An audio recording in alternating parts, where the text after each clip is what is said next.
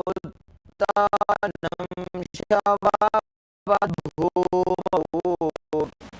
शयनं तुषवासनं शवासनं शान्तिहरम् चित्तविश्रान्तिकारकम्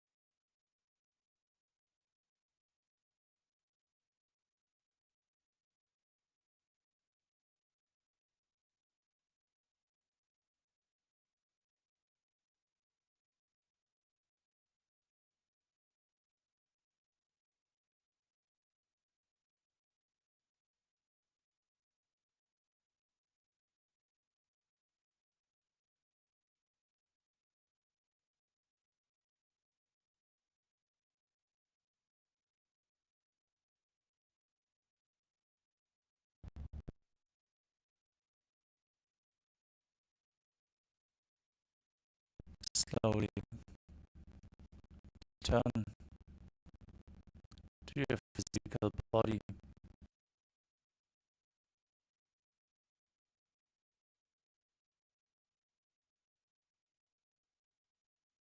Start to wiggle your fingers and toes, your wrists and your ankles,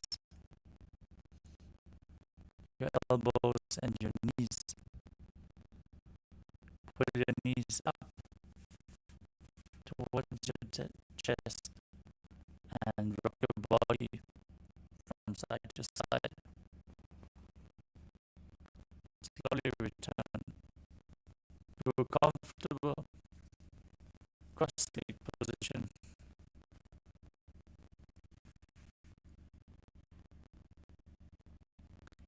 Congratulations! You completed the first 108 asanas of the sequence, the Pratama Vinyasa Krama. It's so nice to see all of you join from the very beginning, like Vasi Silva, Shivatalam, Srinidya Guru Prasadini, Sen Yang Lee, Suramang, Shenjo. Nice to see all of you.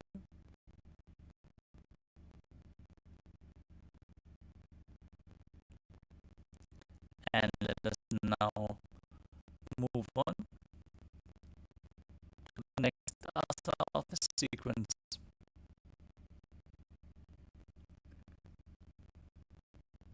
which is Yathasanishthasana. Now sit in a posture that brings ease to your physical and mental space. Any comfortable position is fine. Then place your hands on top of the knees in Bindu Mudra. Visualize Swamiji in your inner space. Breathe in Samana Kumbhaka. Breathe into your stomach. Hold it, visualizing a flame rising up your spine. As you perform the Mula Bandha and internally chant the Mahavakya, Om Nithyananda Paramashivam. Hariam Datsamakhyatam Yitasam Yathasiddhi. Next up is Samasana in a cross-legged position with your hands on the knees in Bindu Mudra.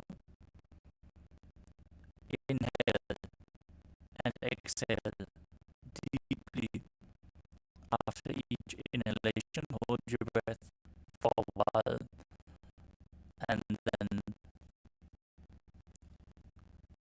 visualize Swamiji near inner space.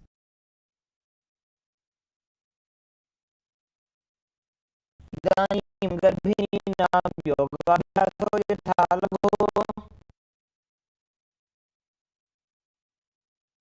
Next up is Muktasana. Now place the left heel against the genital region and place the right foot over top of the left, crossing your ankles. As you keep your hands flat on the knees, gaze to your nose and visualize yourself as a sage, liberated by the supreme bond of Hinduism. Nibidya Sivinim Sukshmam Dakshinetar Budbataha.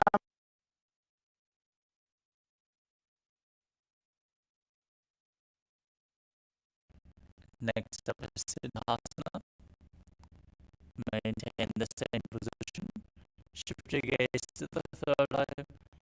Keep visualizing Swamiji in your inner space.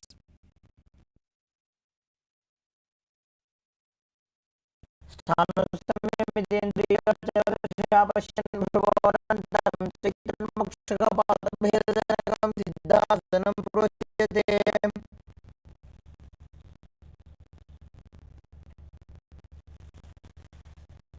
Next up is Siddhyasana. Now shift your gaze to the ground in front of you. Engage all the awareness and visualize Swamiji in your face.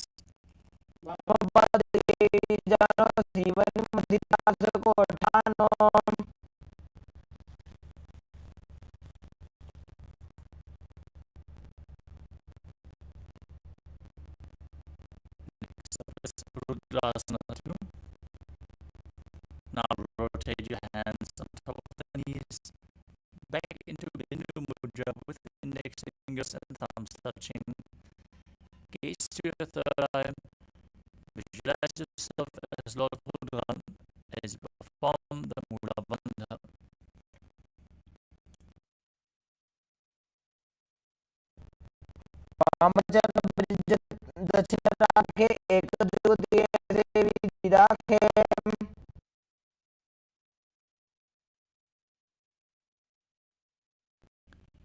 Next up, Sandhalasana.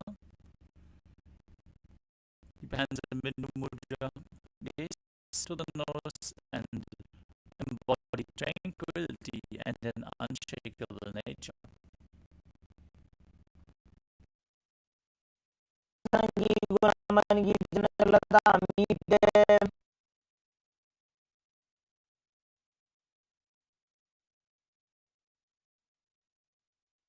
Next up is Siddhasana 2.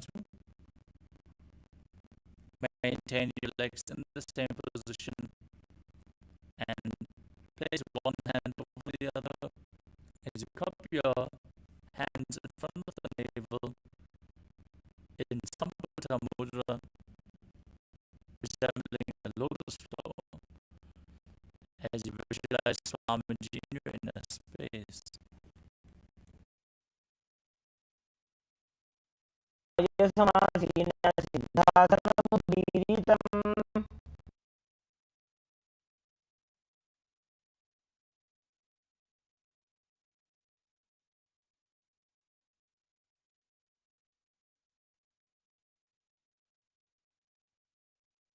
The next asana is Bandha Yoni Asana. Now maintain the same sitting posture and set the Sankalpa to manifest through the room of creation as you get ready to enter into Shanmukhi Mudra. Exhale deeply, close your mouth with ring and little fingers, your nostrils with the middle fingers, your eyes with the index fingers, and your ears with the thumbs. यत्र मध्ये महादेवाय बन्धयोन्यासने शृणु.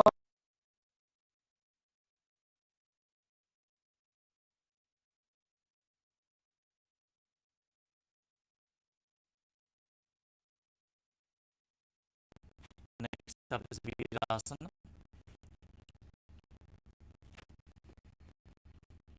As you maintain the same position, place your hands on top of the knees in Bindu Mudra.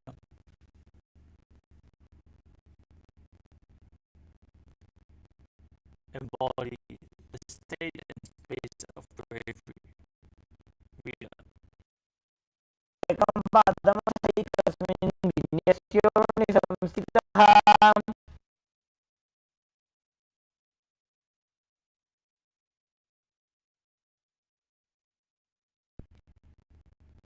Keep one foot on the opposite thigh and the other foot below the opposite thigh as you keep your hands on Bindu Mudra on the knees, gaze to your third eye, and visualize Sage Valmiki, the great poet and author of Ramayana, in Valmikasana.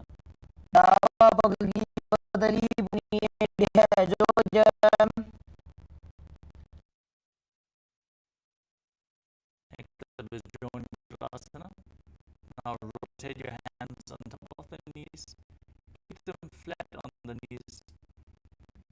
you gaze to the nose and visualize the Yoni Mandala, the visual representation of Devi Paramashivam. Vamapadi Bhagavati Rahimahi Korim.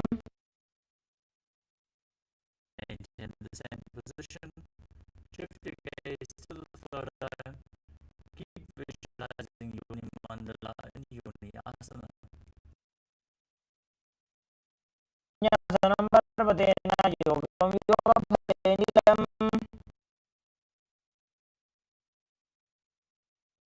Next up is Padmasana 3. Now, join the soles of the feet in front of your body. Hold your feet with your hands. Push your knees down. Gaze to the nose and visualize yourself as Lord Vidya as you perform Uddiyana Bandha and Mula Bandha.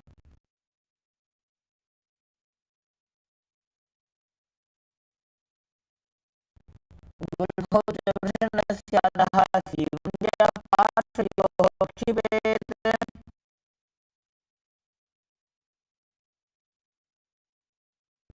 Next up is Adhurasana. Keep your feet close to the perineum. Place the right hand over your mouth and nose. Close the left nostril with your index finger.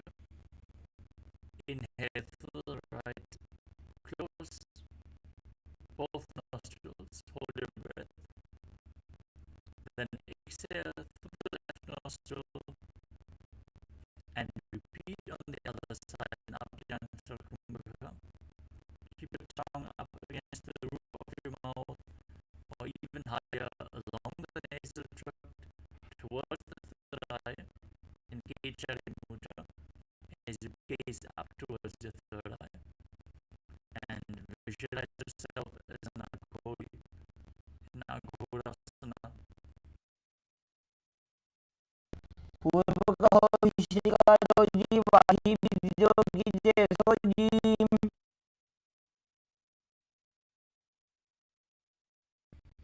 Next up is Kanadipasana.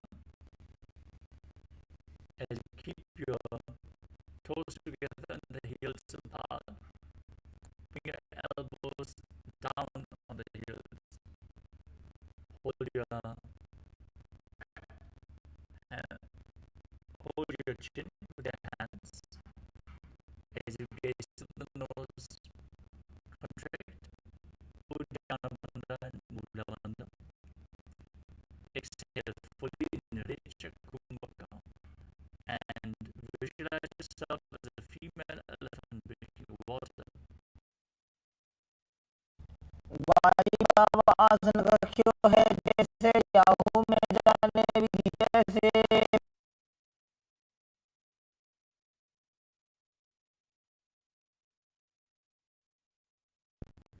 Next up is Padasana. As you sit with the knees raised, keep your arms between the thighs and calves. Interlace your fingers and lift your feet off the mat. Gaze towards your nose. Visualize Swamiji in your inner space and perform the Mula Bandha. धम्रे चेत पायुं मृदु निश्वास संयुता.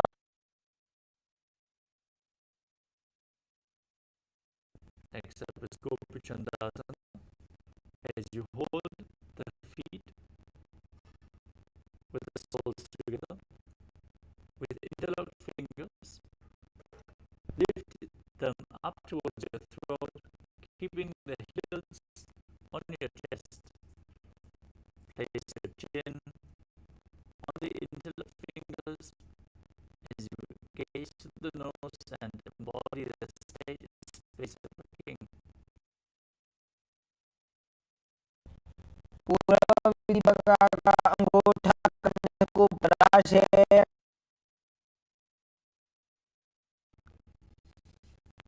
Next up is Udarasana. Now scoop your hands below the chins and hold on the feet with interlocked fingers. Lift your feet up, touch your throat with your hands as you gaze to the nose and visualize your body free from any defects in Udarasana. दोपगली संपुटतानै उभयहस्तकटिवर्तहिताने From the same position, raise your feet even higher in front of your face. Keep the index fingers in front of your forehead as you visualize yourself excelling in everything in Shishtasana.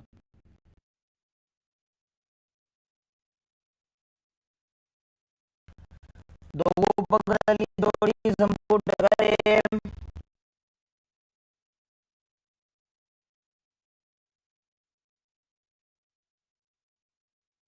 Next up is Buddhasana. As you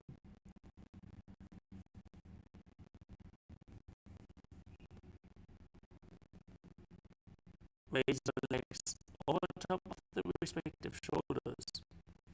Bring your arms underneath your legs and up, interlacing your fingers around the back of your neck. Now, visualize yourself as a cobra as you perform the Mula Mantra.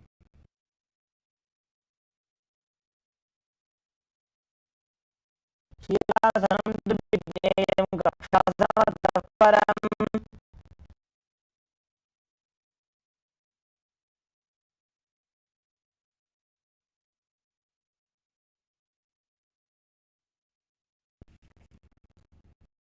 With the arms below the raised legs, interlock your fingers behind your back, gaze through your nose, and visualize yourself as a beautiful, auspicious goddess in Kalyanasana.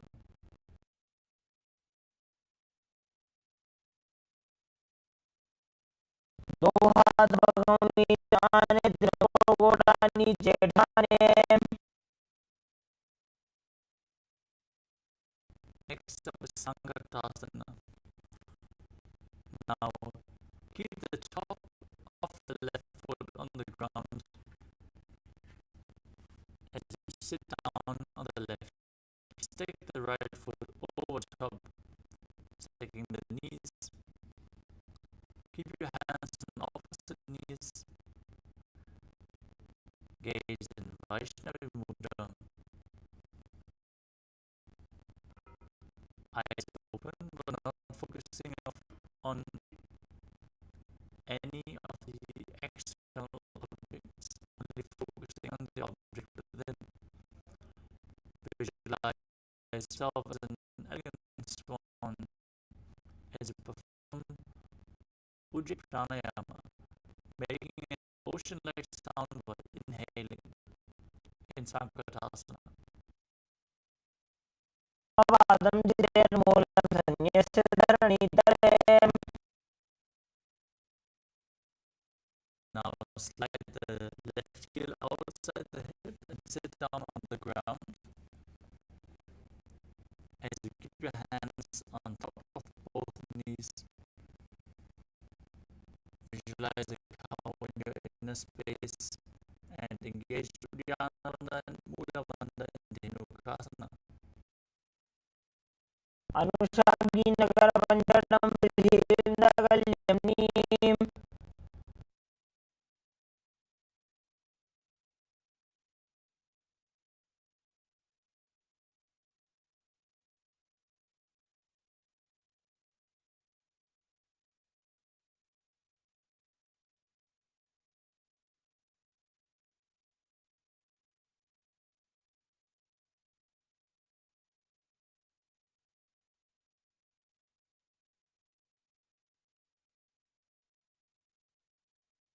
Next up is Chandasana.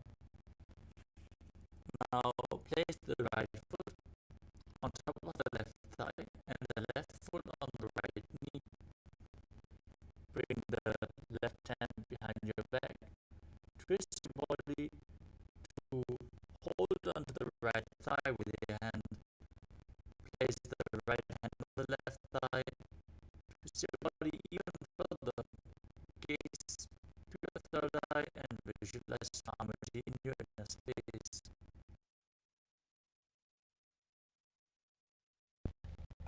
वामजङ्गप्रदर्शनदाने वामहस्तभिष्टिदिशाने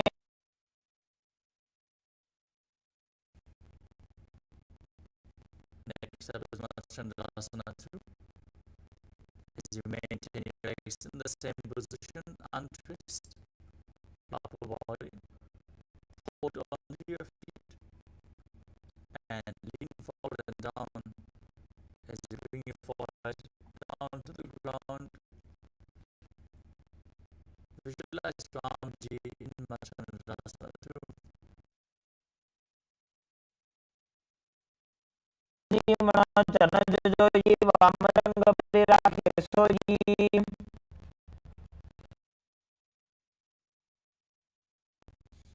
Next up is Guru Asana.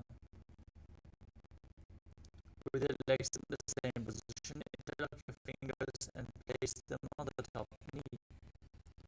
Engage positive wonders and visualize Swamiji, your Guru, in your inner space in Guru Asana.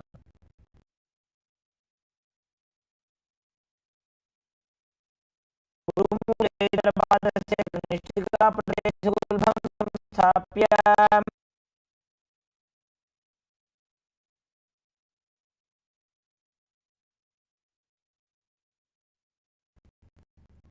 Next up is Sangadasana on the other side. Now place the top of the right foot on the mat and sit on the right heel, stacking your knees, hands on opposite knees. Visualize yourself as an elegant swan.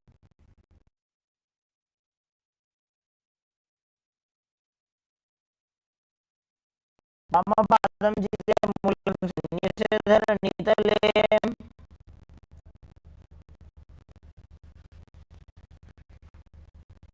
Now bring the right heel outside the hip, sit on the ground, keep your hands on top of the knees and visualize the cow in Dhenukasana. अनुशासनकरपञ्जटं प्रसीदवल्यम्नीं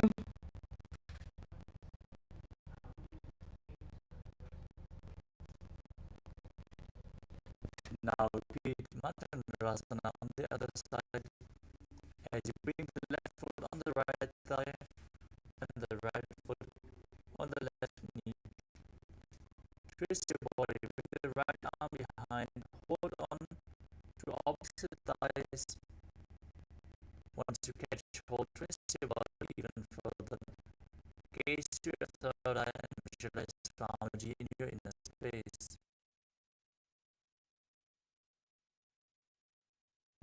वामजङ्गप्रदर्शनदाने वामहस्तभिष्टिदिशाने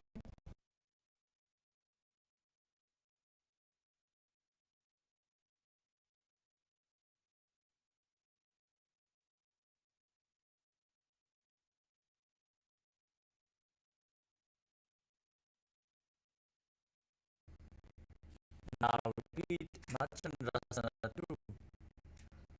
As you untwist your body, hold on to your feet and lean forward and down, placing your foot on the ground.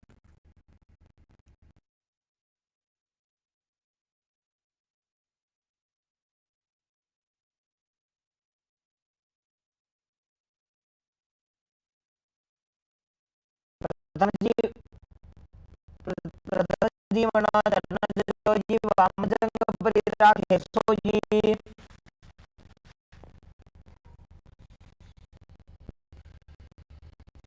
Now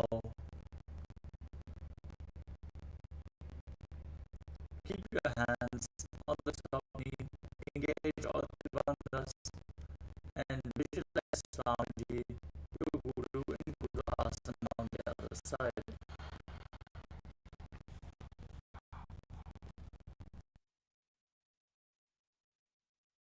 हैदराबादस्य गणिष्ठिकापटेशकुलभवनं स्थाप्य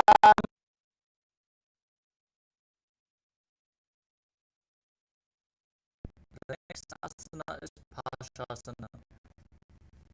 Now place the feet flat on the mat in front of you and pull your knees in towards the chest with opposite hands as you gaze to your third eye. Keep your tongue pressed up in Kejari Mudra and visualize Swamiji in your inner space.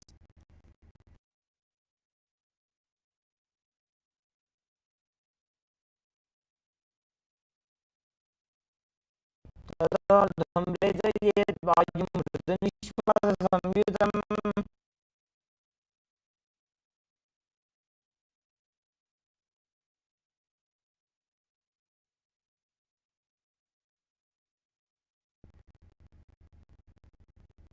Next up is Bodhasukasana.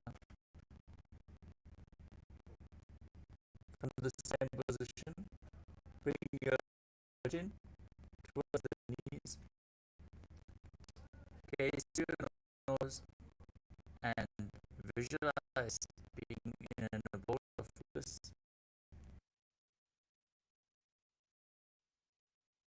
तदोर्ध्वं रेजयेत् वायुं हृदनिश्वाससंयुतम्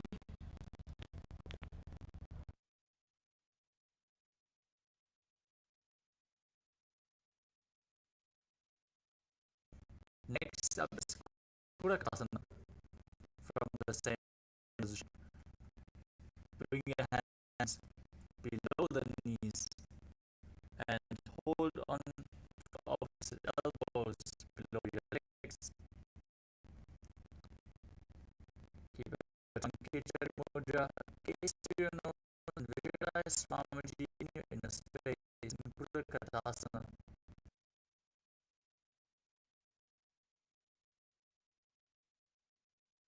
हाथ पकड़ो नीचे आने दिन को घोड़ा नीचे ढाने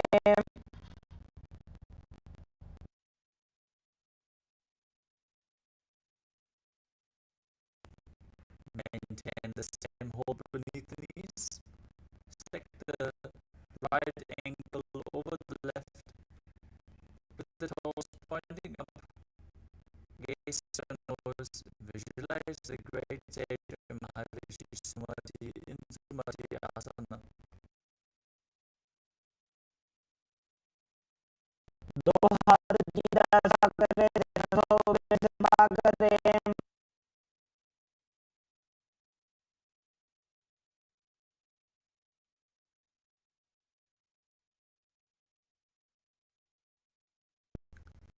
Next up is Dandasana.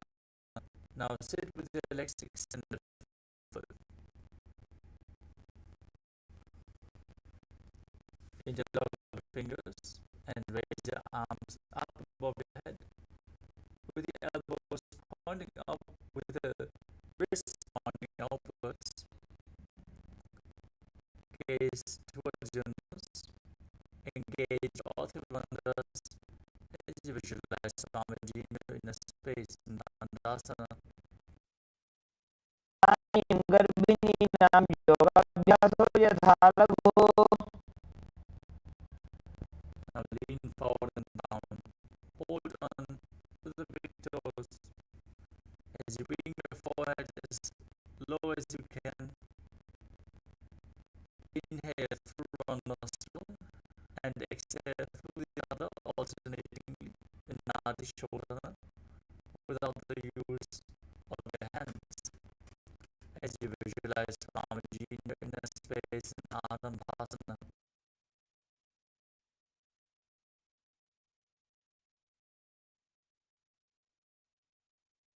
वैसी दो पाव पसारी छोट को कोटो डाले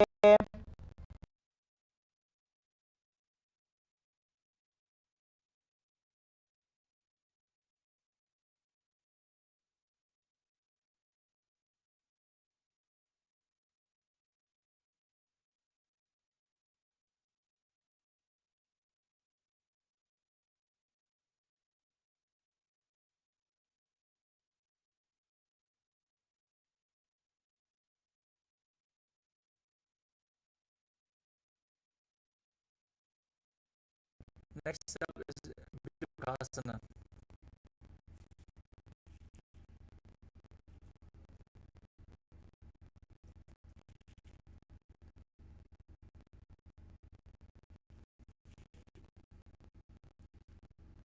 As you sit with the legs straight,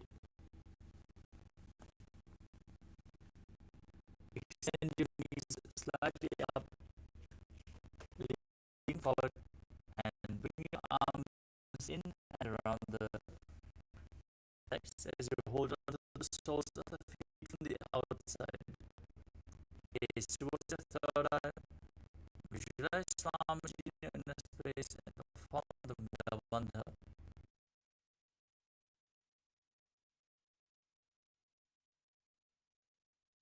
Siddho Pavasadi Kajagoda Kokordo Dare. So this Jalandhari Pavasana. As you keep the soles of the feet together, get away from the body. Bring your arms underneath the shins and palms facing up. Head down towards the feet. Gaze to your nose. Visualize Swamiji in your inner space and perform the Mula Bandha.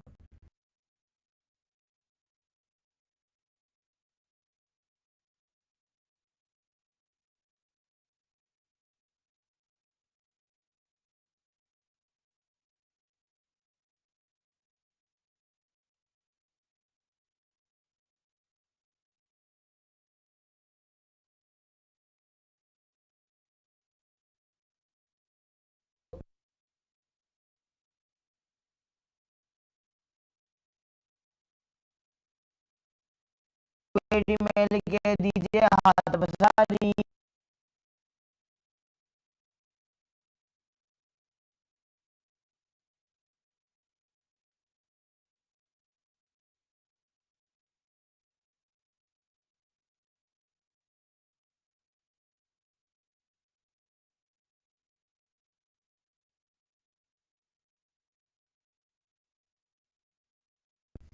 Next up is Urdhva Paschimottanasana. With your leg extended forward, bring one leg behind your neck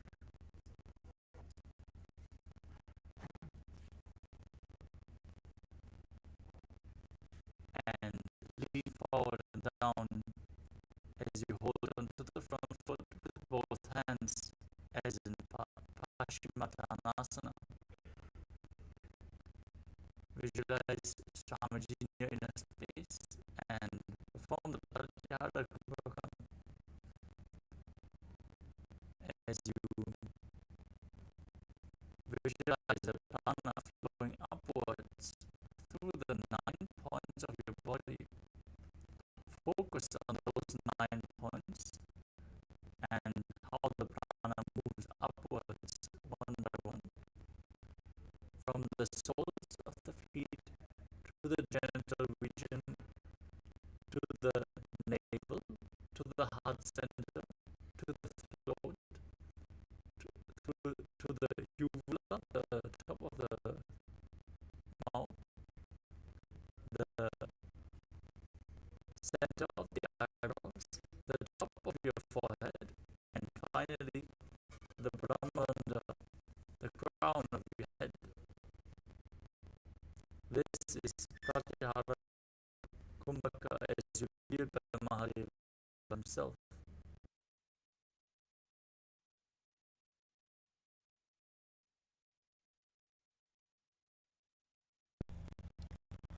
दो पेटी में लिखे दीजिए हाथ पसारी.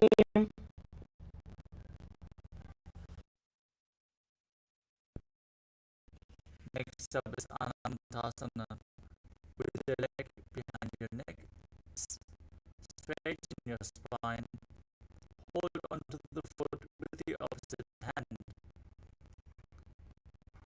If you can't bring your leg behind your neck, you can put it up towards your chest or bring it over your shoulder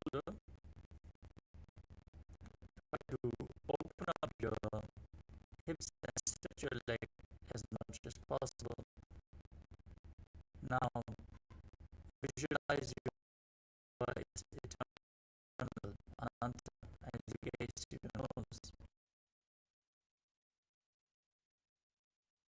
उत्तानशयने एकैकं पायिग्रीवायां विन्यस्य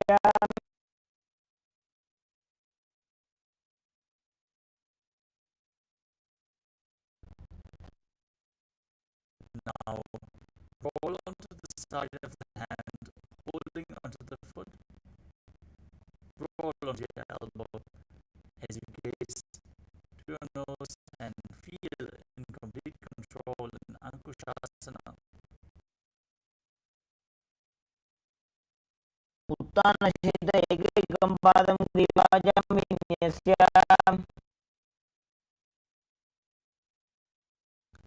Next up is Dirshasana. Lay down on your back. Pull your knees in towards your chest. Hold them with opposite hands and rock your body from side to side as you visualize Swami in your inner space.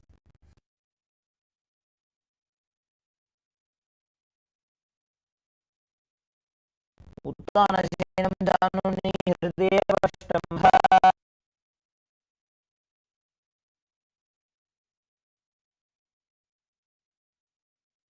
Now repeat Urdhva Paschimottanasana on the other side. Lift the other foot behind the neck, over your shoulder, or towards your chest. As you lean forward and down and hold on to the front foot with both hands, visualizing Swami in your inner space.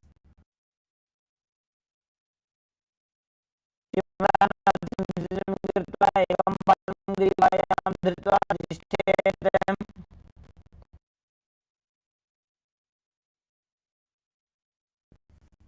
Next up is Anantasana on the other side. Lean back, stretching your spine. Visualize your antlers.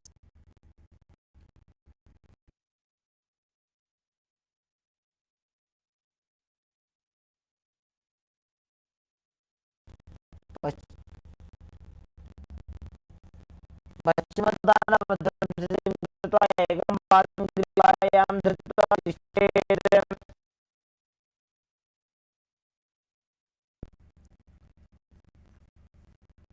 Now roll onto your elbow, gaze to your nose, feel a complete control in Ankushasana.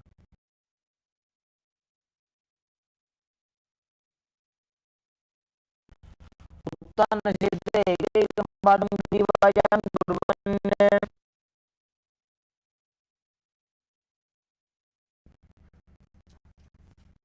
Next up is Yoga Nidrasana. As you lay on your back, lift your legs up one by one behind your head. If you can't bring them all the way behind your head, you can cross the feet in front of you and pull them in towards your chest. Again, you can also bring them over your shoulder. Gaze to your nose and visualize Swami in your inner space.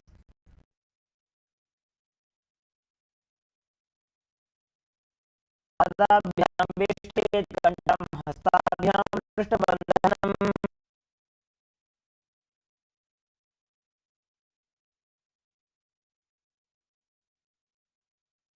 Next up is Atma.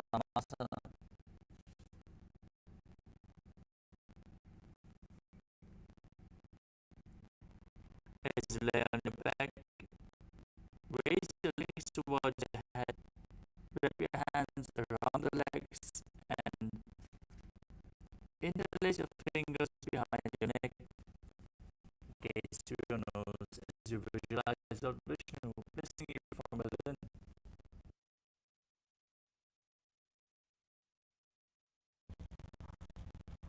Atmaram आसनप्रथमशुद्धोत्सवे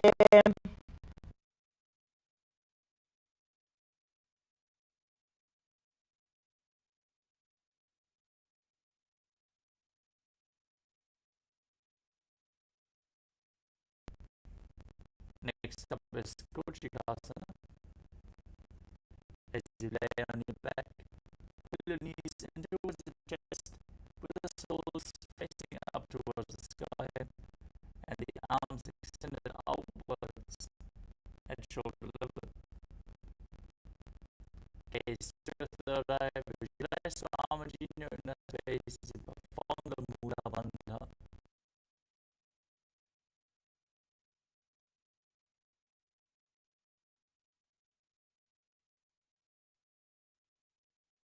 दो हाथ सीधा सा करे जैसो बिस्बा करे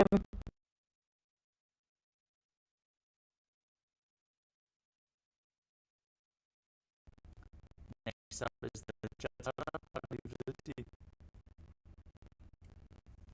This asana consists of 3 steps. We're going to perform all 3 steps and then repeat them on the other side. Now, extend your arms out to the side and pull your knees in towards your chest. This is going to be the neutral position for this asana. Then drop one knee to the side and extend the other leg down.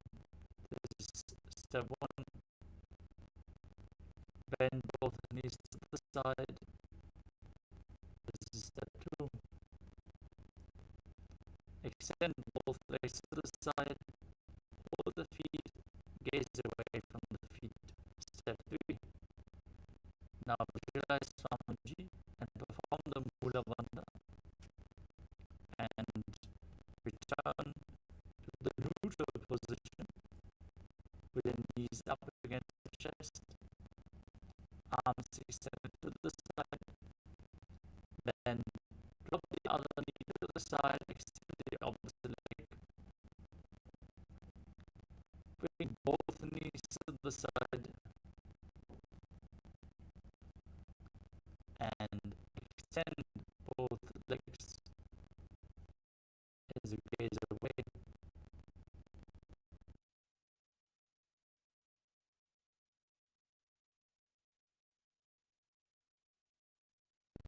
परिवृत्ति भाग्ये तदा हि परिगीतः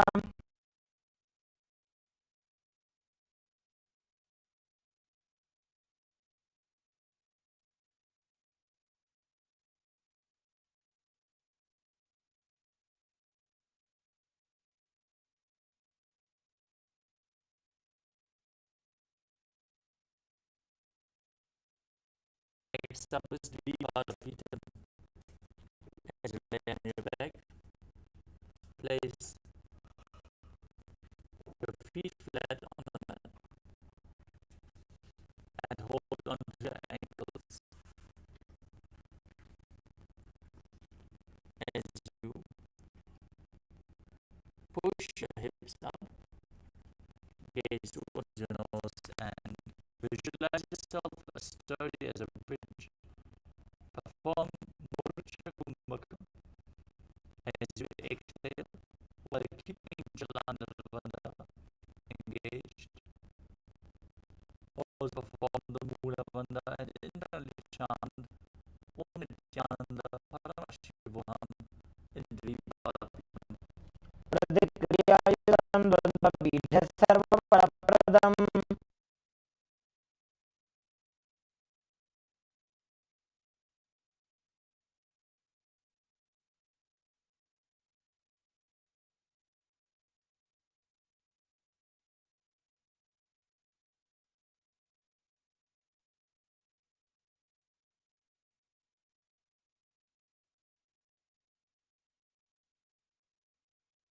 Next up is KAILASA.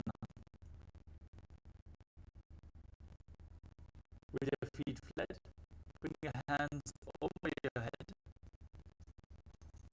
Bring the palms down on the mat with the fingers pointing towards your feet, and then push your entire body off the mat. Visualize yourself being as sturdy as stone furniture. As you breathe calmly through your nose in Sahaj Kumbhaka and perform the Mula Bandha.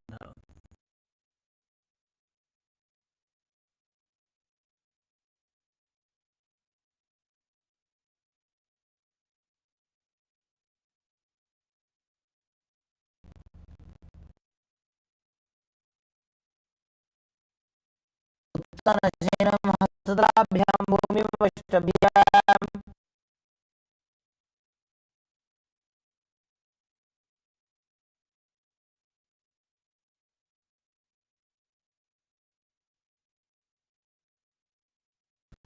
Next up is Uttanasana. As you lay on your back, pull your knees in towards your chest and place your hands under straight your shoulders as you move your knees and hips round and round in circular motion. Visualize yourself as a dog playfully rolling around on its back.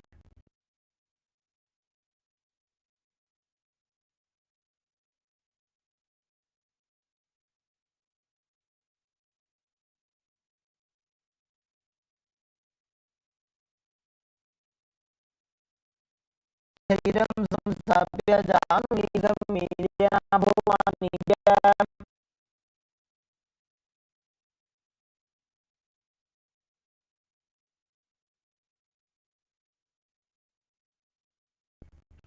Next up is the Viparita Karani. As you lie supine, place your arms flat on the mat and then raise your legs and hips up straight. Use your hands as a support to give the balance and then start moving your legs around in circular motion. Visualize Swami as you perform Mudra Kumbhaka with Chandrabandha and Mudabandha engaged. भूतले सुशिरो दत्वा घेनये चरणद्वयम्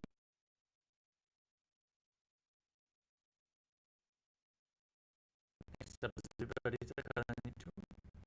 Keep visualizing Swamiji as you stop the movements of your legs.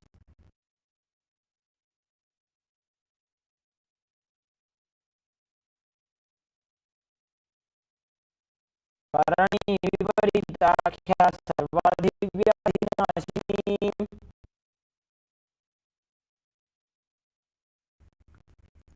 Lower your body down and enter Langalasana as you raise your hips and bring your legs over top of your head. Keep your hands on the ground behind you with fingers interlocked in Parashamudra. Visualize yourself as a plow as you perform Janandavanda and Mulavanda.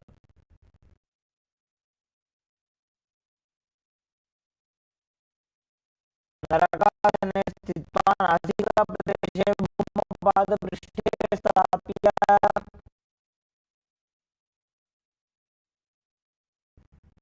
Next step is Shaita Vashambadanasana. From the same position, hold on to your feet. This is one of the 84 asanas revealed directly by Lord Paramashivam himself. Perform Jalandavanda and Mudavanda.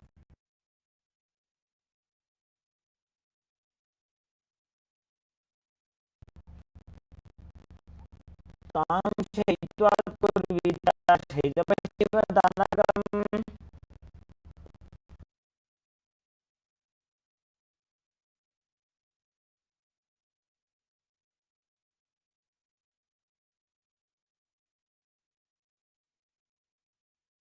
Next step is Sutta Konasana. From the same position, bring your hips over the shoulder level and then open your legs wide to the side.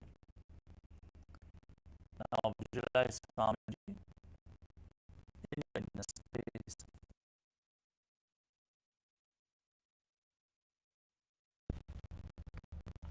परिवृत्ते कोक्षे भागे तदाहि परिकीर्तितः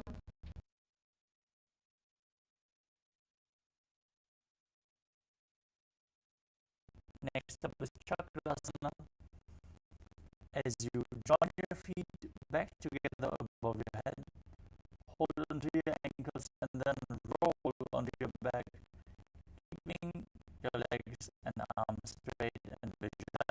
yourself as a chakra, a wheel. वासनस्तद्वो बालो कुर्यान्मस्तकतः परो.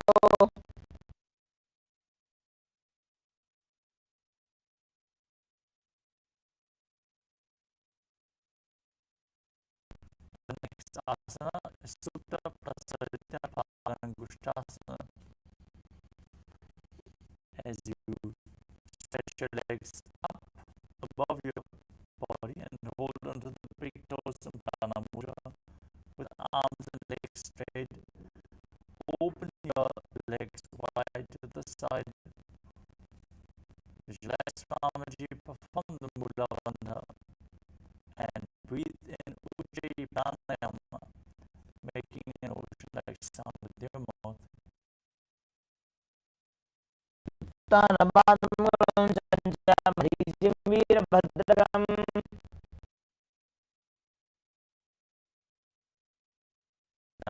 join your feet back together above your body, still holding on to the big toes of Prana Mudra and Supta Palangushtasana as you visualize Swamiji.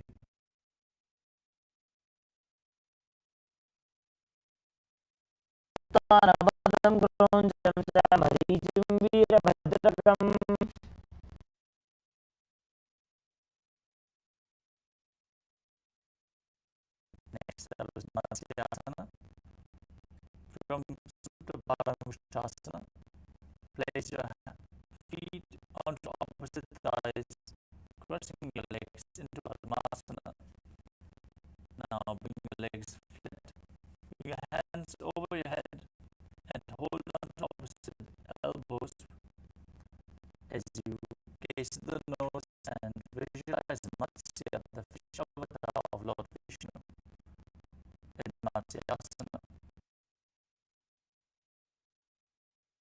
मुक्तबद्धासनं कृत्वा उत्थानशयनं चरेत्. Next up is Parasharamasana. From the same position, place the back of the right hand on top of the left as you leave the palms facing up. Gaze through your nose and visualize the Dhamma in your inner space.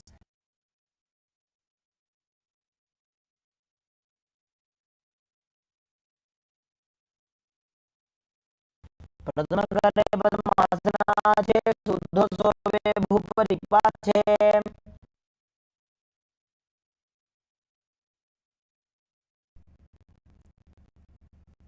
The next asana is Sarvadasana. With the legs in Padmasana, place your hands at the lower back and raise your hips and your legs up. Support your lower back with your hands and with the elbows on the ground as you gaze to the nose and visualize Swamiji in your inner space.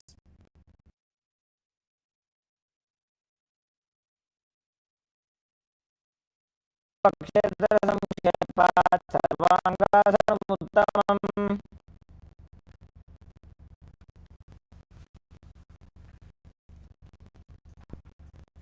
Next up is Vrishikasana.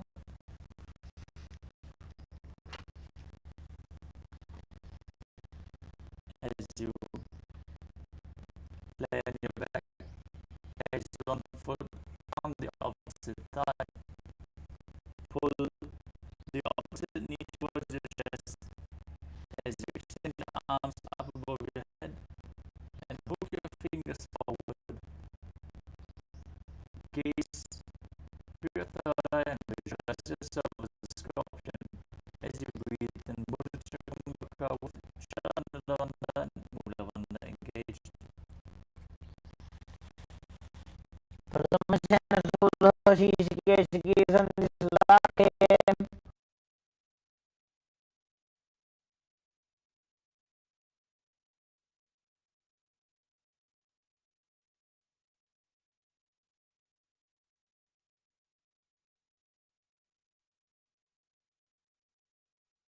Now exchange the position of your feet and repeat Vrishikasana on the other side.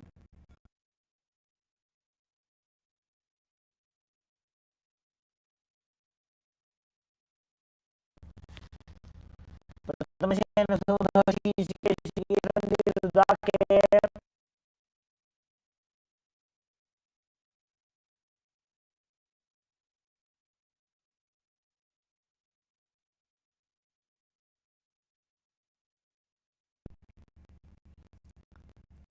The next asana is Vishabhakshirasana.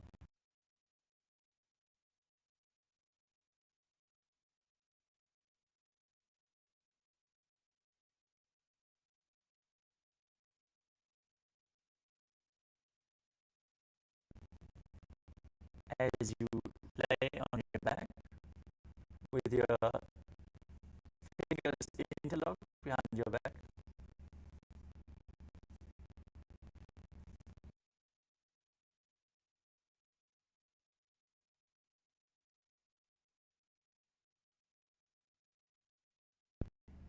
lift your legs off the mat and alternate bringing one knee in towards your chest back and forth.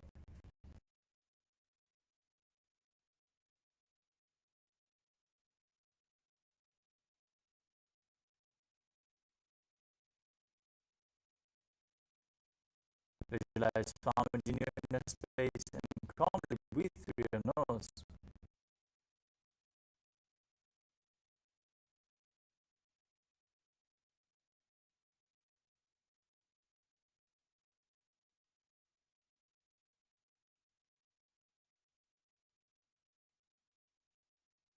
उत्तानशयनं कृत्वा अङ्गुलिभिः बद्ध्वा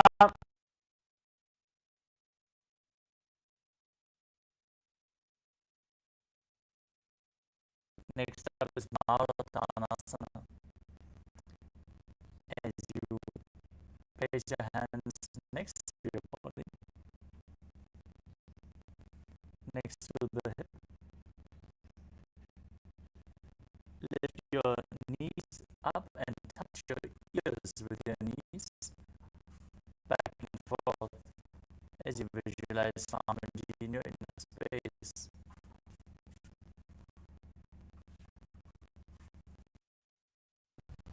श्रोतानवसंसि त्वजानुद्वयं पर्यायेन कर्णयोः संस्पृशेत्.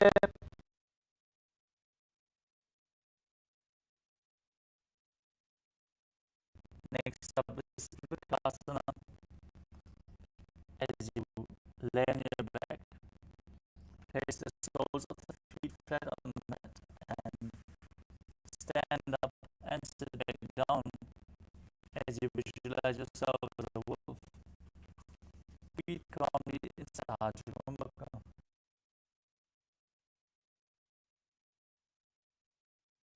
उत्तानशयनं कृत्वा पादतलाभ्यां भूमिं धृत्वा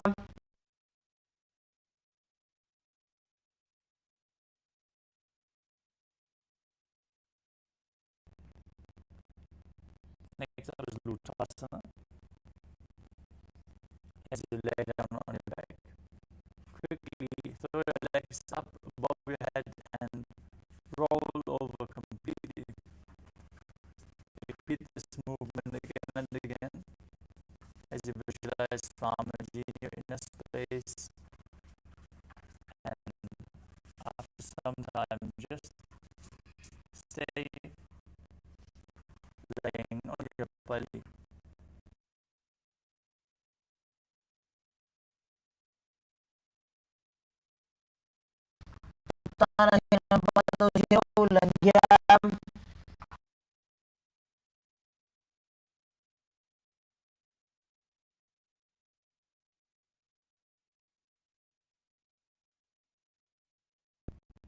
As you lay flat on your stomach, keep your hands by the shoulders, toes pointing backwards. Contract your lips, making a whistling sound while inhaling. As visualize yourself as a chariot, carrying warriors into battle for Dharma on chariot back in Salatthasana.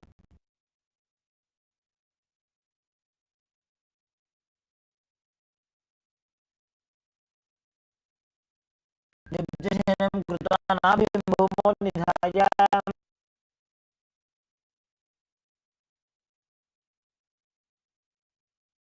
Next up is the Halyulanganasana. As you push your body up into a plank position, jump your feet back and forth in between your arms.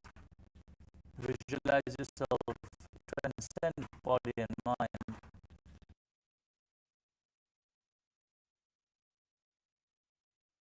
हस्तद्वयं मध्ये चरणत्रयं मुद्राणैव बहिराणिक्या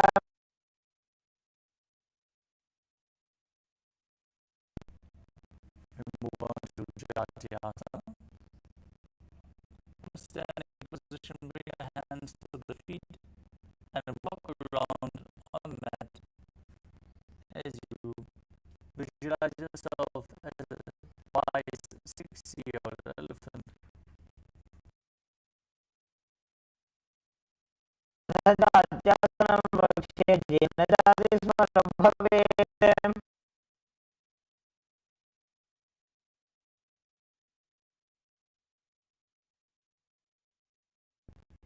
Next up is the Lulishika Karana.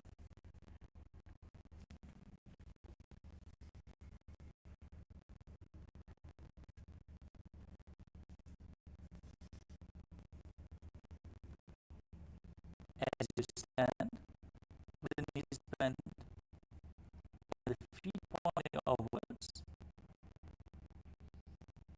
bend your elbows and move the arms around your body as you open up your chest and rotate your head in all directions.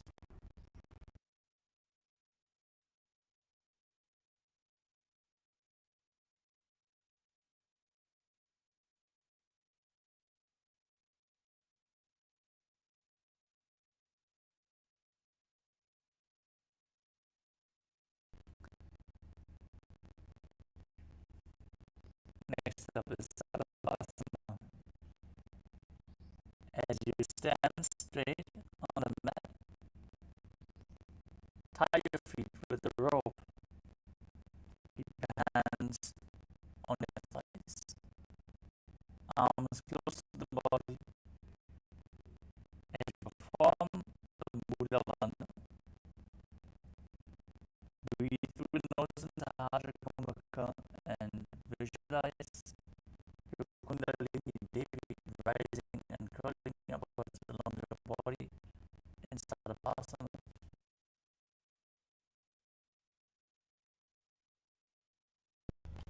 सर्पासनं वक्ष्ये वायुबाणाय केवलम्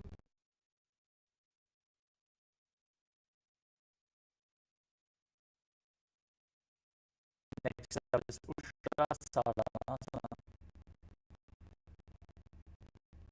For a standing position, lean forward and down and hold the toes from the front with your hands. Step onto your fingers and walk around on the mat, visualizing yourself as a camel. मुष्टिकनिष्ठिकाप्रदेशेन भूमौ निधाय उपरि पादतले संस्थाप्य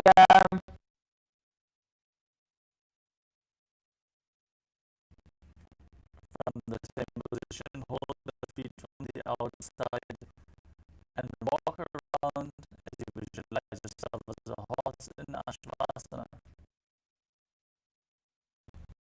मुष्टिकनिष्ठिकाप्रदेशेन भूमौ निधाय उपरि पादतले संस्थाप्य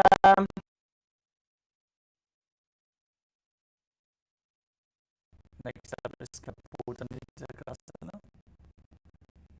As you stand with your feet together, hold and interlock your fingers behind your back. As you open up your chest wide, pull your hands down towards the visualize yourself as a soaring bird diving headfirst with rapid speed in Kalasana.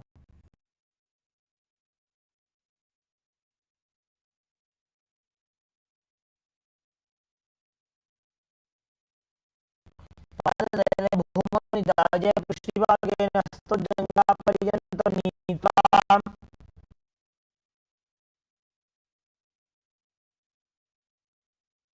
Next up is Tala Pushpatamkarana. Now stand tall with palms together in Namaskara Mudra. Gently bend the knees and keep the toes pointing outwards. Bow down to one side. Open up your palms and raise the restrictive heel and knee as you visualize yourself holding a bouquet of flowers and offering it to Paramashivam.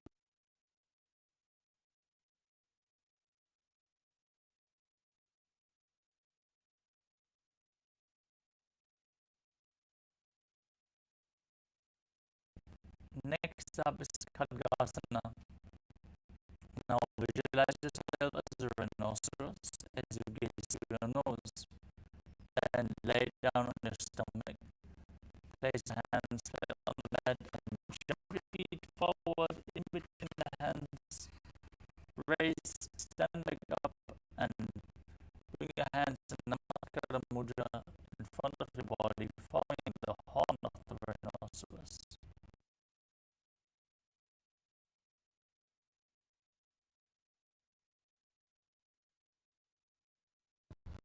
सर्वमासनं कृत्वा पादतलाभ्यां भूमिं धृत्वा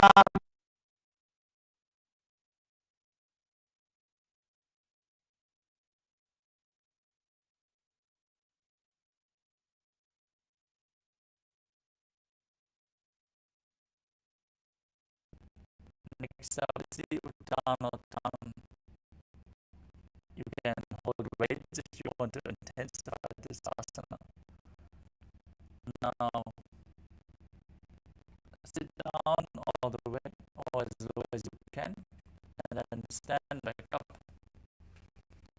Gaze to the nose and visualize Swamiji in your space.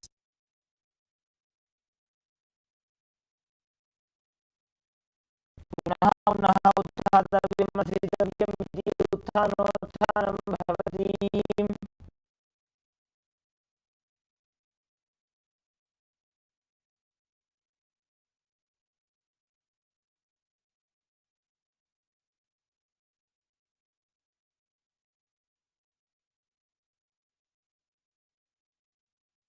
Next up is Mudgalasana. Now stand straight with the arms above your head and jump repeatedly as you visualize yourself as a mace. स्थित्वा ऊर्ध्वं बाहुं नयेत्.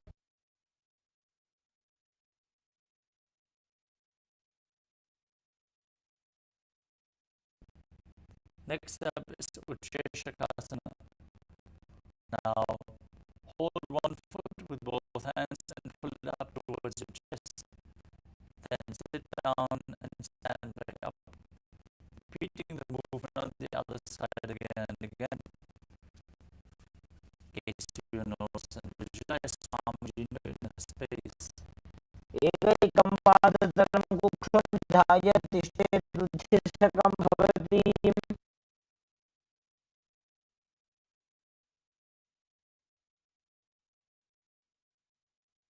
Next up is Parshvajankarana. Now keep one leg bent with the toes pointing outwards and pull the other knee in toward your chest. Keep the hand in a fist as you place the other hand onto the inner thigh with the fingers pointing inwards. Parshvajankarana.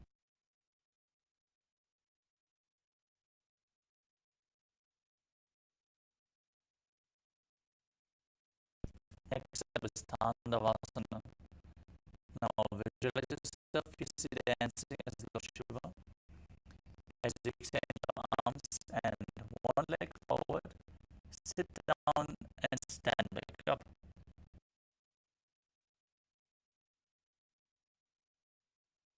एकेन पादेन स्थातव्यं ताण्डवासनं भवति। Next up is Brahmanasana.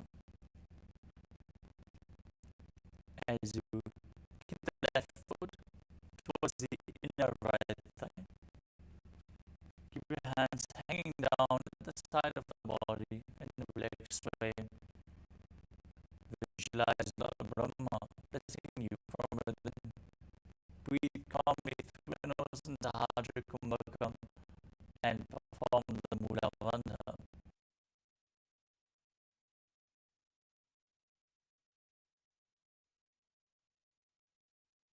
आसनमावक्ष्य यत्कृत्वा ब्राह्मणो भवेत्।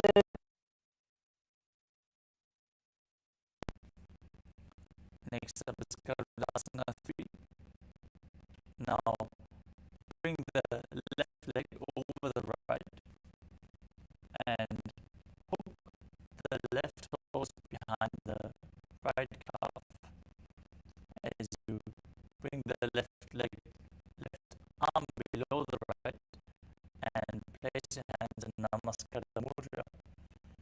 Visualize yourself as Lord Karla as you perform the Mula Bandha in KAILASA 3.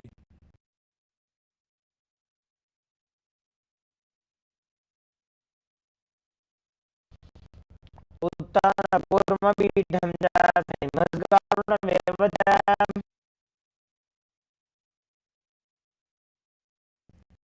Sabastikapādāsana. Now bring the left foot to the opposite hip. Keep your hands hanging down by the knees as you visualize Swamiji in your inner space in Ekapadasana.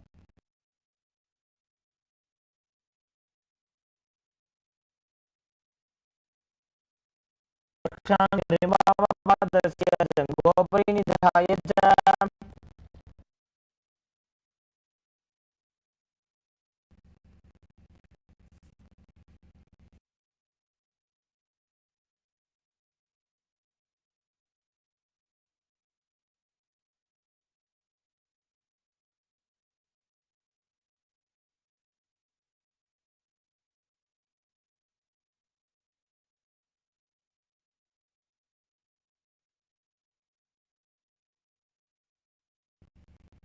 The next asana is Dhruvasana.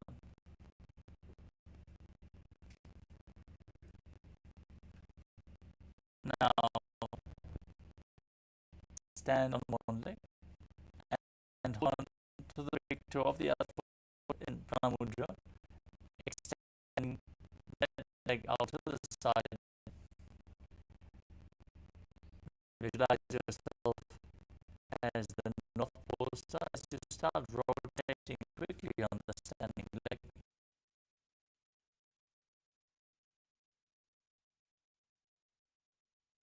हस्तेन दण्डरूपस्य एकस्य पादस्य अग्रं धृत्वा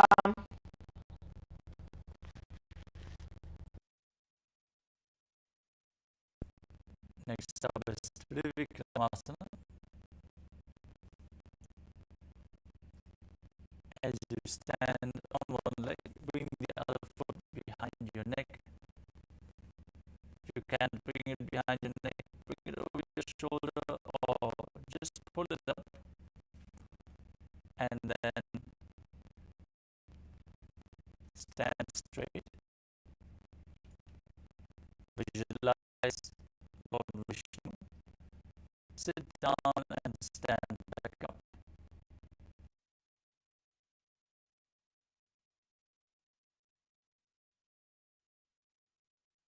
भूमिं विष्टभः पादाग्रद्वयम् ऊर्ध्वं नयेत्।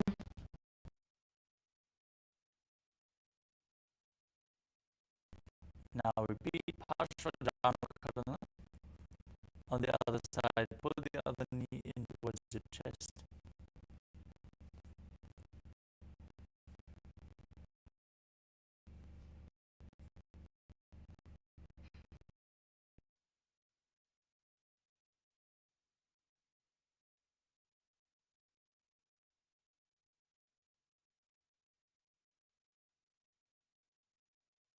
Repeat Dhanvasana on the other side. Extend your arms and one leg forward. Sit down, stand back up. Visualize yourself dancing as Lord Shiva.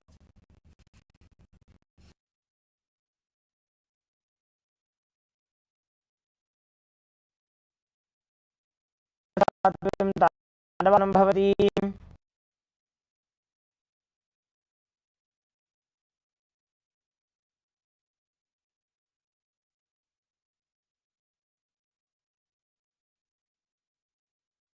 Next up is Brahmanasana. Now, keep the sole of the other foot towards the inner thigh. Hands relaxed other sides. Visualize Rama blessing you from within. ब्राह्मणसनमावक्ष्ये यत्कृत्वा ब्राह्मणो भवेत्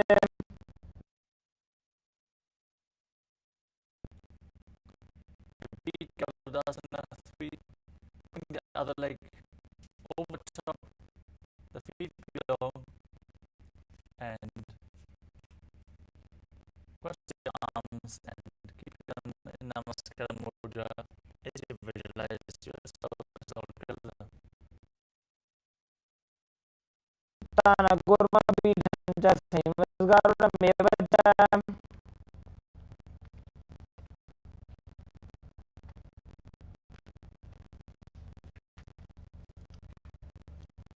Now repeat Ekapadasana on the other side as you place the foot on top of the opposite thigh, hands hanging down by the knees.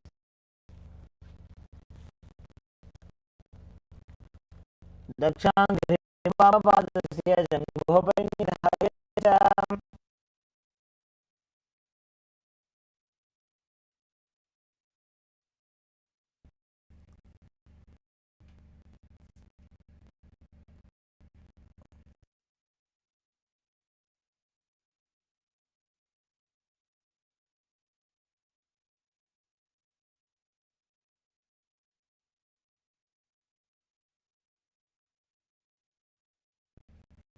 Now repeat Virubhasana on the other side. Extend the other leg out as you rotate on the standing leg, visualizing yourself as the North Poster. एकेन हस्तेन दण्डरूपस्य एकस्य पादस्य अग्रं धृत्वा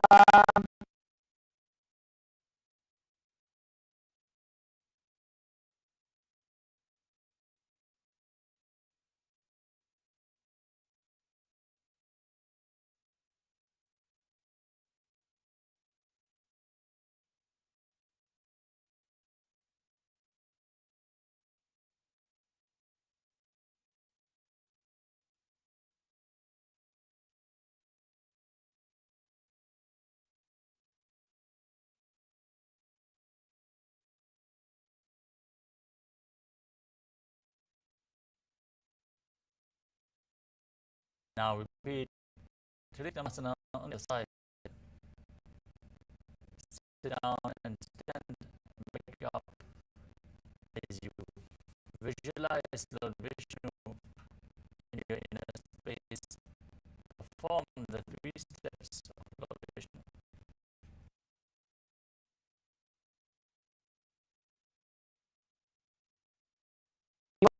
पादं संस्थाप्य साधव्यमुत्थातव्यं त्रिविक्रमासनं भवति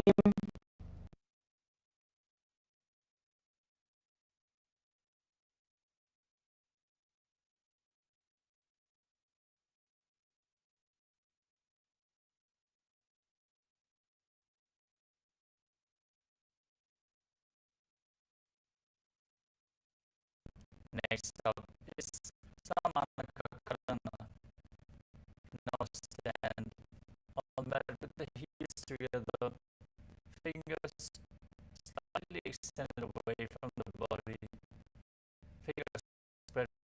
on one in a natural position. Recover from this intense sequence of asanas as we move on to the final 100 asanas of this.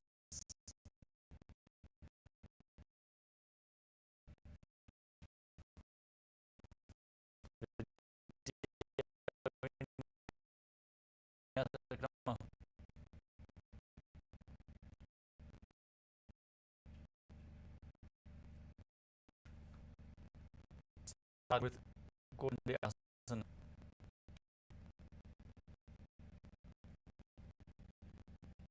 Now stand erect and then bend forward, interlacing the fingers behind your knees in Parush Mudra. Squat down, bring your hands to the navel, visualize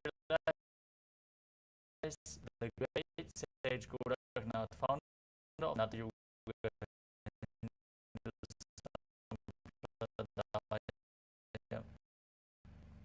as you perform deep and move it in your system.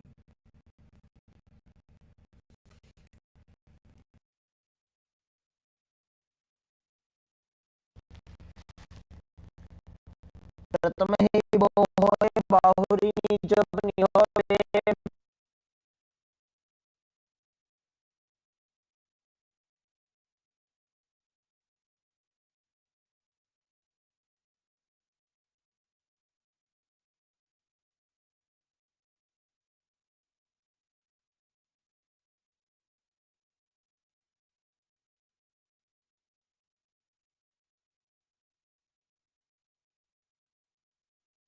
Next up is Asana. As you insert your hands between the thighs and calves, grab your hands around behind the butt and interlace your fingers on Parush Mudra. Squat down, hold your hands behind as you visualize Swamiji in your space.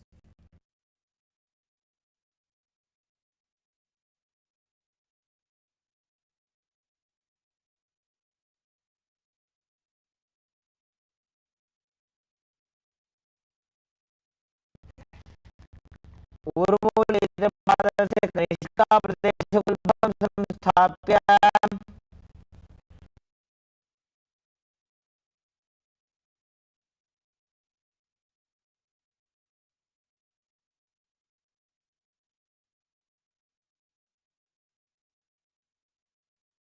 Next up is Bhadravasana. As you sit in a squatting position with your heels touching the perineum, interlock your fingers behind your back and gaze towards your navel as you visualize Bhagavan Kalabhairava, the Lord of Time, in Bhairavasana.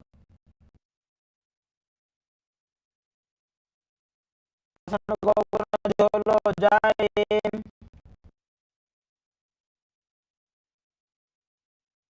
Next up is Adahasana. As you sit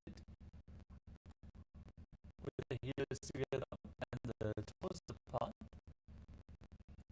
in a squatting position, bring your hands together in Anjali Mudra and bring them over your head behind, the fingers touching,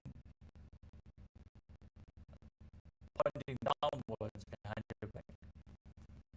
Keep your elbows closed, kiss to your nose, and visualize yourself as Varaha, the avatar of Lord Vishnu.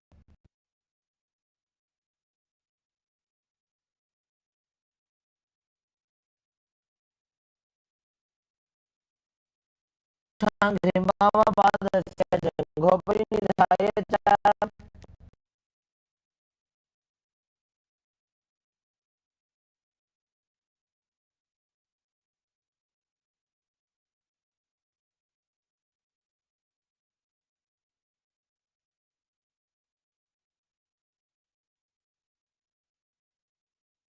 Next up is split vinyasana.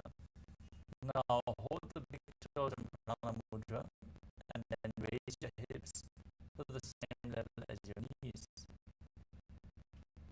Visualize Swamiji in a space and perform the mudra bandha.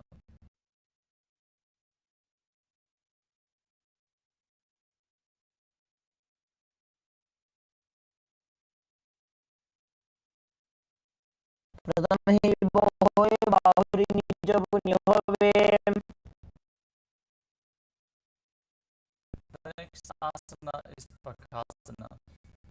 Now place your hands flat on the ground, shoulder width apart. Bring your knees onto your arms towards your armpits. Lean forward, raise your feet up.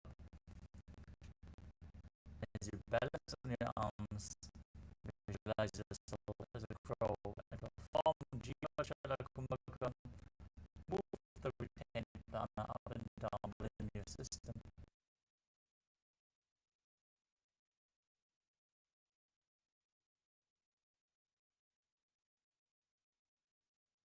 आसन मोगन कपाला जोहोई The next asana is Sushanga Kapali Asana. Another inverted posture. Now keep your hand flat on the ground.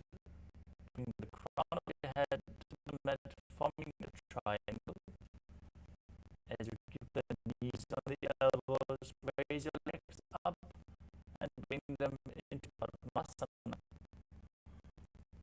Gaze through your nose.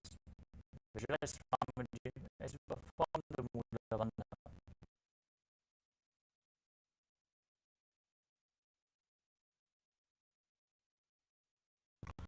जानूर वरंदरे बाहु गुत्वा पात्र गोपयेते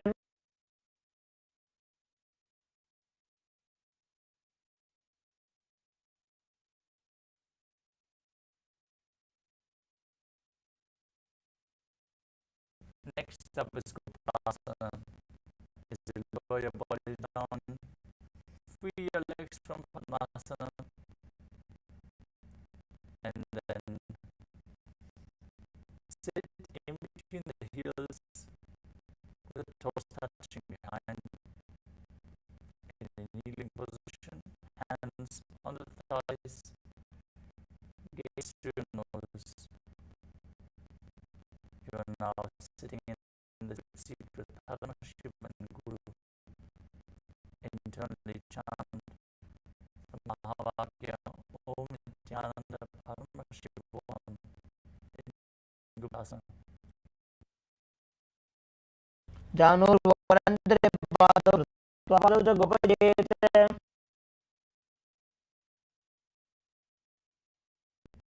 Next up is Vrikshasana.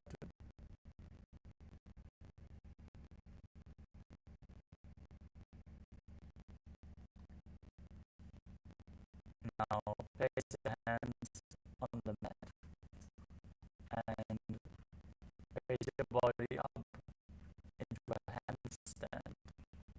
If you need the support of a wall, set yourself up in front. If you have a partner, they can aid you in performing this asana.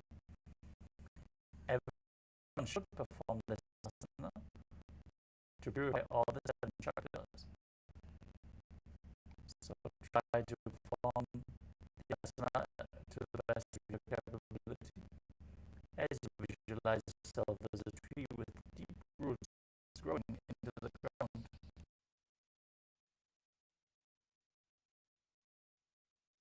सप्त चक्रक्षालनाय vrikshasana विशेषकान् Next up is Shivasana from the headstand position. Join your arms and feet closer together and gaze to your third eye as you visualize tejas energy flowing to your third eye, rejuvenating your body, bringing divine radiance to your being.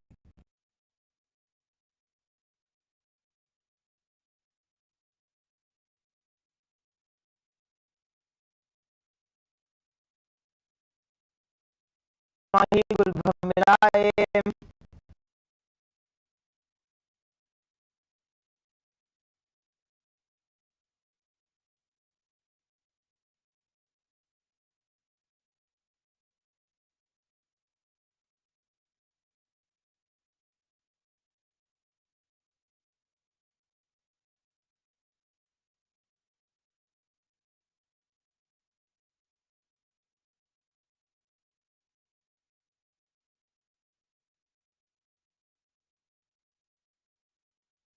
Next up is Matsyasana 2.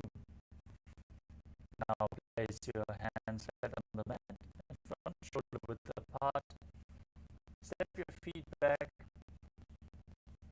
and then lower the body down to the mat and push it back up again and again as you visualize yourself as a fish in Matsyasana.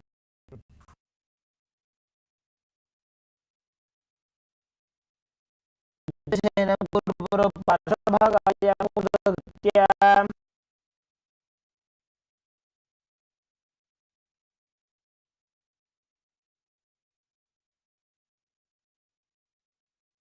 Next up is Salapasana 2.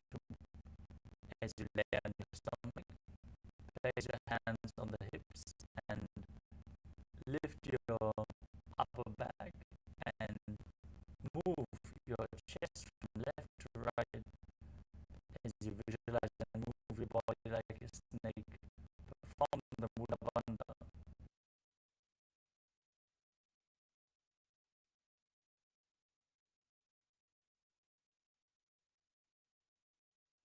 निर्जन शयनं कृत्वा हस्तौ नितम्बं संस्थाप्य Next up is Niralamanasana. Laying on your stomach with the toes pointing backwards. Place your hands in the Padma Mudra by touching the thumbs and the little fingers. Then place your chin on top of your hands and keep the elbows on that as you feel self-centered and deeply independent.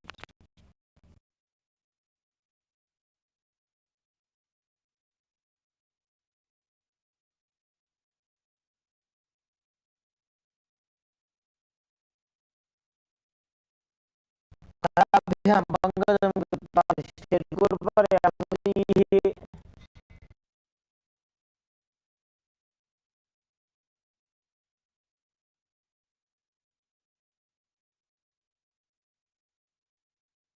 Next up is Chaturasana.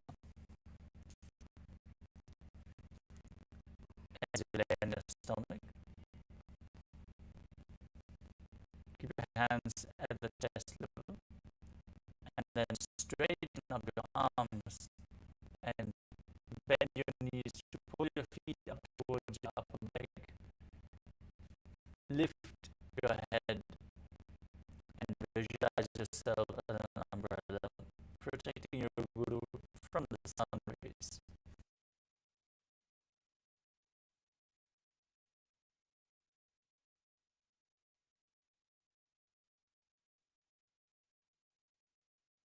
सर्वसिद्धास्त्राभ्यां भूमिं कृत्वा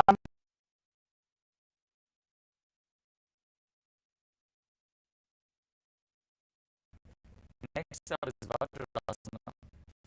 As you sit on your knees,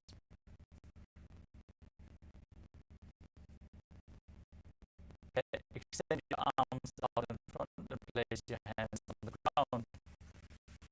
As you place your forehead on the ground as well. perineum on the heels, gaze to the nose, and visualize yourself as Vajra, the weapon of Indra, symbolizing indestructibility in Vajrasana.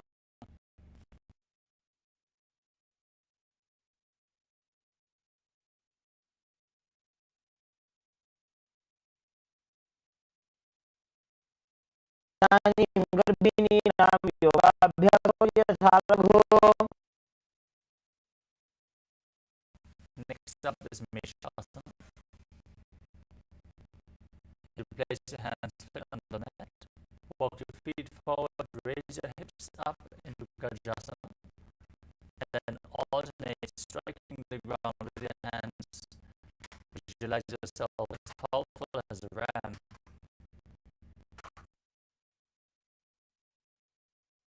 संस्थितैकैकं बाहुं भूमौ ताडयेत् मेषासनं भवति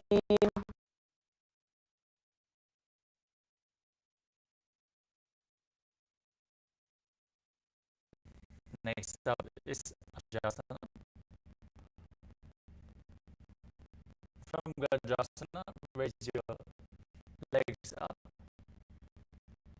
and slowly bring your head down towards the ground as you visualize yourself as unborn, existing for all eternity.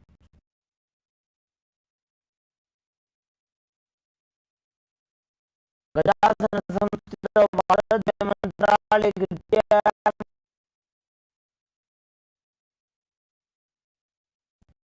Now sit in a kneeling position. Hold onto the big toes behind your back as you pull the feet in towards your perineum. Place your hands on top of the thighs. Gaze to your nose and visualize harmony in space as you perform the Mula Bandha.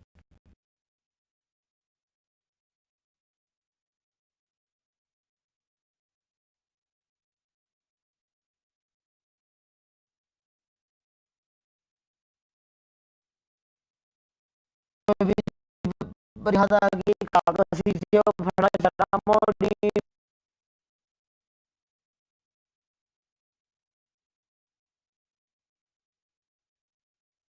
Next up is the Angamudana. Now, interlace your fingers and stretch your arms in front, to the side, up, down, left, right, in all directions. Giving massage to various different joints and muscles of your body as you visualize Swamiji in your inner space.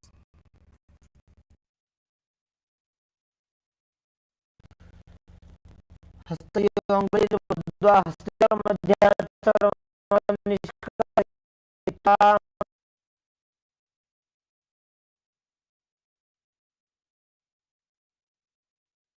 Next up is Garudasana form.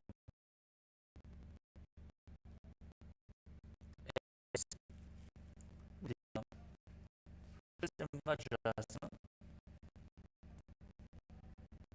Turn your feet out to the sides.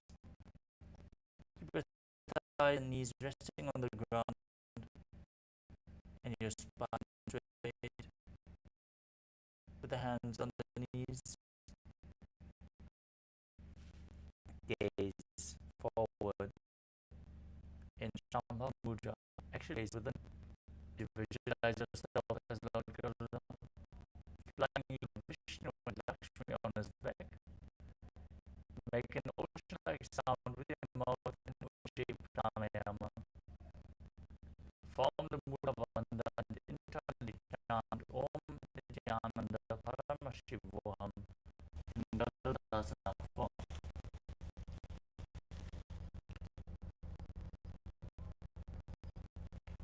शङ्कोर्भ्यान्तरं विद्य शिरकायोद्विजानुना Next up is Ananda Madhyasana. As you sit with the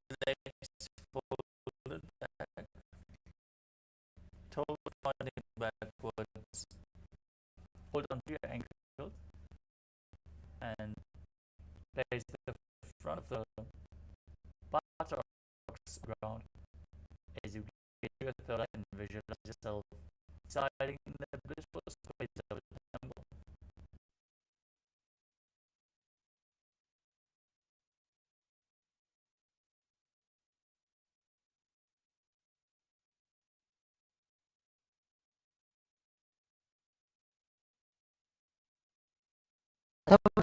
वीरनाथ आनंदमंदिरासनम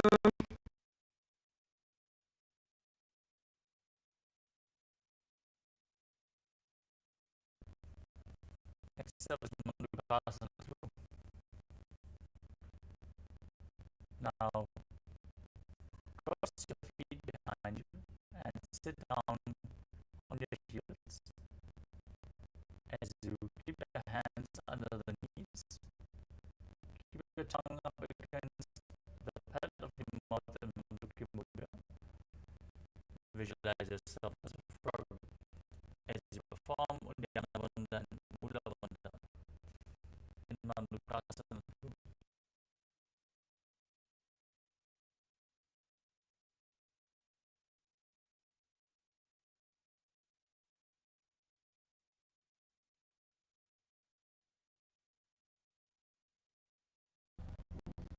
दृष्टं संपीड्यगुल्भाभ्यां जान्वङ्गे सवलयाकृतिः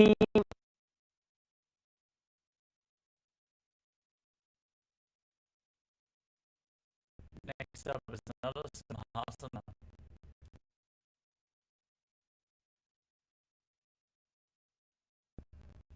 Now place your toes down and raise your heels as you sit down on the raised heels. Keep your knees wide apart.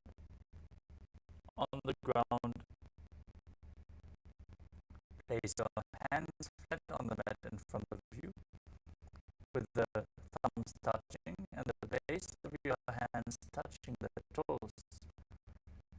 Gaze through your nose and visualize Narasimha, the lion man avatar of Vishnu.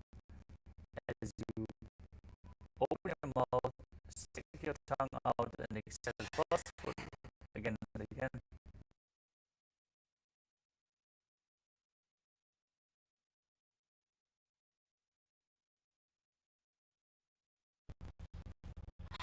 दो पानी होए वैसे AD का कुदानी से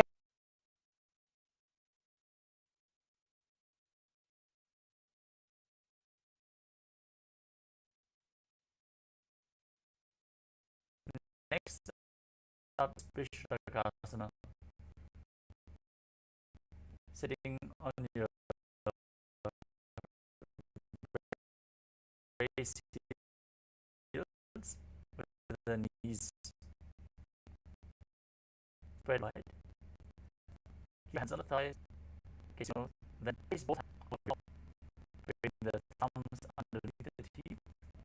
Close your lips. Then inhale through the right nostril and exhale through your mouth as per your capacity in Vishaka Pranayama. As you visualize yourself as Devi, victorious over all your fears.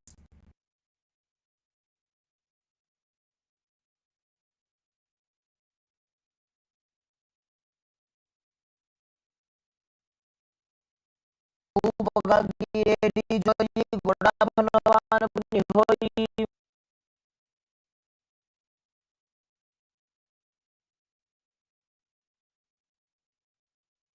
Next up is Makarasana. Now bring the soles of feet together, top of the feet flat on the mat behind you. As you sit down on the heels, keep bend your elbows and bring your fingers in towards your armpits and imitate as if you are a monkey scratching itself as you visualize yourself as a playful monkey. Gaze to your third eye and perform the Mula Bandha and Makarasana. दो उपग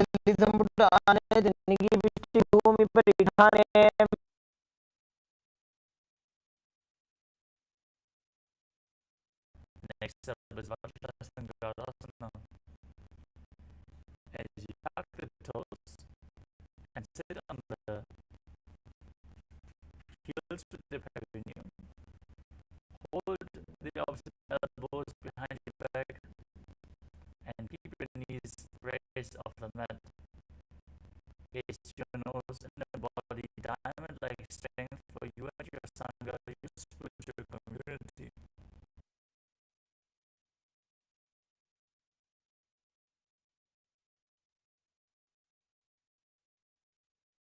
जी प्रथम अपना पानी होए वैसे AD दो दानी वैसे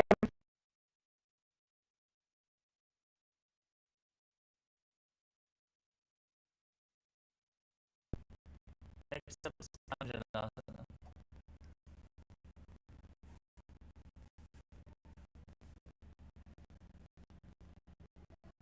As you keep your toes down, ankles crossed behind, and sit on your heels. Press your palms to the sides of your body. Gaze to the nose. Visualize perfect health beyond any and all physical or mental ailments. As you perform Uddiyana Bandhan Mula Bandha.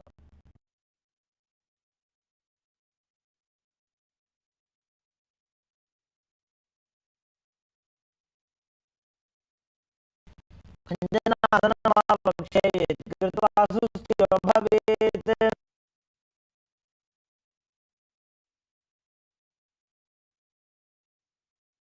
Next up is Kurmasana. From the open, place your hands on the knees. Gaze to the nose and visualize yourself as a turtle with a stable body and mind to live for centuries.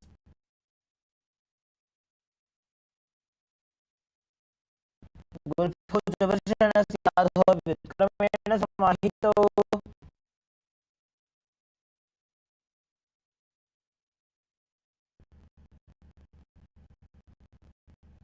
Now shift your gaze to the nose and your visualization to Swamiji in Yogasana.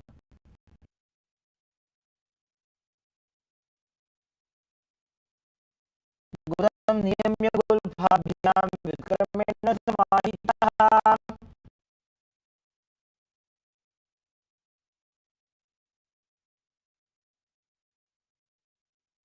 Next up is Viryogasana.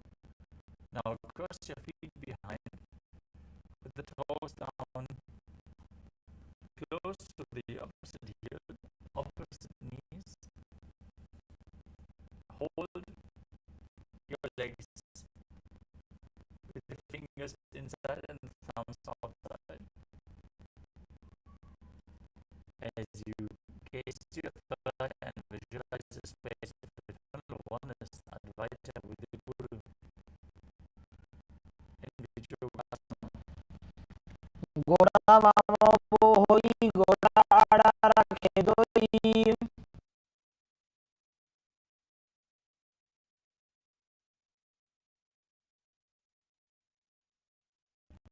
Next up is Ushasana. As you stand on your knees, hold on to the ankles with the hands and push your hips forward as you tilt your head back. Visualize yourself as a camel as you perform the Mula Bandha.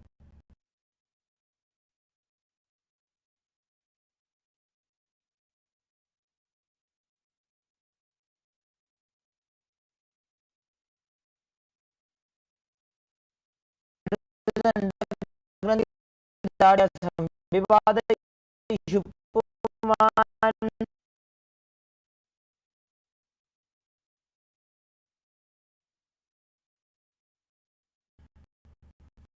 Next up is Chaturasana.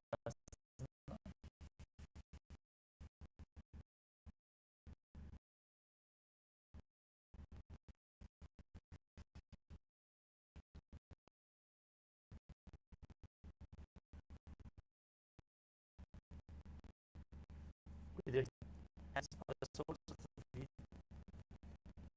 Slowly lean backwards and place your elbows and the crown of your head onto the mat. Gaze to the nose and visualize yourself as a lotus blooming.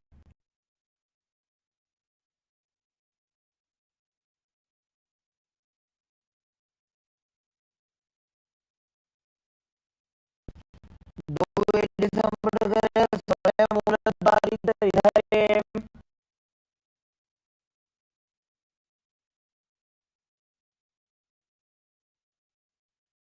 Next up is Vidatasana. As you sit on the knees with the thighs and calves together, lean back and touch your back to the ground and raise back up. You can use your hands for support if needed. As you gaze to the nose and visualize the healing and liberation of all causeless, subtle forms of your body. Ganga पृष्ठभूमो निधाय जंगोद्रजोः ऊर्मिलं स्थाप्य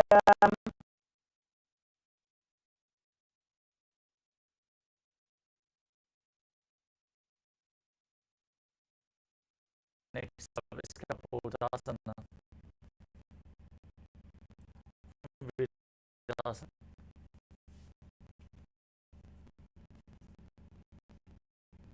Raise your hips even higher. Bring your forearms on the mat and hold the back of your heels as you bring your head in between the feet. Visualize yourself as a beautiful dog.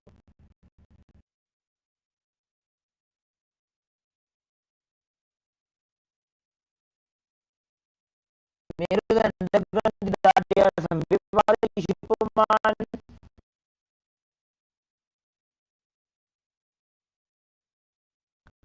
Next is Varasana. Stand upright on your knees with the toes touched. Hold your arms with opposite hands as you gaze to your nose and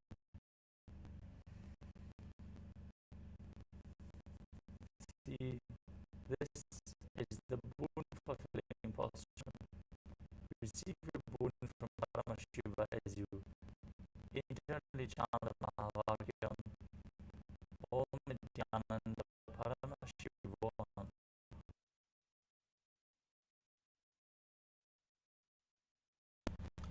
जनि भूमौ संस्थाप्य हस्ताभ्यां बाहुपरस्परं धृत्वा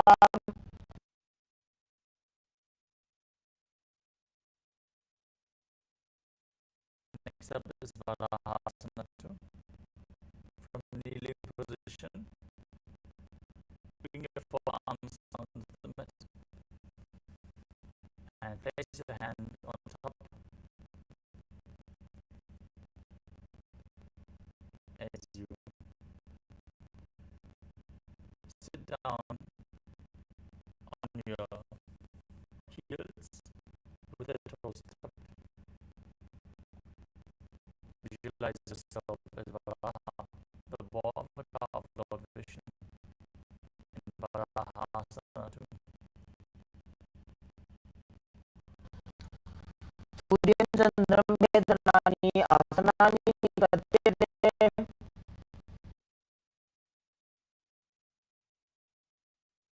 Next asana is Mudasana, another inverted posture. Set yourself up in front of a wall if required. Now, place your forearms on the mat, elbows shoulder width apart. Interlock your fingers. Place the crown of your head onto the ground as you walk your feet forward, raise your hips, and extend your legs up straight. Gaze to the nose and visualize yourself as a love tree. मोक्षे सर्वेषां प्राणिनां सुखम्.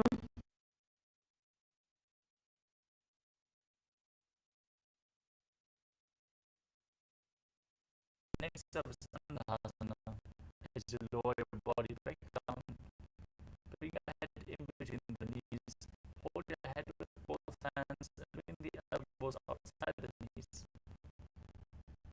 Sit down on the perineum as you gaze to the nose and visualize Swamiji in your inner space.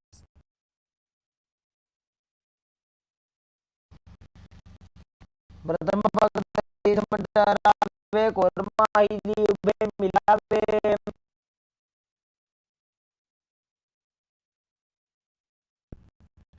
Next up is Viparita Shalabhasana. You can hold weight if you want to intensify this asana. As you lay down on your stomach and extend your arms, legs, and your thighs off the mat. Now, visualize yourself as a locust as you perform the middle bandha.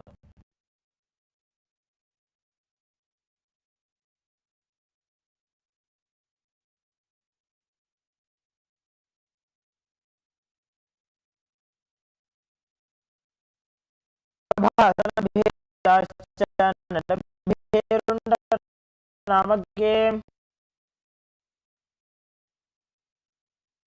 Next up is KAILASA.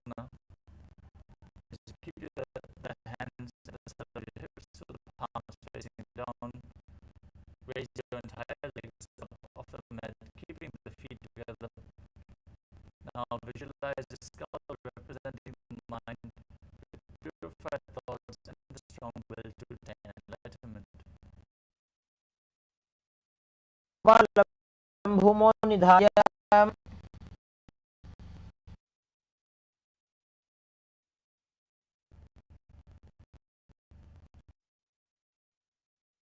Next up is Akashic Bodhasana.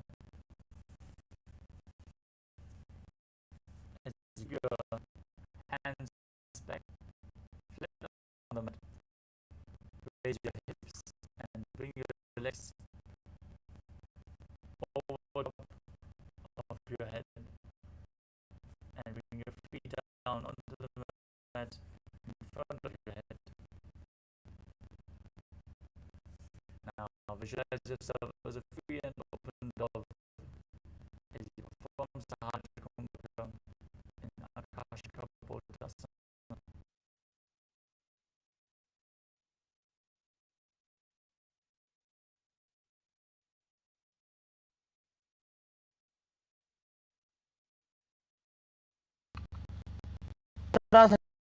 चरणो भूमि उत्थाप्य.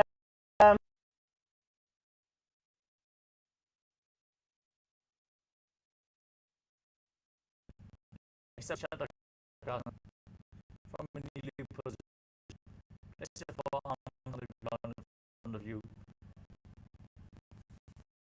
Be sturdy and visualize yourself as a sparrow.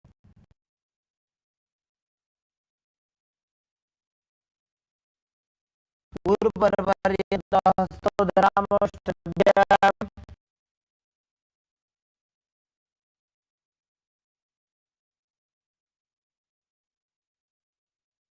Next step is Vrishikasana 2.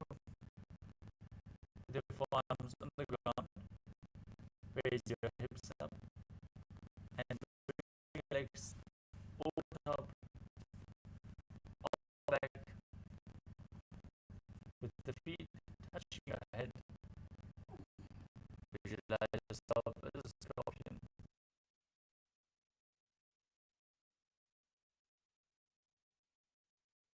प्रतिमां कृपाश्री धृत्वा स्वशीर्षे जिह्वकं विधार्य गौ.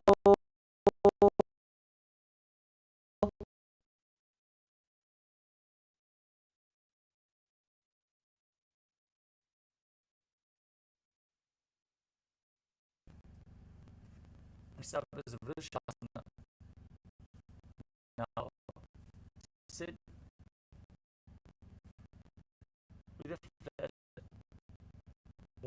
foot outside the restrictive hip with the toes pointing upwards. Place your hands in front of the knees on the ground as you visualize yourself as a bull, forcefully inhaling and then holding the breath for a short while, then exhaling slowly in Antaranga Kumbhaka.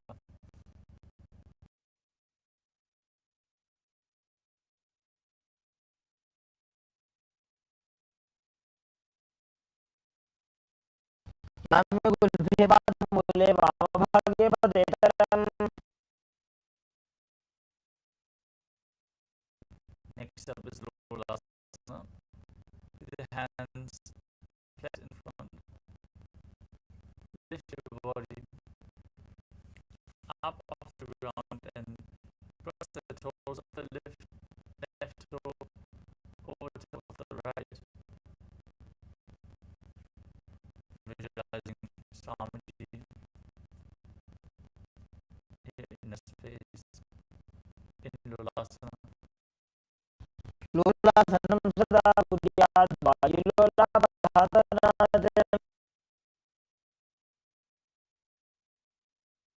Now place the right knee on the opposite heel as you repeat Vrishasana on the other side. याम्य गुल्भे पादमूले वामभागे पदेतरम्.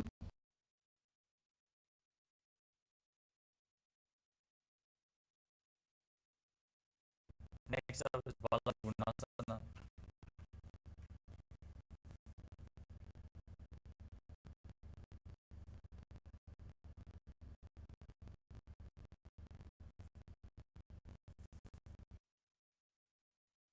As you tuck the toes of the left foot, sit on the left heel and keep the right foot flat with the knee against your chest. Visualize Balagunasana, not the 81st in space.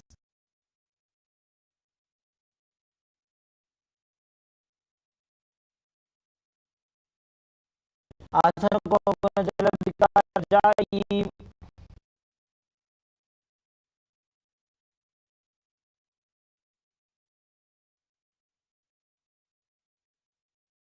Next up is Grahasana. As you squat with the feet on the mat, bring your arms under the thighs and wrap your hands around and outside the feet, holding onto the ankles as you visualize yourself as the entire planet. पादतले भूमौ संस्थाप्य जानुमध्ये गुरुपरौ स्थाप्य.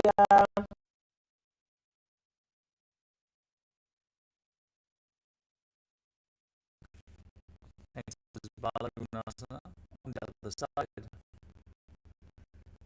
Now sit down on the right heel as you visualize Balagunasana. आसन को जल विकार जाई.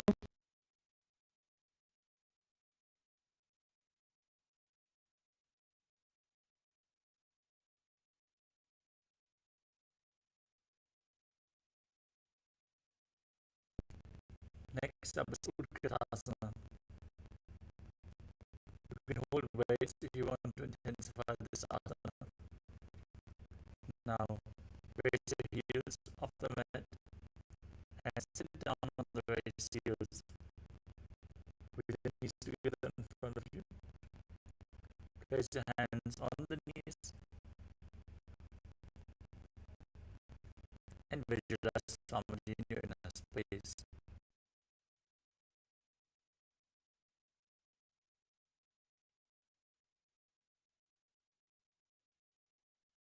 विजयसीयतोर्वजाने चित्रासने पादतलद्वयोपरि.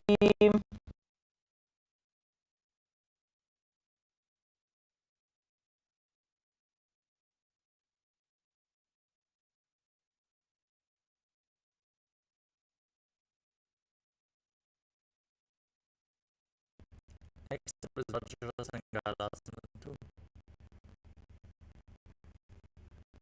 As you sit on the toes, perineum, on the heels, knees spread wide, lift off the ground, hold onto opposite elbows behind your back, and visualize harmony in your inner space.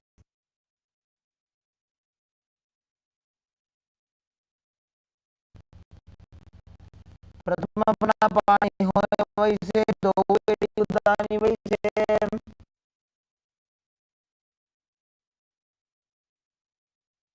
Next step is Enlightened. Now place your hands flat on the mat and step on top of your hands with this. As you squat down, keeping your arms straight in front of your body. Gaze your nose and visualize you are able to lift off air alone. दो हाथ भूमि पर टाने रोहनी डाली नाभि लगाने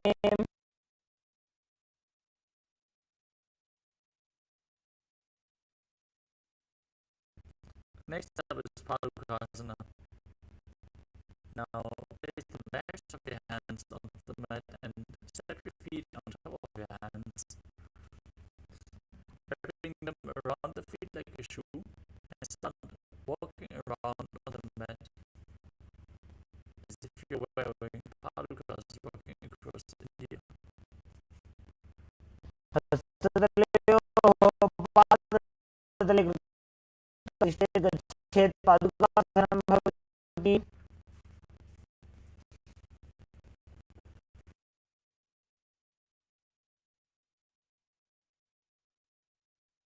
Next up is Ukurasana.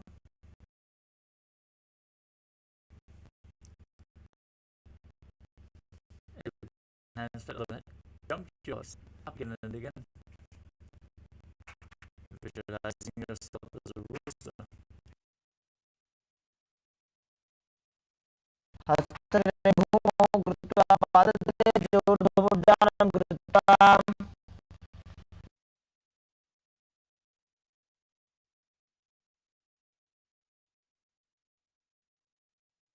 Next up is Enlightened. As you feel yourself become free of all inhibitions. हस्ततलाभ्यां भूमिपृष्ठभ्य ऊर्ध्वपादाग्रे कुर्वन्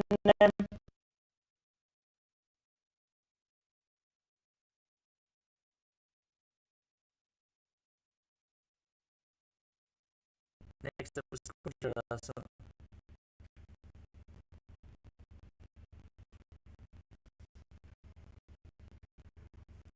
As you place one palm flat on the mat, bring the other hand toward your head and visualize sound in your inner space as you perform the Mula Bandha.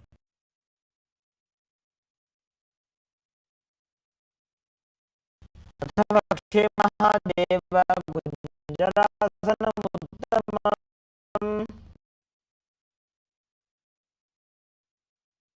Now you change positions. Repeat Kunjalasana on the other side. अथ वक्षे Mahadev गुञ्जरासनमुत्तमम्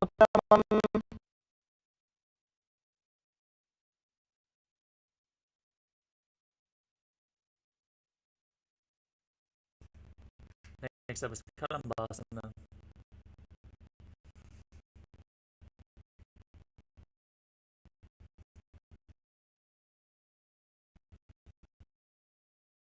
As you squat down,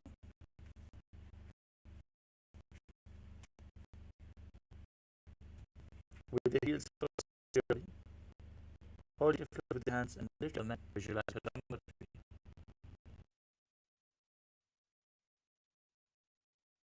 पाणिभ्यां भूमिपृष्ठभ्य हस्तद्वयेन गुल्फौ धृत्वा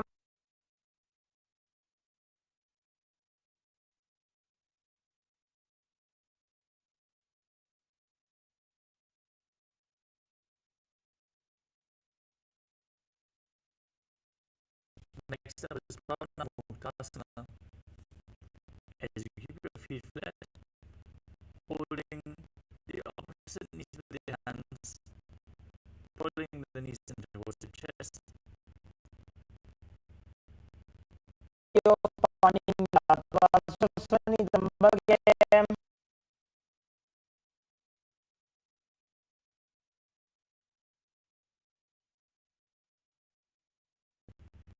Next up is Chakrasana as you lift one leg behind your neck. Bring the other leg extend forward and then raise your entire body off the mat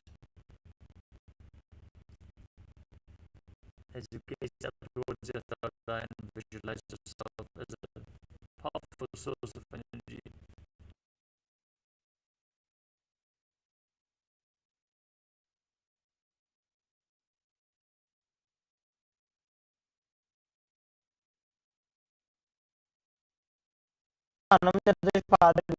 वज्रासनं तथा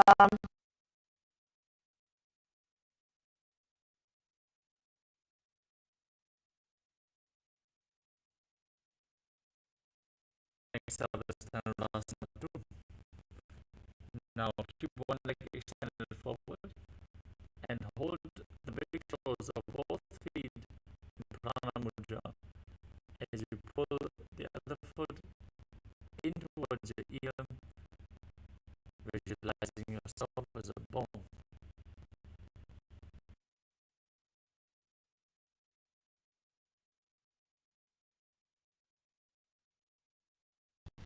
पादाङ्गुष्ठोदपाणिभ्यां गृहीत्वा श्रवणावधि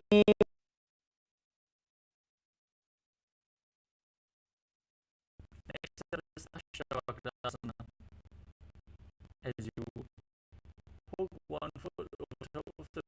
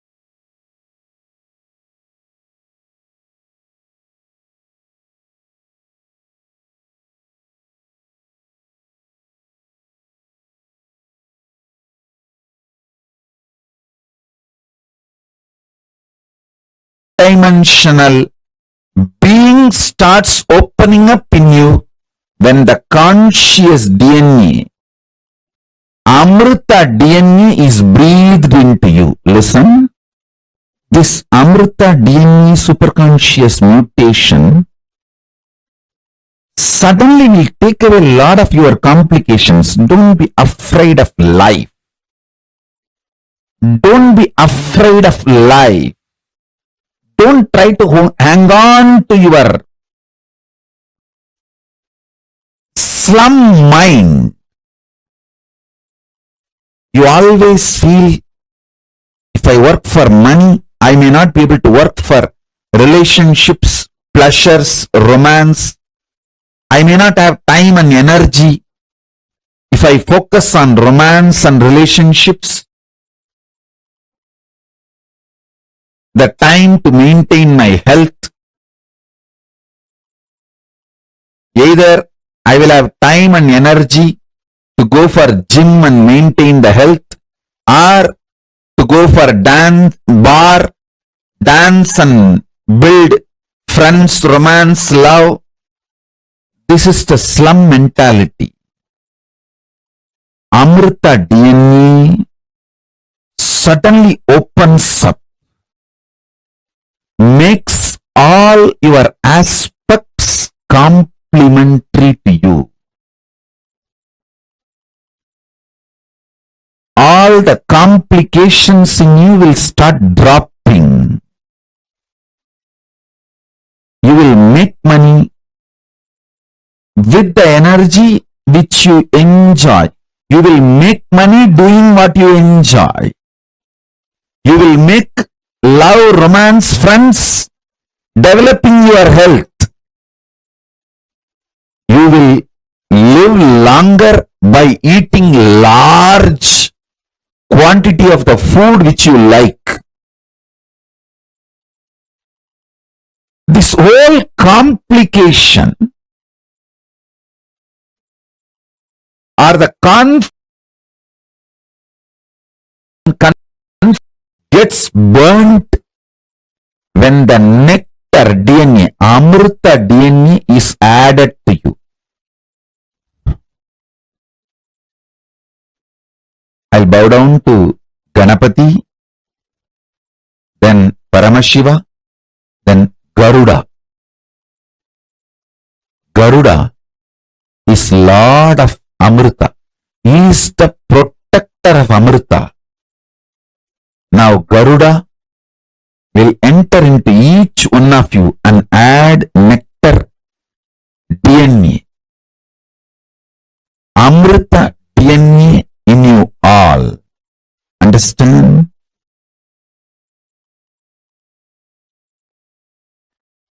Amrita gives entry into Amara Loka, which is Swargaloka, the first vertical time zone. All the devatas are called Amaras in Sanskrit because the Amrita superconscious DNA process is done inside you. Listen, the process now going to be done is eternal. Nectar principle, Amrita principle infuses such vast consciousness in you. The inner space goes through such explosive understanding. The right, wrong, good, bad, sin, merit, all this idea gets organized with a larger picture of the cosmos and enormous energy to handle all the complications and manifest it as compliments starts happening.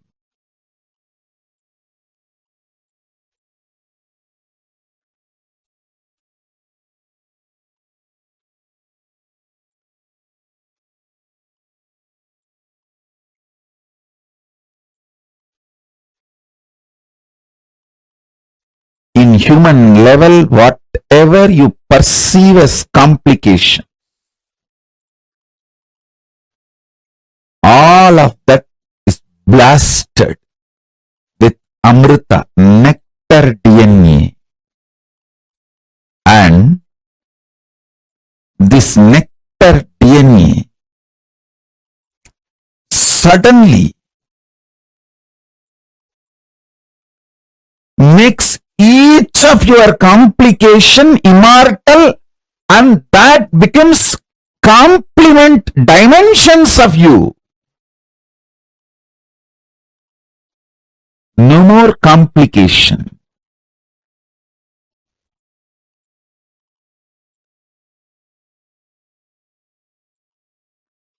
What I say, even if you logically understand, that is enough. And even if you don't understand, it's okay, because I'll pour this Amrita DNA in you, nectar DNA in you. Amritattva in you. Most fortunate are those who are going to experience today's superconscious mutation process, because today you will see your ability to enjoy the sensual pleasures and your ability to manifest power both expands. Both are not conflicting each other. Both don't complicate each other. Both actually complement each other. Your inner conflicts and complications will get legitimized by your own experience as Amara, nectar DNA. Amaratva, your middle class morals will leave you. Your middle class mentality will leave you. To taste Devaloka, Amaraloka, only then you will move to KAILASA.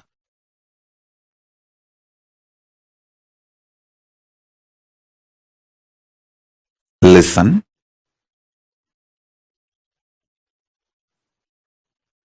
I am making simple statements. Listen intensely. The part of you which you denied due to your self-doubt, self-denial, SD of you, which you denied due to your self-hatred, self-denial.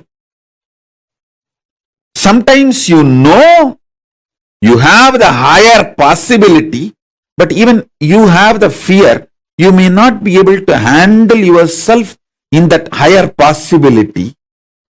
Fear that you may fail, collapse, fall down again and again. Because of that fear of failure, the possibility which you deny is your identity, your self in Swargaloka. The whole which you are denying is yourself in the Swargaloka.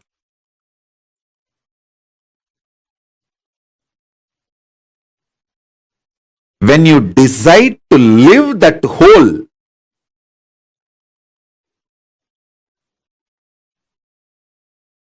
by being ferocious with your self-doubt, self-hatred, self-denial, saying, hey, if I fail, it's okay.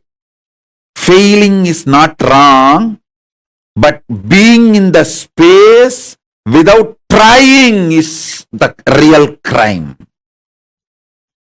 Let me jump and fail, nothing wrong. Try. When you decide, you reach the Swargaloka. You face yourself in the parallel universe of Swargaloka.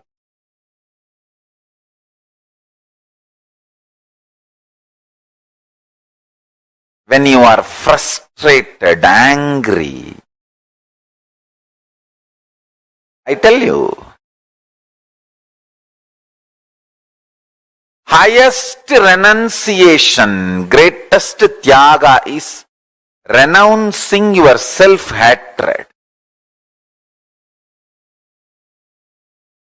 See, Paramashiva worshipped in Devaloka. In Indraloka, he is called as Tyagaraja. I was wondering, Paramashiva worshipped in Swarga should be called as the Raja of the pleasure, king of pleasure. Why is he called as Tyagaraja? Musukunda Chakravarti, the Chola king of Tiruvarur, when he went to Swarga, Indraloka, understand, Hindus had a regular communication and travel to other dimensions. It was a lifestyle for us. It is a lifestyle even now for us. We used to go and come to other dimensions. It used to be very usual, regular. Till we were invaded and all the science was destroyed and demonized. Much was destroyed. The remaining left over was demonized. The Musukunda Chakravarti went to Swargaloka and he even helped Devatas in their war with Rakshasas. Because he helped and they won the war, the Devatas head of the gods, Indra, wanted to gift him something. He asked, "O Musukunda, you are such an amazing help and support and friend for me. Please ask what do you want." And do you know funny thing? Musukunda Chakravarti did not ask, "I want to stay in Swarga." No. He said, "My Chola kingdom is much more amazing than Swarga. There is nothing you can give me. There is nothing you can give me. I have everything more than Swarga." I looked around. It looks too poor. There is nothing which is not there in Chola Samrajya, Chola kingdom in Swarga.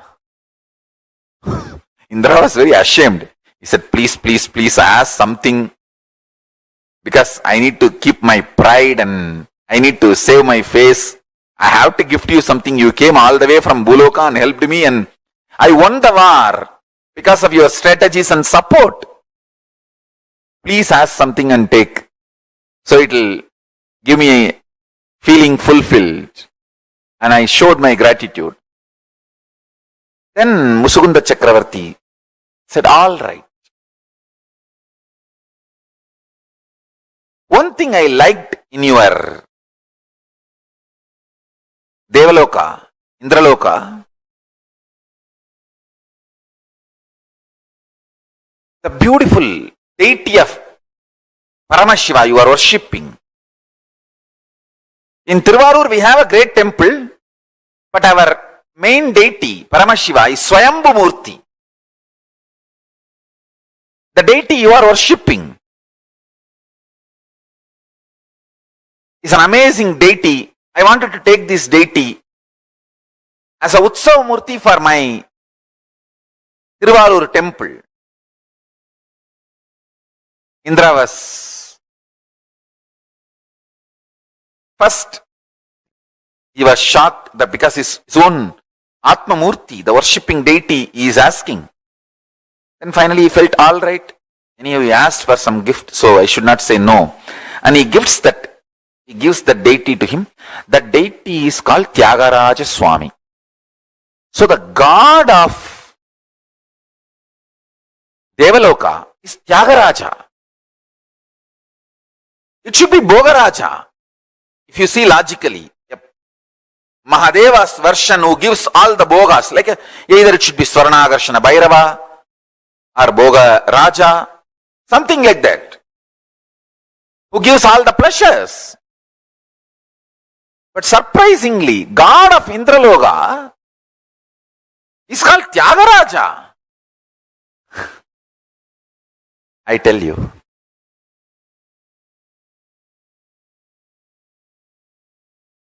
If you learn Tyaga, you will be in Swarga. If you learn Tyaga, you will be in Devaloka. If you learn Tyaga, you will be in Indraloka. Actually, as per the document, it says the God of Devaloka. In Devaloka, there are 3 divisions. Swarga. Swarga is like a name of that whole dimension. Bhur, Bhuva, Suva. That whole dimension is called Swarga. In Swarga, Devaloka. In Devaloka, there is one part called Indraloka. So all the 3 words you should not confuse. It's like address. Swarga is the address of the dimension, like a nation. Devaloka is like a state. Indraloka is like a headquarters. Understand? Hindus had a clear communication, traveling, even luggage transportation. Things used to go from here to there and from there to here. With other planes of existence. Nobody is alien for us in the whole cosmos. That is why the word alien does not exist in Hinduism. Understand? I was wondering why God of Devaloka is called Tyagaraja. Either he should be called Yogaraja. If you do yoga, you will reach Devaloka. Or he should be called Bhogaraja. In Devaloka, he is the Paramashiva gives all the bhogas to anyone who wants any bhoga. He should be called Bhogaraja or Yogaraja. Why Tyagaraja? Tyaga is the key to become God. The most difficult Tyaga is renouncing self-hatred, because the society teaches you self-hatred is great. It makes you delude between humbleness and self-hatred. Listen. Humbleness is not self-hatred. Listen carefully. Self-hatred is thinking you are less. Humbleness is thinking about you less. Less self-remembrance is humbleness. Self-hatred is constantly thinking about you, but very cheap, very low. Understand, there is a big difference between humbleness and self-hatred. Person with self-hatred will never be really humble. Adivinayam durta lakshanam. He will show himself very humble. But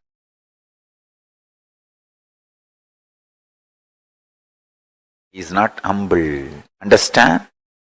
A real humbleness will be out of powerfulness. Society deludes you, makes you mistake humbleness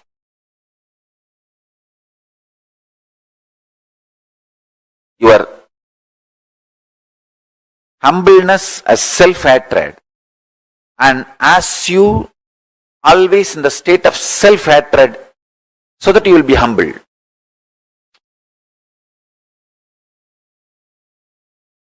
Self-hatred is not humbleness. Most difficult thing to renounce in the life is self-hatred. so much of self-hatred, self-doubt, self-denial. That is why even if you think of future plans, so much of impossibility and you shrink. No, one more suffering, pain of failure, why should I face? Fool. Because of pain of failure, you don't plan, and naturally, no plan means failure. It is like because you are afraid some guest will come to your home, you call that person and tell him, please come.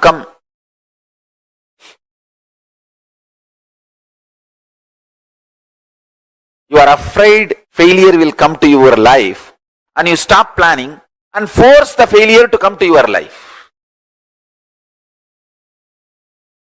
Self-hatred, self-denial, self-doubt. Most difficult thing to renounce in your life is SDHD. Renounce that.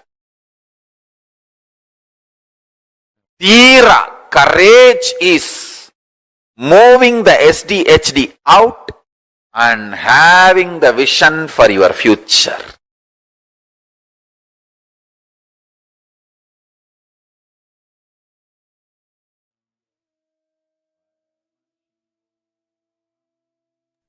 Our human body is hardwired to be able to migrate to vertical time zones. Swamiji revealed, right? Like how we feel the freedom for us is like, to have a passport and to be able to travel to any country we want. We think that is freedom. But we have had the freedom of traveling to any vertical time zones that we want, any of the parallel universes as we want. That is the real freedom, and that has been given to us in the like from time immemorial. We human beings have had this freedom to be able to migrate to any of the parallel universes. And like Swamiji reveals, the first parallel universe for us is Swargaloka. Immediately after this thing, the first parallel universe that we have is the Swargaloka. And this Swargaloka is where, like, the Amritattva DNA, the immortality DNA, gets awakened inside of you. Not just that, today, all of us are going to be experiencing this Swargaloka. It's like the very first parallel universe that we experience. And one of the most important things first we need to even understand is how all of us are hardwired, meaning literally you have the power to be able to travel to parallel universes. And understand, this power is there only for human beings, not even for the animals that exist in this loka. Even the devatas or any other beings that exist in other parallel universes, they need to come here. And from here, from this plane of existence, this is like the cosmic airport. Only if they come down here, they can go to any other plane that they want. So it's like there is no direct flight connection between Swargaloka to Janaloka or Janaloka to Mahaloka. No. They have to come here to Bhuloka, and only from Bhuloka, like this is the connecting point, and all are only connecting flights from here. The direct flight from all the lokas are only to Bhuloka, and only from Bhuloka to those planes. So the birth that all of us have taken as human beings is extremely auspicious, so powerful, supremely powerful. Something that we need to really understand in this is that how, because all of us are standing straight, our spine is straight most of the time, we have the fuel available to us, the ojas, which is the fuel that is needed to travel to all these lokas, are available to us. Very beautifully, Swamiji explained to us what are the qualities one needs, or what are the qualities one gets awakened to when we enter into the Swargaloka.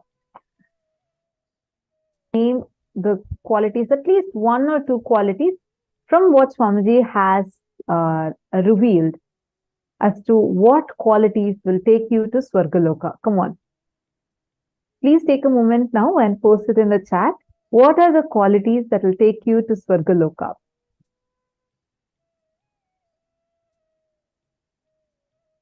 My Istak is asking why they should go down and then go up. Yeah, because here only we have the freedom to choose. Understand, no other being in any of the planes have the freedom to choose. Okay, Tyaga. What else? Meenakshi Narayanan has posted Tyaga. Tyaga will keep you in Sargaloka. Swamiji beautifully explained even with Tyaga Raja. Come on, name few more qualities. Prithvi has posted Tyaga of STHT. Okay. Come on, others. What type of consciousness does one have if they have to experience a parallel universe?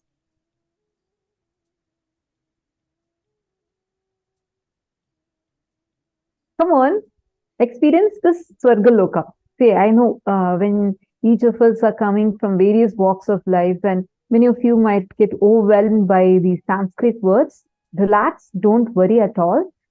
We'll also be sending you booklets, we'll be sending you free gifts every day, like even today you'll be receiving in the email. So it's easier for you to orient yourself with it, understand it, and apply it in your life. See, understand, you might be wondering, why are we learning about these parallel universes, or how does it practically apply to us?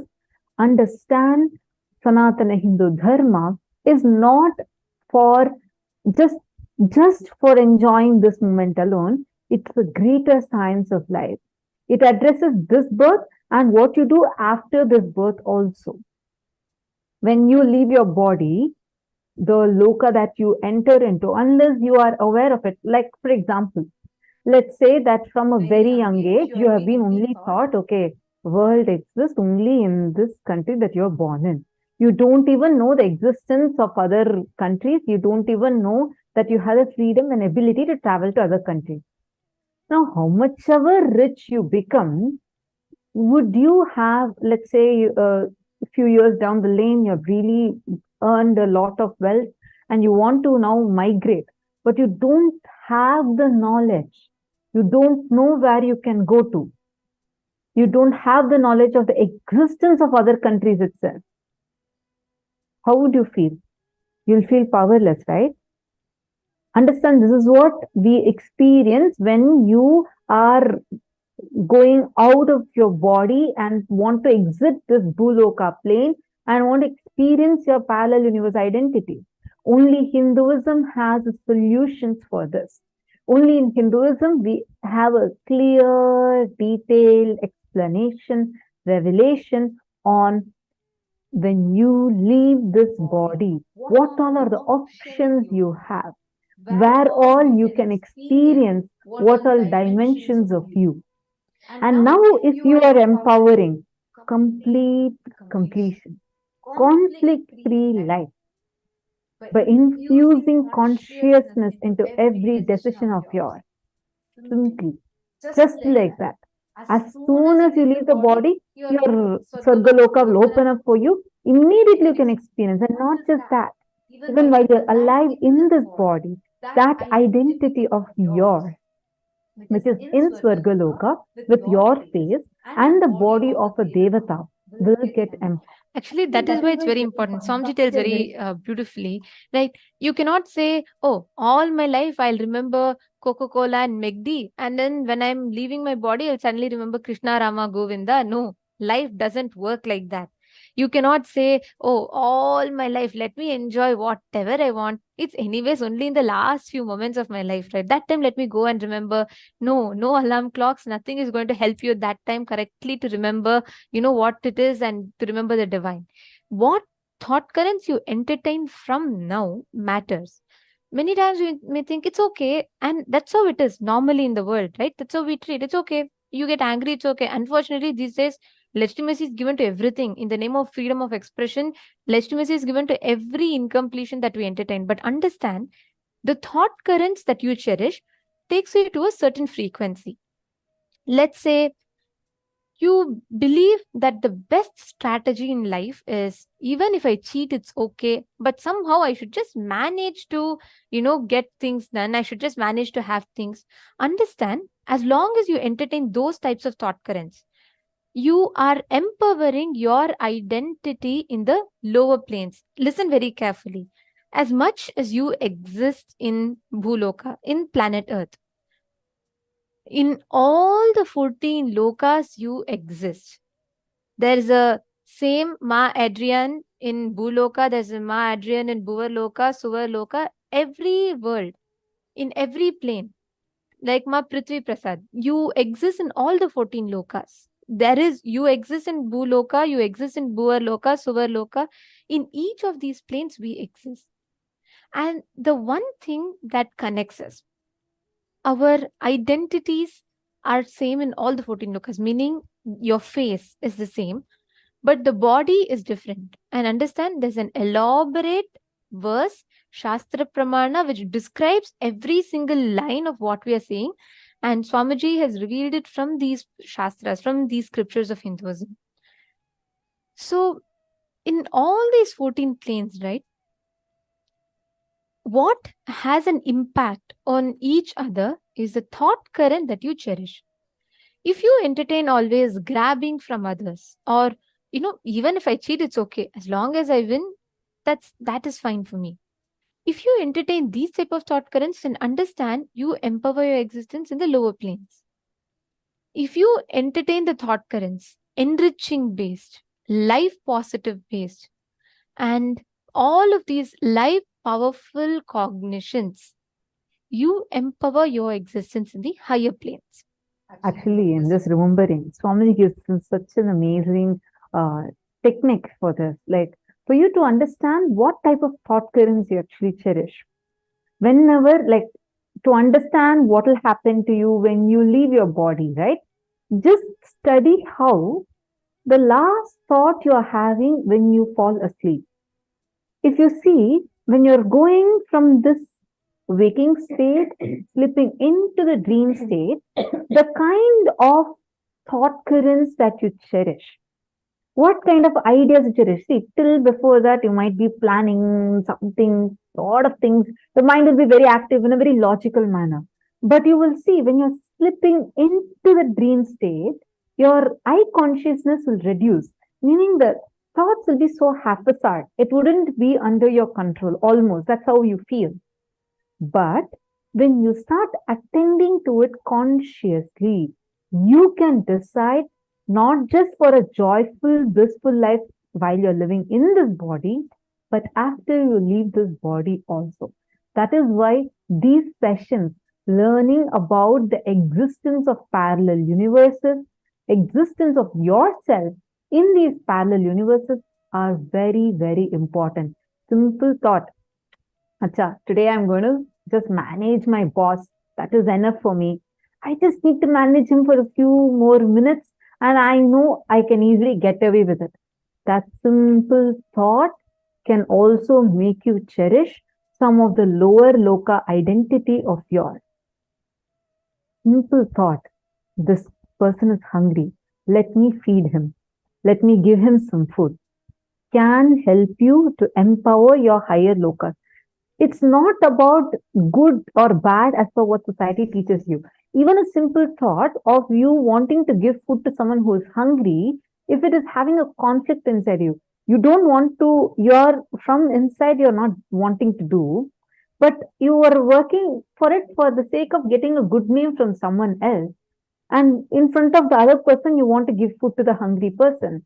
That conflict inside you will make you empower a lower loka. So you need to be very clear, aware of what kind of thought currents you cherish. And Because these impacts are immediate. See, don't think, oh, right now it's anyways end of the life only. Even if I change 2 weeks later, or even if I change towards end of my life, it's fine. It is not going to work like that. Every moment of your present is a cumulative result of your past actions and the past thought currents. So the earlier you change, the better it is for you. Like, it reminds me of a story that Swamiji tells. Like, once a preacher goes to a group of people in village and he's preaching. He's telling about Raja Harishchandra's life.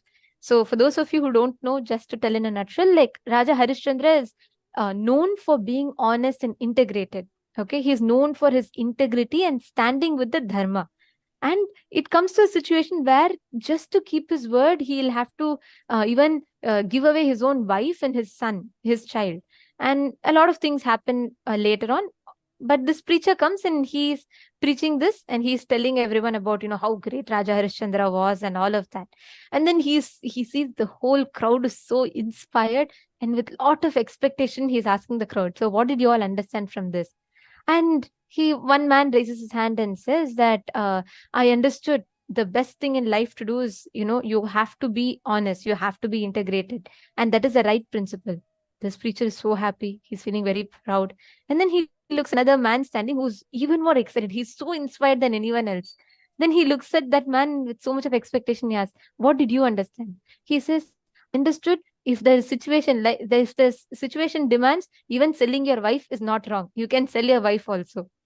See, same situation, you can come to any conclusion that you want. Same situation, you can come to any understanding that you want.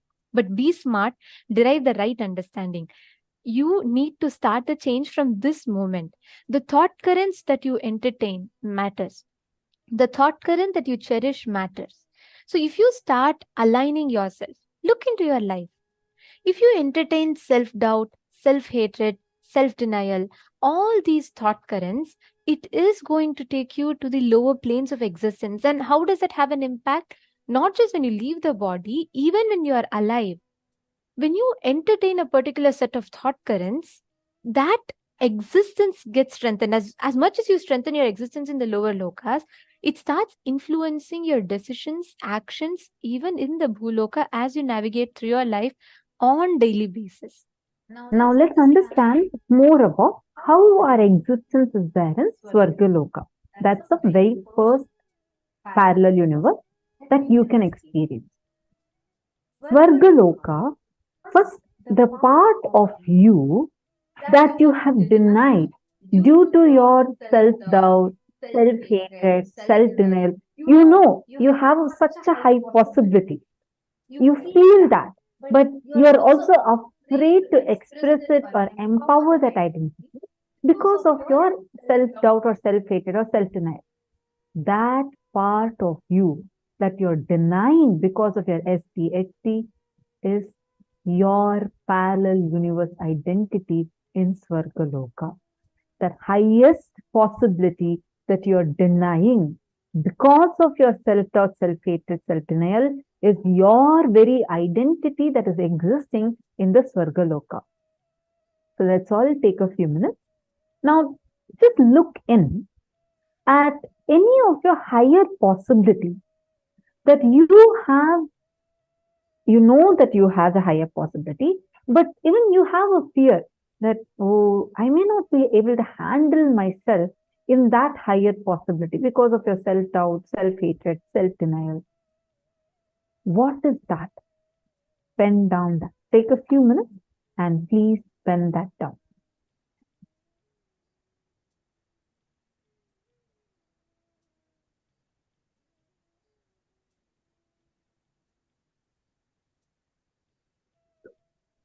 Fear that you may fail, collapse, fall down again and again. Because of that fear of failure, the great possibility which you deny is your identity, yourself in Swargaloka.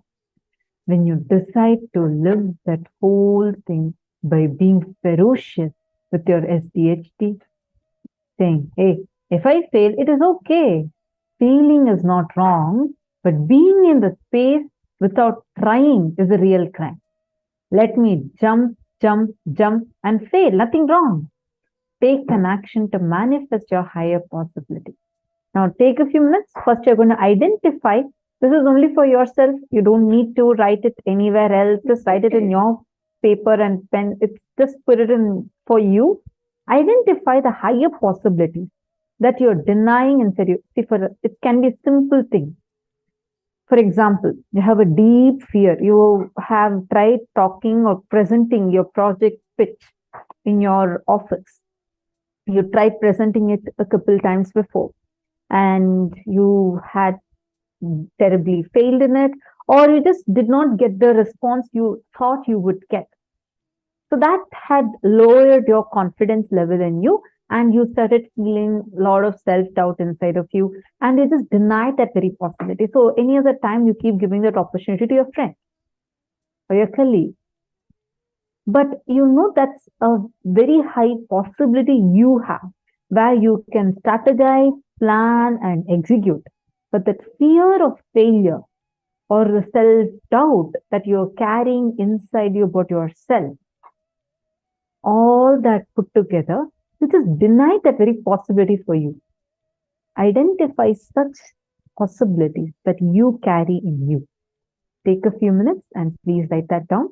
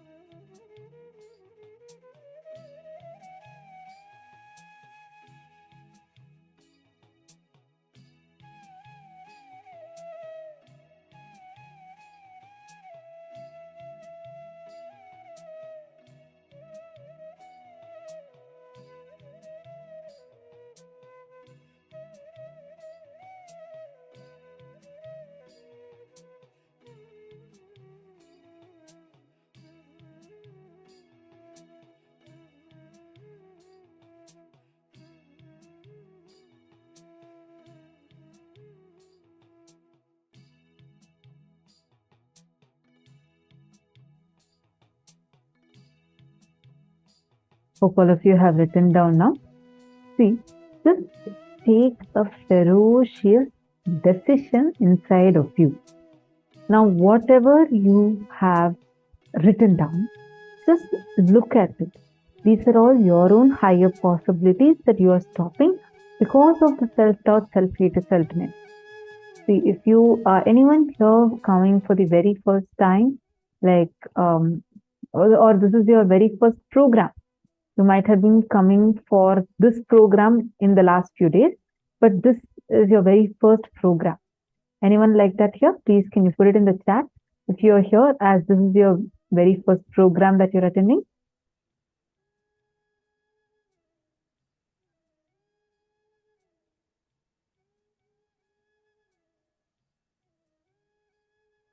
Okay. See, why I was asking this is, now whatever you have written down, sit and do the completion with it. Take a ferocious declaration. Understand, unless you give up, there is nothing called as failure. Your failures, see all the successful people, are there any one, even one, is there even a single person who is successful without having to face failures? No. The only difference is they never gave up. The problem is we give up. Swamiji very beautifully said, there is nothing called failure unless you stop and give up. Only when you stop and give up, you are declaring it as a failure. Because all those are just your path to success. Take a ferocious declaration inside of you. See, if you have been faced with a really bad situation, it is causing a lot of incompletion in your sit. Do the completion process.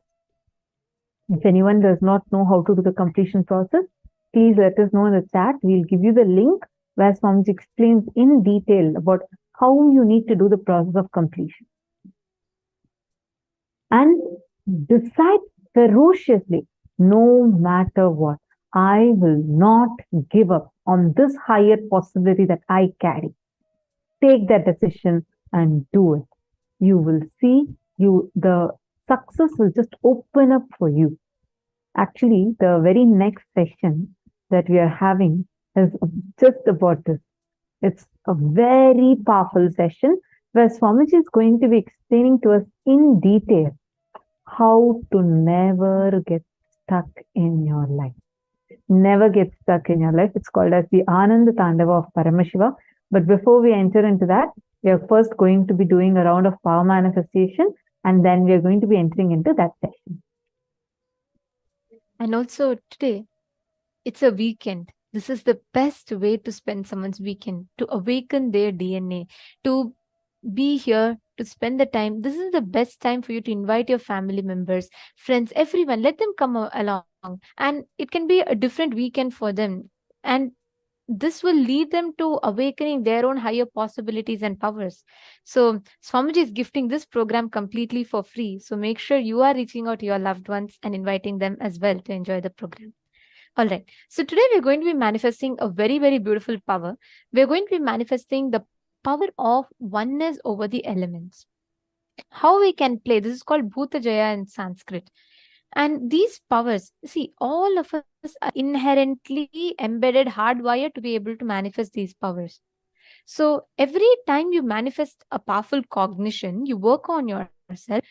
If you see, all our programs are structured in such a way that every 30 minutes, 40 minutes once, you do a round of power manifestation.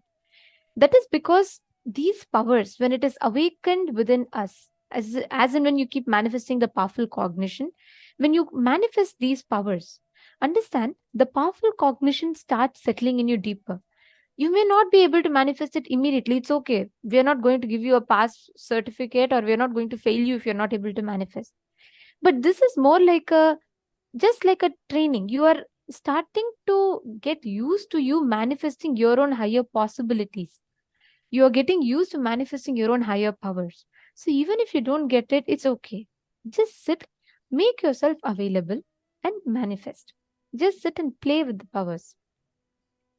All right. So let us all enter into the power manifestation now.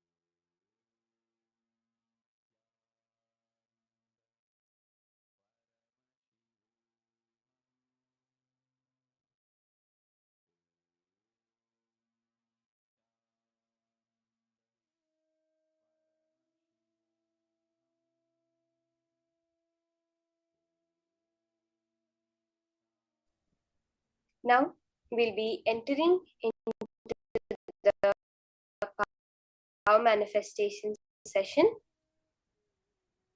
Throughout the day, powers, including the power of Bhuta Jaya, which is the power of complete oneness with the 5 elements of nature, whether it's the earth element, the water element, fire element, the air element, or the space element. We're going to be throughout the day working with these 5 elements. See, fundamentally, our body is made out of these 5 elements. We have the earth component of our body, our bones. We have the water component. We know we are made of 70% water, our blood, etc. Then we have the fire element, the Jataragni, the digestive power within us. We have the air element, our breath, the inner chatter that happens within us, and our space element, the place, the space within us where consciousness is reflected.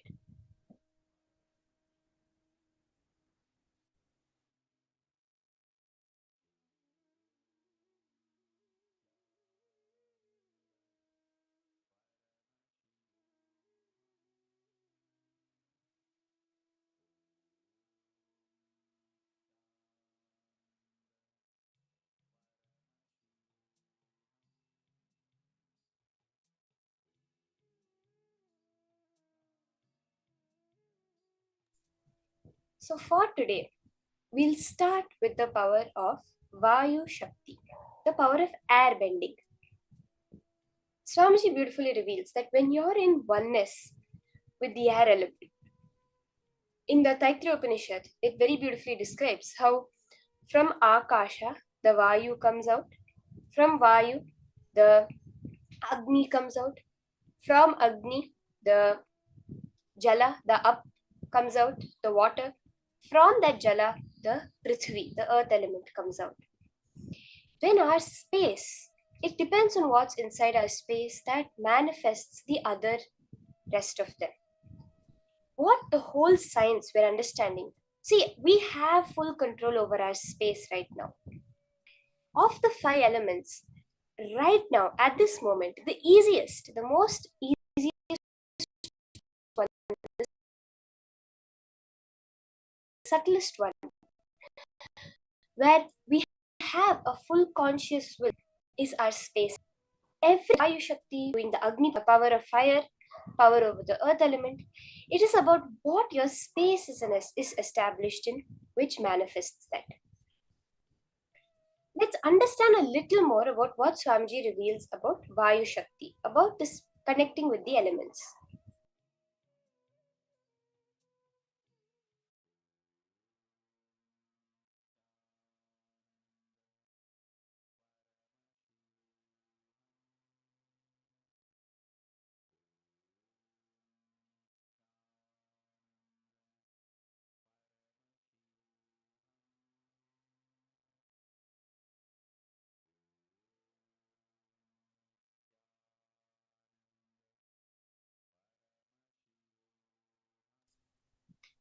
Swamiji beautifully reveals the first and foremost lesson to manifest any power is that power is not power over others.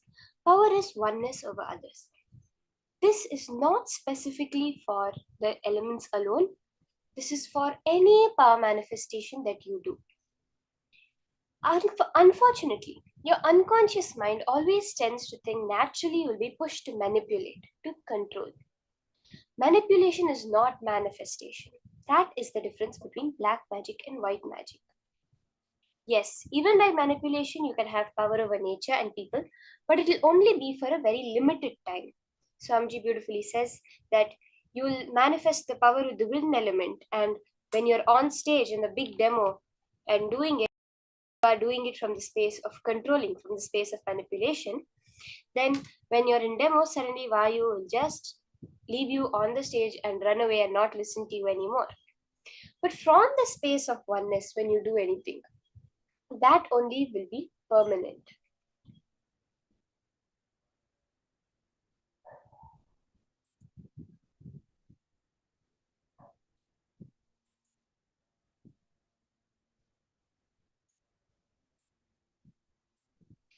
Understand, every time you play with the wind, see, in this Swamiji gives us the example of the Vayu element, the wind, either stopping or agitating or aggravating.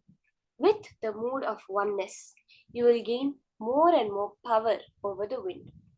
Wind will reveal more and more of its secrets to you, more and more of its feelings to you. He will sit with you and confess to you. He'll sit and talk to you. Hanuman was my son. See, when I gave birth to him, this is what happened, and this kid is so powerful. He went and tried to swallow the sun. I have to go and meditate.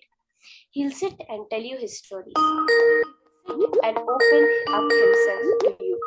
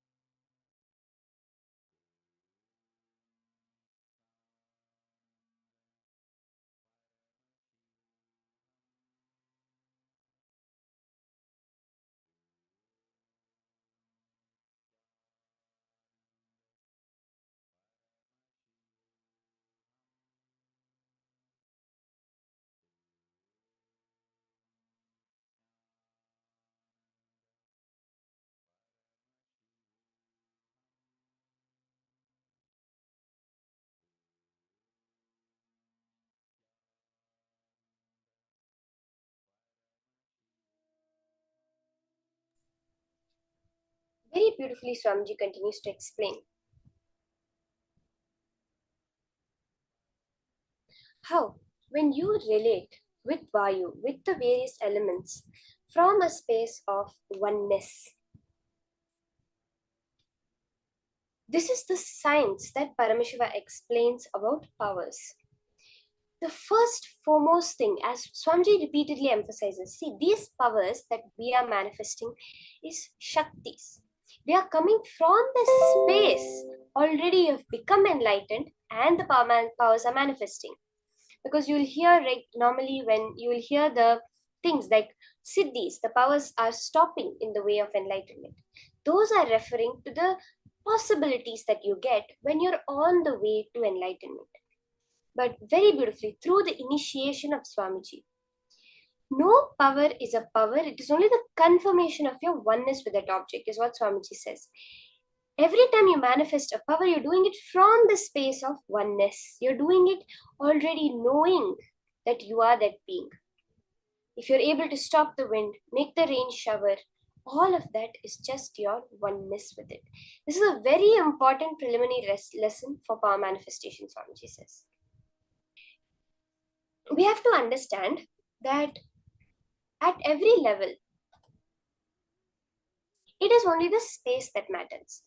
Again and again, Swamiji explains to us that all power manifestation comes from this space. See, today we're doing with the 5 elements. So this is very important to understand. It is not the matter that you're trying to move. Now, when we think of wind, when we think of fire, of earth, of water, it is all a manifestation of matter. Only the space, which is that component on which our consciousness is reflecting, is the only thing that has the ability to reflect consciousness, the space element. And all the other elements will align to what you hold in your space. This is a very important thing. How many of you are understanding this? All the elements in your life, see, ultimately when you look at it, all the objects in your life, all the happenings in your life are some expression of these 5 elements, of the length, breadth, depth, time, and space.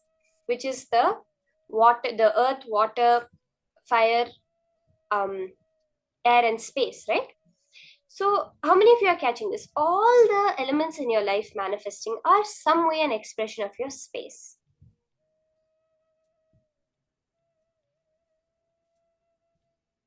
Now, when we catch this, when we understand that all we have to do is change our space. Now we are, let's say we are in the space of this world is matter and existing as a matter. Then it will only be as matter trying to move matter. Then yes, you will manifest. But it will always be bound by what you call the laws of physics, the laws of the society, the laws of nature. But when you realize that you are energy and this world is also energy, it's just energy interacting with energy, then only the quantum laws work on you. What are the quantum laws? You can go back in time. You can be in two places at the same time. You can be in two states at the same time.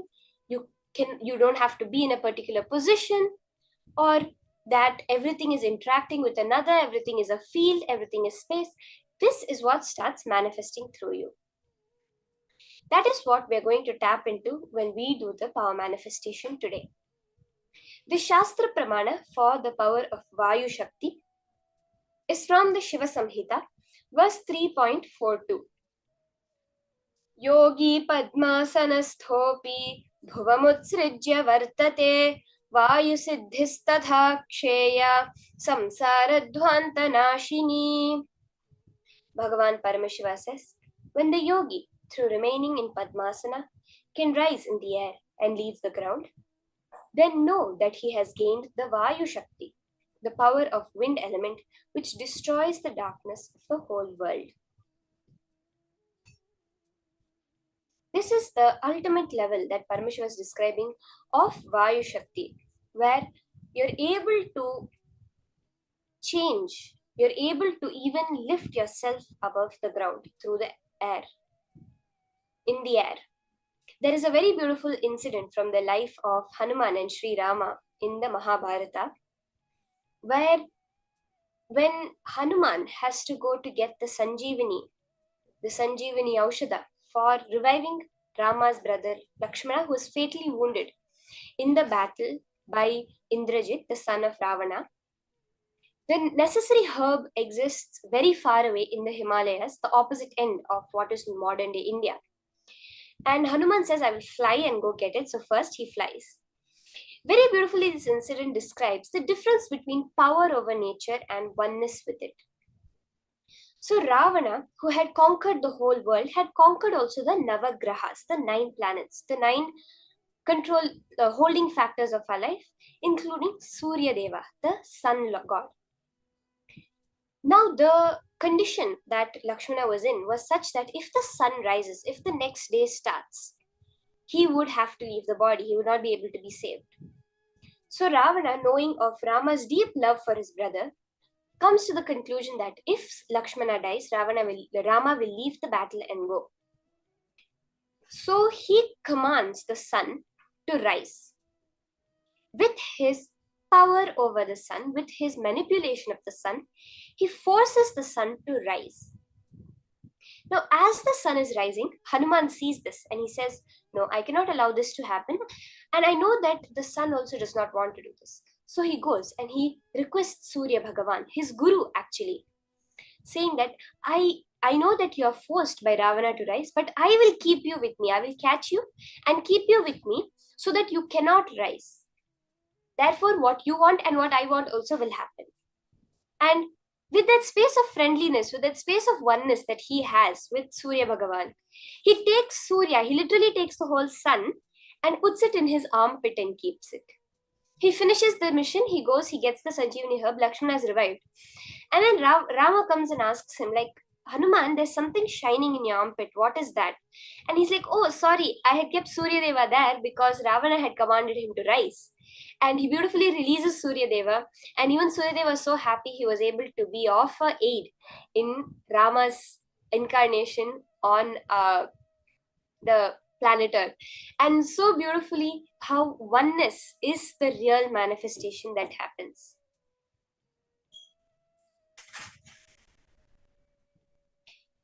first round. So actually, for this power of Bhuta Jaya, we have seen so many manifestations of Swamiji himself. You can ask any long time devotee, anyone who's been there, they'll know that they will have at least 10 incidents where Swamiji has manifested the power of oneness with the various elements.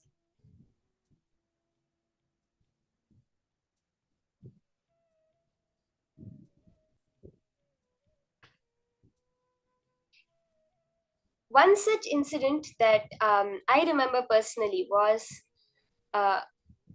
where in the Kumbh Mela of 2016, and I remember this day very clearly.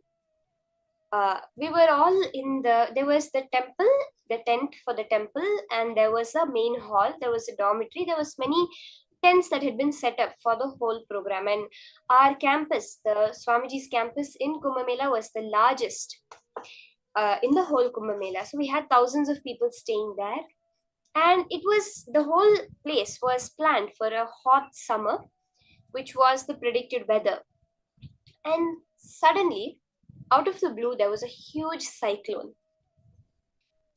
And I remember few days before Kumbh Mela, sometime before Kumbh Mela, Swamiji had said, you will see me manifesting one power. You will see with your own eyes some power manifested in this Kumbh Mela, he had said in public satsang. So there was a huge cyclone that had struck the whole Kumbh Mela area. And I was in the temple at that time. We were doing the various power demonstrations for the devotees and the people who were there in the Kumbh Mela. And it started becoming very dusty, and there was so much sand everywhere. So we had to duck under the table. And after some time, they said, okay, everyone go to the side room, which was set up for the Gurukul Balasans. So we all went there. It was a full chaos. The roof, tin roof sheets were flying away. People were running in all directions. It was raining. The tents were being torn open. And in that confusion, we made it to the main hall, and we were all there.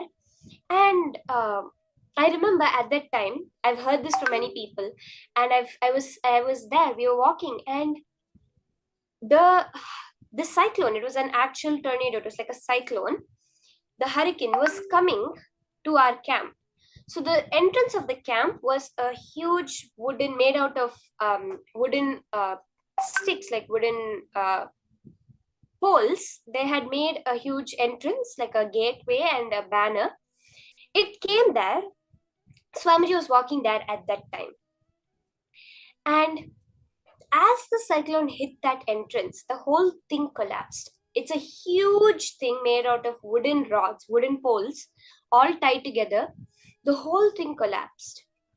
And Swamiji literally moved the cyclone in the opposite direction. It was coming like this towards the camp. It just touched the entrance, and Swamiji physically moved it in the opposite direction.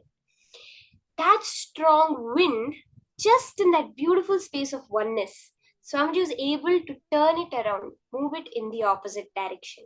And then, yes, everyone was safe. There was not even a single hurt or a single casualty in the entire camp of a few thousand people. And Swamiji came, we were with him the whole day after that, and it was a phenomenal time. But physically seeing how Swamiji, in that space of oneness, is able to move an entire cyclone, physically move it, is really something to see. So now we are going to manifest the power, starting with taking a few minutes to connect to nature.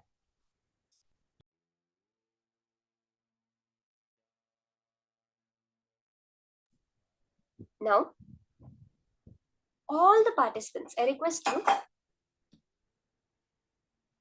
to go to an open nature, whether it's wind,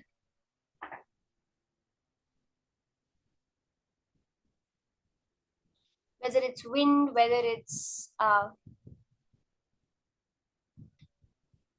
whether it's a window or a door. You can go to some open area where you can connect with the nature.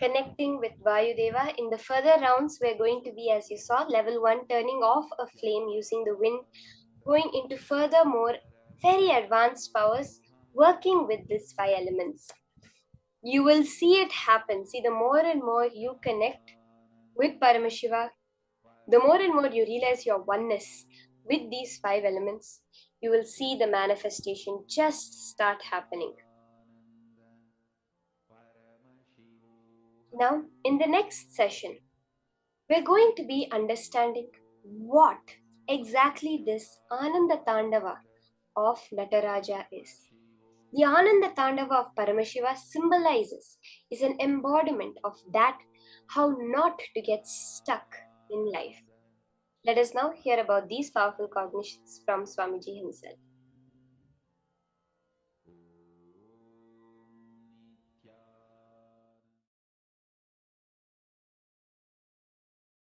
Listen, I'm in such a state now. I'm going to make too many important revelations. The multi-dimensional logic of the cosmos I will reveal.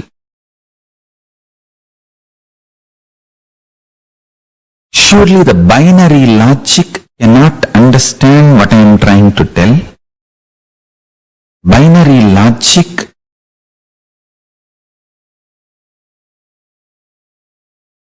will not be able to, because it is not matured enough, it has not grown up enough to catch the cosmic reality. Understand?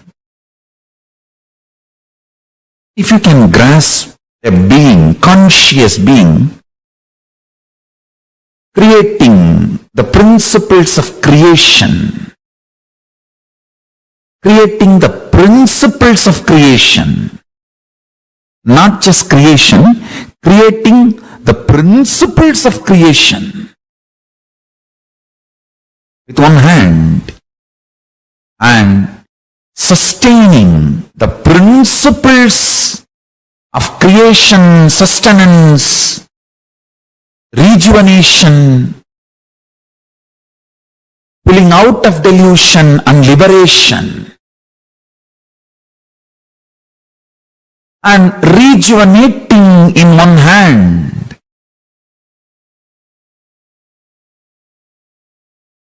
The principles of creation, principles of sustenance, and principles of rejuvenation, and principles of pulling out of delusion, and principles of liberation.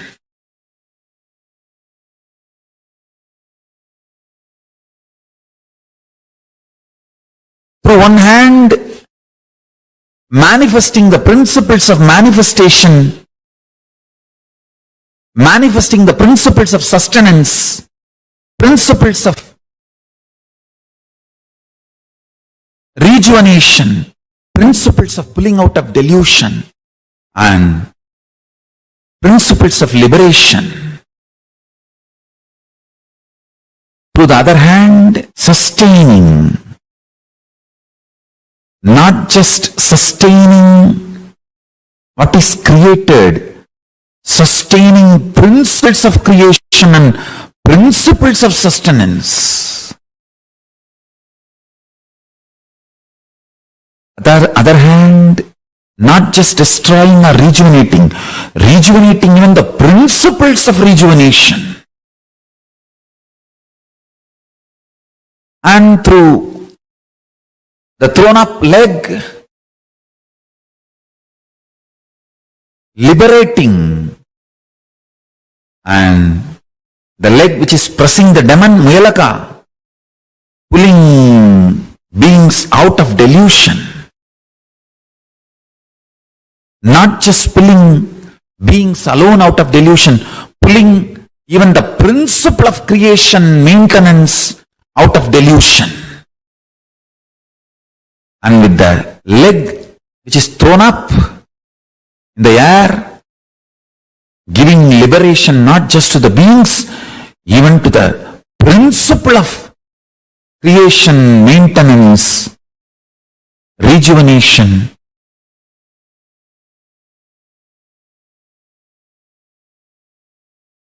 pulling out of delusion and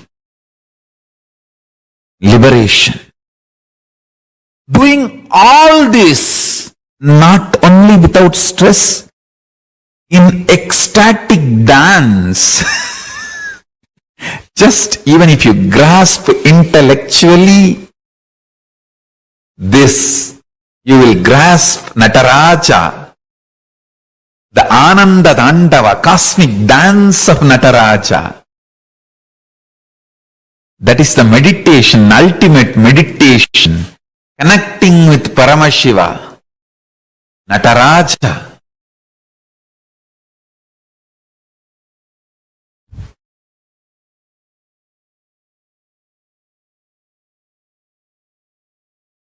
Ananda Tandava, bliss dance, Nataraja, who manifested from Ishana space of Ishana face, Phase, face, space. Listen carefully.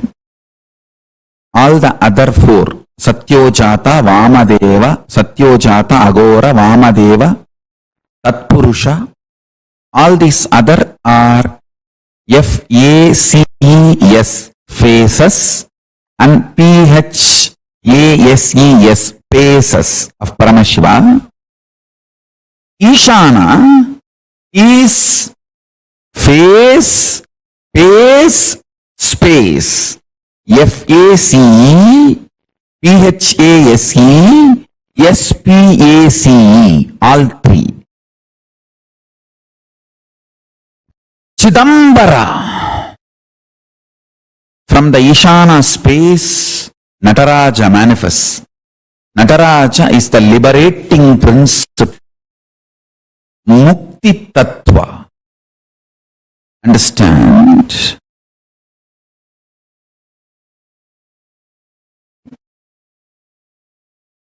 Cosmic dance, Mukti Tattva of Nataraja, cosmic dance of Nataraja.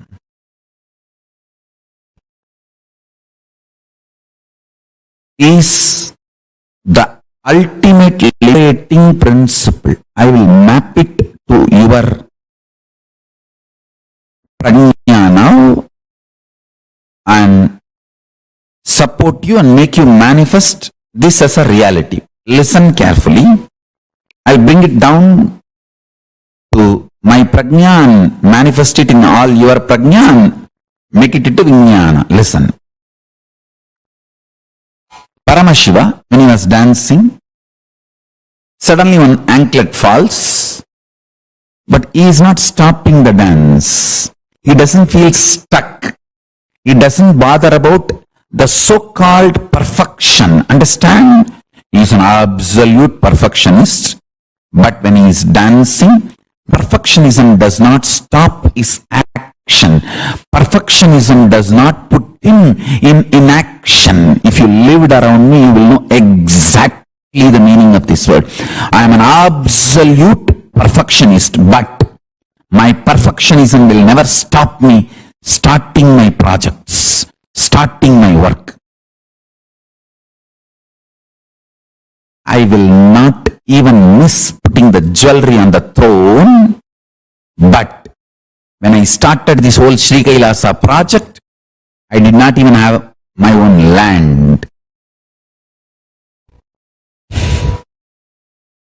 People who live around me, they know how perfectionist I am, but my perfectionism never stops me starting new projects or venturing into projects. He continues to dance and Adisesha rushes and ties himself and makes himself as an anklet, and Paramashiva continues to dance.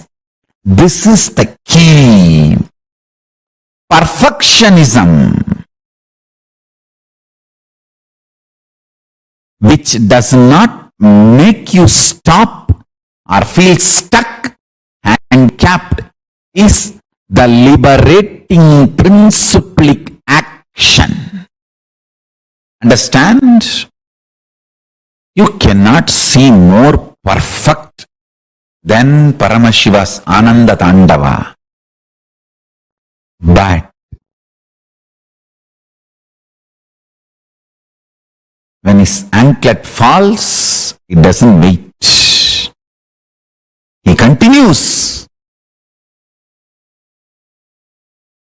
In your life, either you give up perfectionism or you give up beginning, initiating, continuously moving.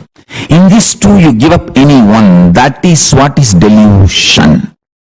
Listen, feeling stuck is the only sin in the life.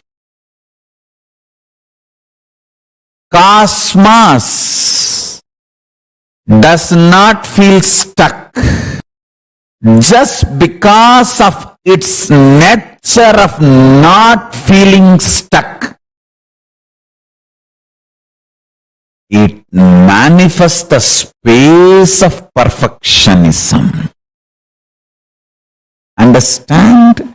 Listen to what I am talking intensely. Intense action. Start 10 projects. If you are stuck, feeling stuck in one project, go on be doing other 9. By the time you're pushing the other 9, this feeling stuck will dissolve. Understand, there is no such thing as stuck in reality. It is always only feeling stuck. Eschatology does not exist in Paramashivam Jnana. Everything is ontology. There is no end. Understand that. There is no end. Paramashiva Tandava of cosmos.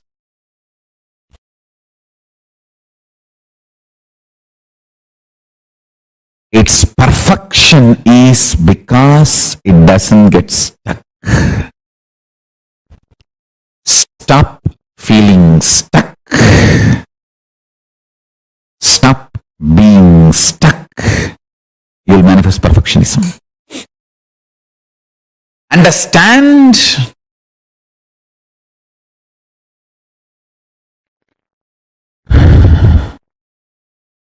Don't give up on perfectionism, but don't stop actions. Binary logic teaches you, if you want to be perfect, start late after preparing everything. Multidimensional logic teaches you, only by your action you will reach the perfection. You will manifest the perfection. Do not give up on perfection, but do not stop acting. Understand? Enlightenment is ultimate, not final. It is constant happening.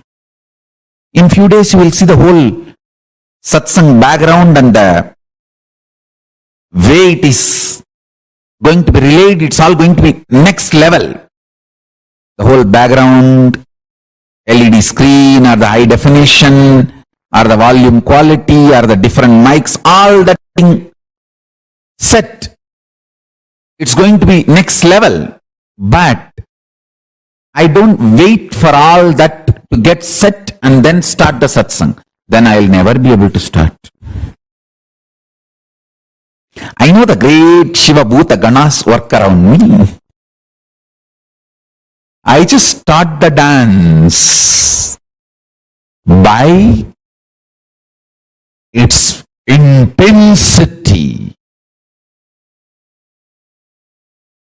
Perfection to perfection to perfection to perfection manifests. Not imperfection to perfection. No. perfection to perfection to perfection to perfection to perfection to perfection manifests. Listen carefully.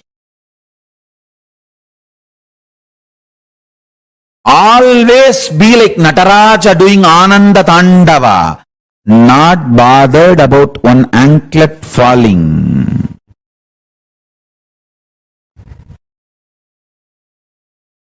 Not bothered about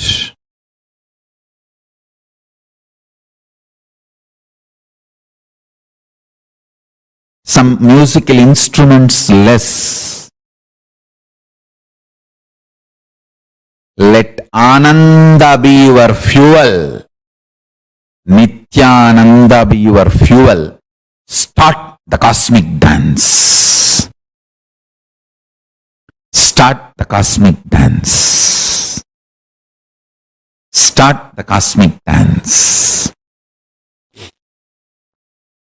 I tell you,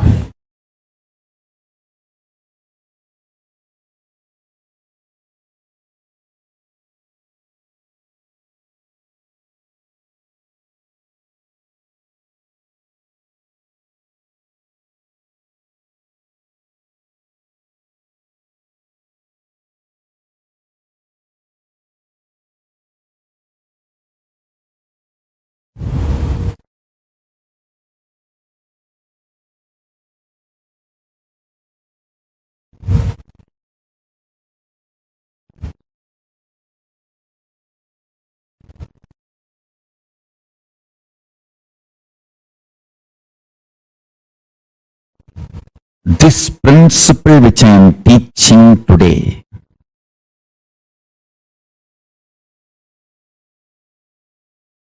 always manifest ultimate. Don't feel stuck, but know it very clearly, it is not final.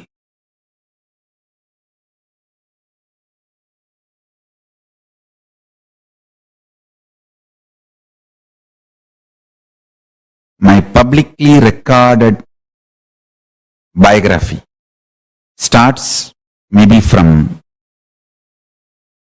1990, because that's when the first evidences and records, earliest records of my gurus initiating me or giving me the mantras and those books, papers, notebooks, write-ups, all that we are recovering, retrieving.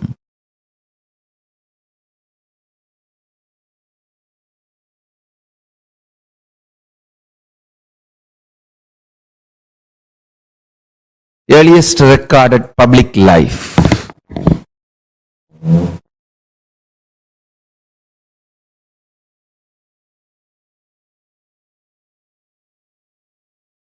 We are also getting all the more detailed evidences, documents, thanks to autobiography team.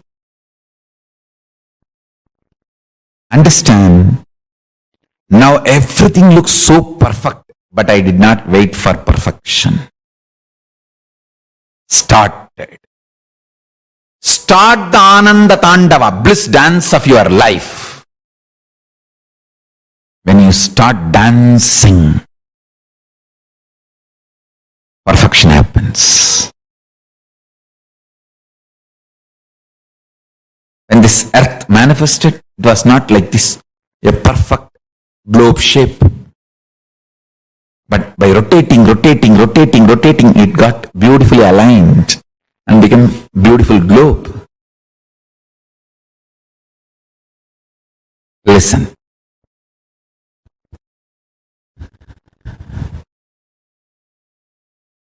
When I look back into my life, how Arunagiri Yogeshwara has installed this powerful cognition into my system.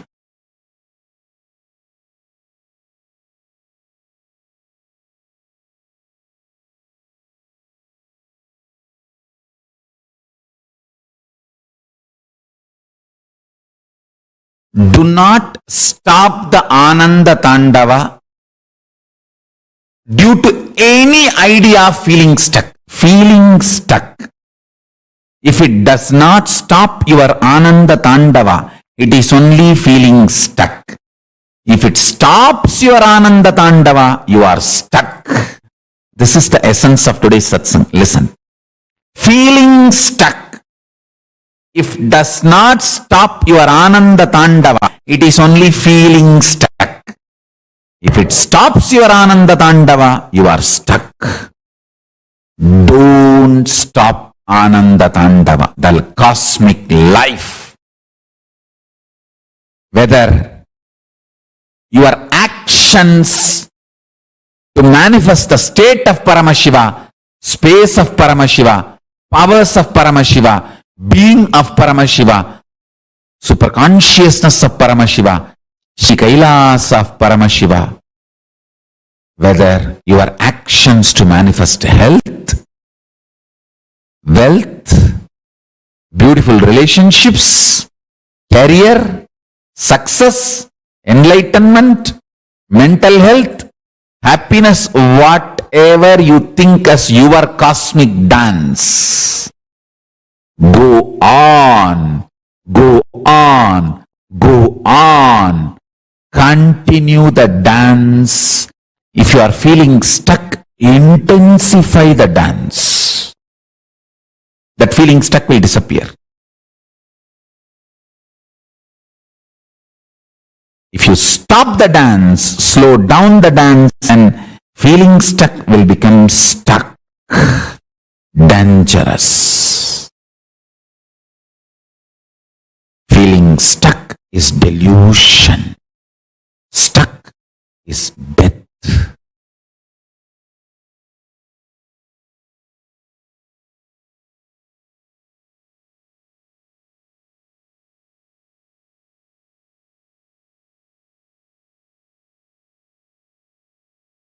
Don't stop.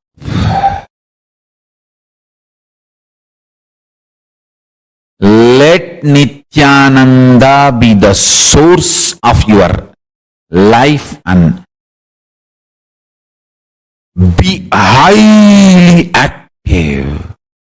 You will become life positive, and all the perfectionism of Paramashiva will manifest through you. Understand the epistemology of Paramashiva Jnana. Epistemology is a branch of philosophy that investigates the origin, nature, methods, and limits of human knowledge. Feeling stuck is the worst thing binary logic does to you.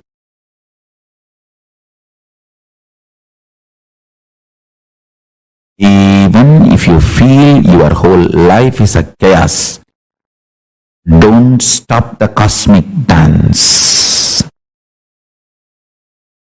Continue to dance. Manifest, manifest, manifest. Continuing to dance. Nithya is the brand of Nithyananda. Understand one thing. Do not be stuck in anything.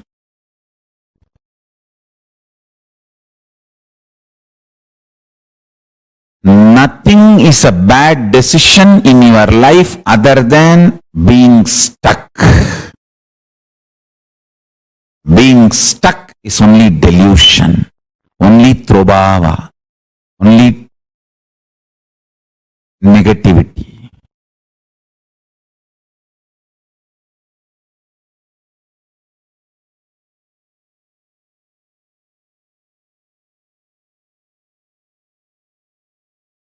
Epistemology of the human nature. Understand? The origin, nature, methods, and limits of human knowledge. I am teaching you the epistemology of Paramashiva Jnana. Essence of epistemology of Paramashiva Jnana. Be like Nataraja. Continue dancing.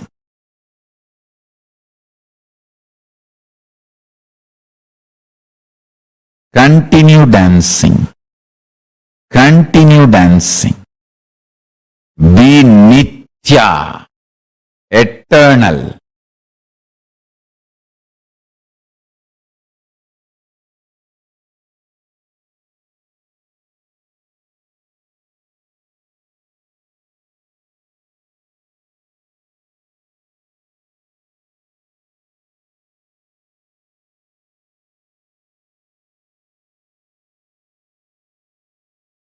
Nothing is wrong decision if your whole life is seen together other than feeling stuck or being stuck.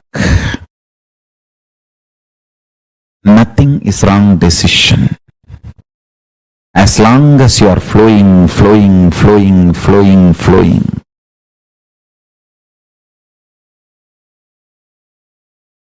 Nothing is a wrong decision. As long as you are flowing, flowing, flowing.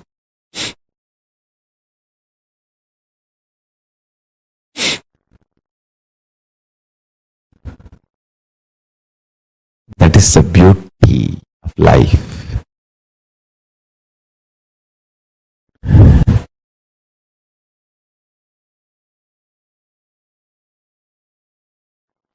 Paramashiva assumes form at many times, comes to earth for various reasons, and even goes and stays inside the civilization inside the earth.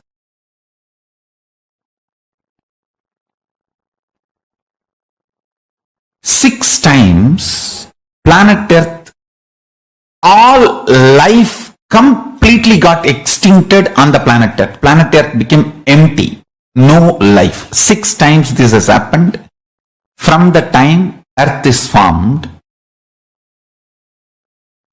Every time Paramashiva sent life back to planet earth, those 6 times only we worship 6 Abhishekams of Nataraja.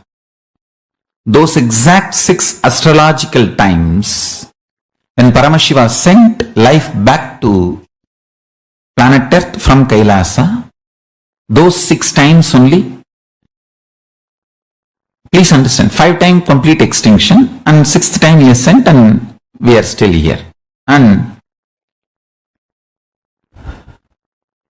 6 times he sent life, super consciousness back to planet earth.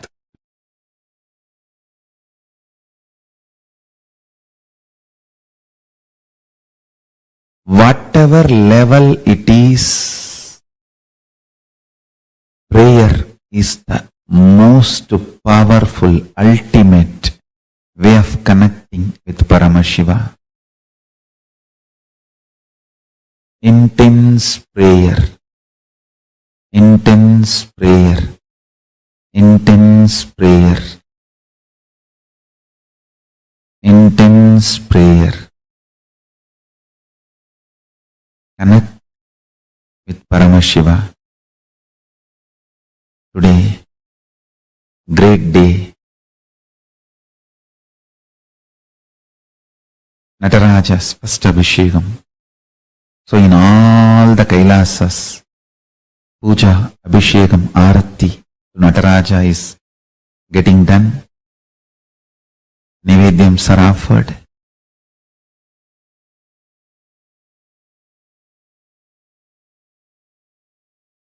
Let's connect with Nataraja, receive his blessings.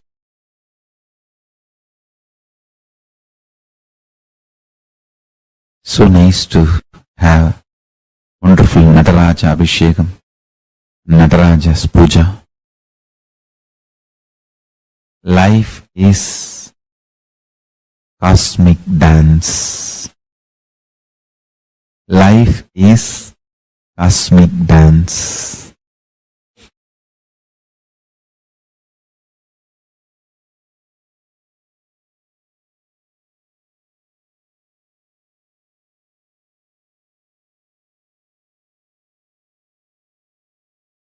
nothing compared to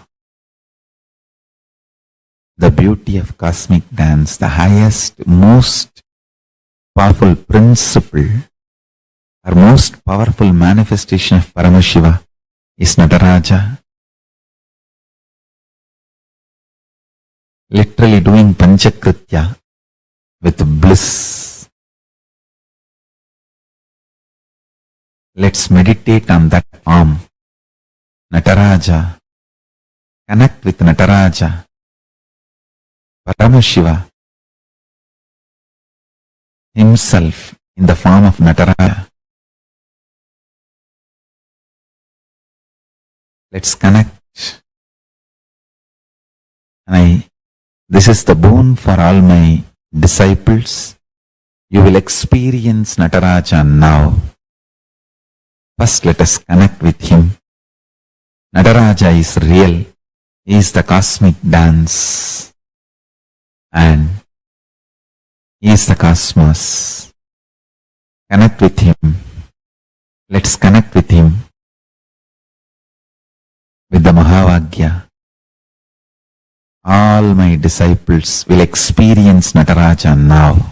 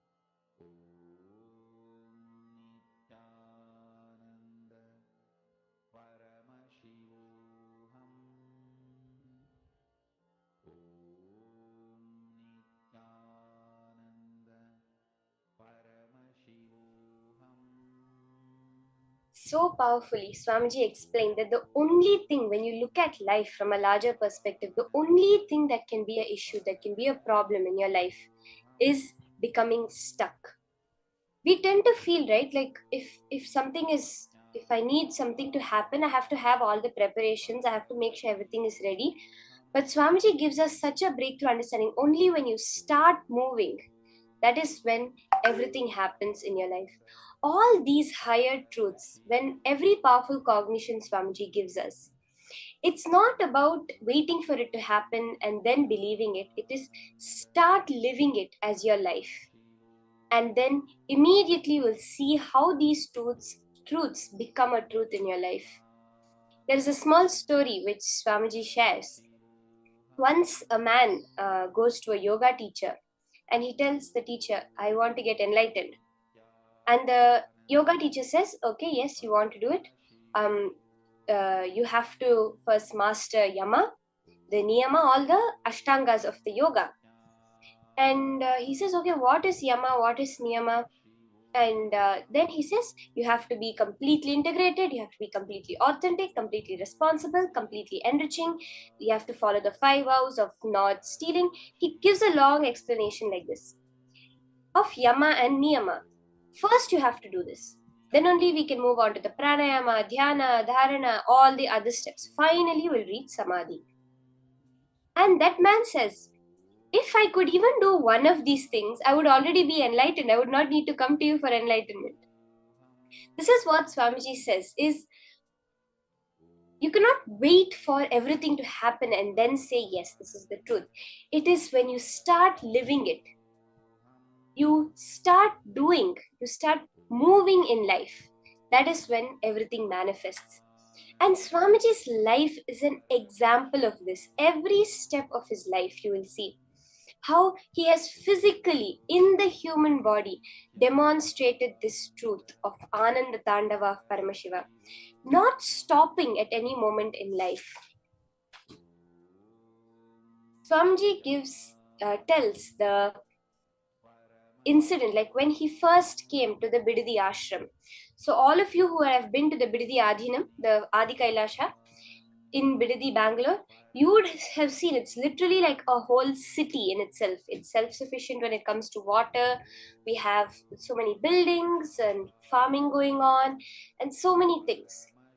When Swamiji first moved to Bidadi, it was a just evacuated snake farm. It was actually a snake area where different variety of snakes were bred. And when they were moving, some 100 to some 200 plus snakes had escaped actually when they were moving. So there was a lot of poisonous snakes roaming around in that area. Even till today, you would have heard of this. In that kind, it was a forest. It was literally, there's nobody. Even till today, there's not that many people other than Aradhinam who live around that area. When Swamiji moved there, so there were many devotees with him at that time. They all said, Swamiji, you stay with us. We'll get the basic construction and the safety and all in place. Then you can move in. Swamiji said, no, I will stay over here. So Swamiji used to stay. First, there was just a shed. There was just a regular shed with 2 cows where Swamiji used to stay over there. And then Swamiji himself got the clay and baked the first few bricks, the first 70 to 100 bricks, to build the shelter for him to stay. He did not wait for the whole infrastructure to be built. He started moving, and today you see it's a whole city in itself. That first 70 bricks, which Swamiji himself collected the clay, put it in the mold, and baked it and built the first place for Swamiji to stay. That is what is a living example of how you don't wait for perfection to happen. You start and the perfection just automatically follows.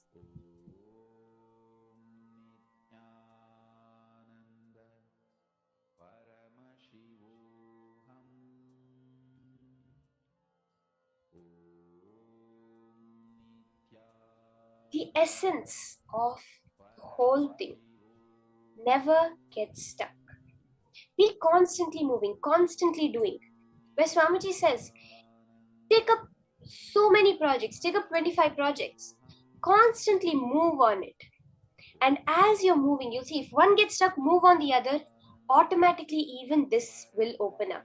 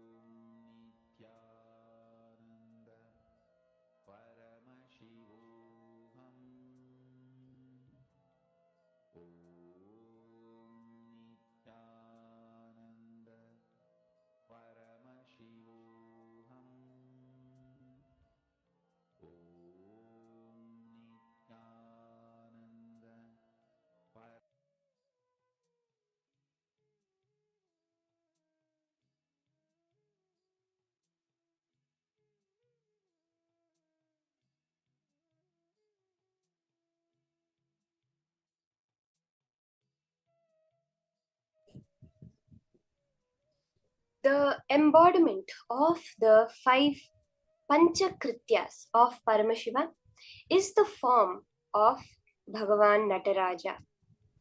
5 actions of superconscious mutation. The Shrishti, the Damaru in his hand, the hand drum, symbolizes the creation, the sound that created the whole universe. That is the Srishti, the creation. Then the Varada Mudra, the Abhaya Mudra, which is the Sthiti, the maintenance, the fear dispelling posture of Swamiji, of Paramashiva, which maintains the universe. The fire which he holds, the Samhara aspect, rejuvenation. Him standing on the demon Apasmara, on the demon Moyalaka,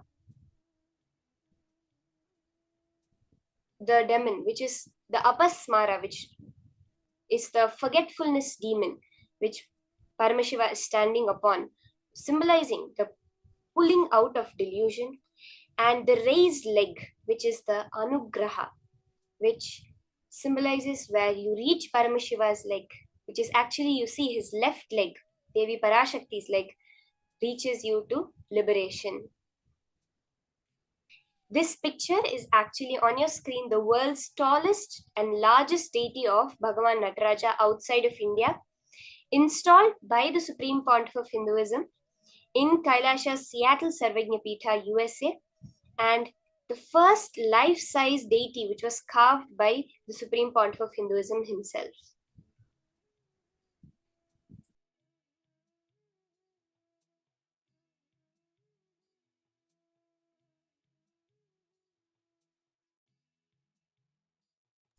As I said, called the Chidambaram of the West. So Chidambaram is the temple in South India, which is where Nataraja, the space dimension, is embodied as Bhagavan Nataraja.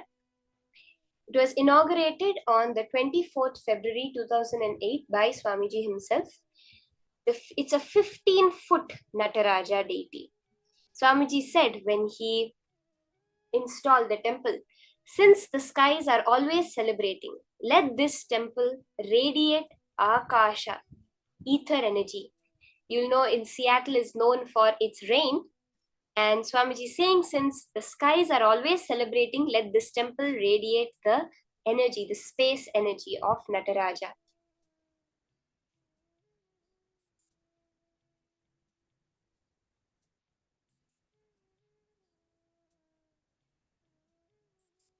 This Bhagavan Nataraja deity is personally carved by the Supreme Pontiff of Hinduism. And Swamiji beautifully shares how he would chant the mantras and carve the deity. In his exact words that he says, I will sit the whole night and carve in Bididi and the workers. They have to support me, help me turn the deity around. It's too big. Sometimes you have to turn to do the side shaping of the face, side shaping of the body. So the workers have to be there supporting me, helping me. This is the first life-size deity that Swamiji himself carved with his own hands. Today we have the huge sacred arts department, but this is what is the first step, not being stuck because of no resources, because of an idea of no supplies, but just moving and how the perfection happens. The SPH continues. In those days, there was no electricity in the Viridi ashram. Only the night torch, the light lamp torch and launder lamp will be there. So in the launder lamp, I would keep a paper with the original Dhyana shloka. Every moment when I would carve, I would be chanting, humming the Dhyana shloka. So beautifully, Swamiji tells how Paramashiva himself has come down as Swamiji, sculpting his own deity.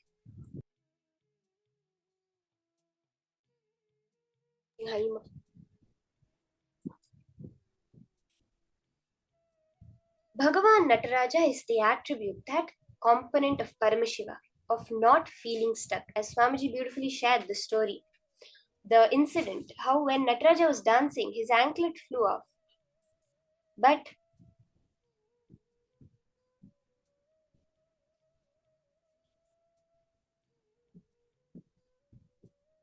automatically the perfection manifests. This was Swamiji's vision for the temple. He himself used to sit and personally carve the deities. There are so many deities across the US, the United States, and across the whole world, which were physically carved by Swamiji. That was the passion Swamiji had for the whole science.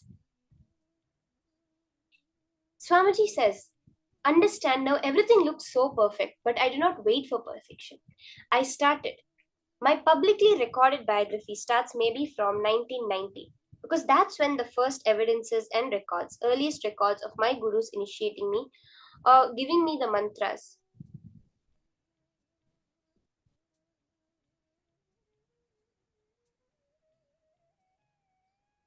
Books, papers, write-ups are available. Swamiji says, start the Ananda Tandava, bliss dance of your life. When you start dancing, perfection happens. Always manifest the ultimate. Don't feel stuck. How many of you have physically seen Swamiji's passion in the way he manifested, how he started with that whole idea, the whole cognition out of which Swamiji has manifested his life? When you are building the boat, while you're swimming, build the boat. While you're building the boat, build the ship. While you're building the ship, build the bridge. When Swamiji was there in Bidadi, actually, he did not even have a roof over his head. As I had shared, he had only a simple shed. But he did not wait for the perfection, for the whole infrastructure to manifest. He just did it. He made it happen through constant action, through constant happening, not getting stuck at any point. You can see from his childhood how so many things have started getting documented in his life, where you see in this picture the box of Rudraksha malas and Rudrakshas which Swamiji used in his childhood. At that youngest age, from then building up, not waiting for some money to come, for some people to come, for some infrastructure to happen, but with whatever he had. On the other side, you see the traditional malas that Swamiji used to use for his Shabrimala Yatra, the temple in South India, which is dedicated to Ayyappa, which is the energy of Paramashiva and Mahavishnu.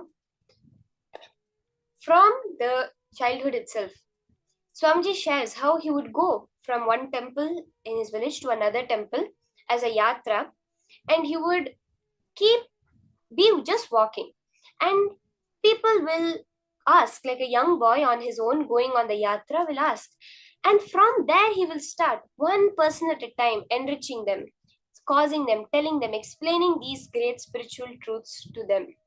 Swamiji never waited for people to come. He went one person at a time. For each one of us, I think we all can share in our life how it was Swamiji that personally how he has attended to each one of us.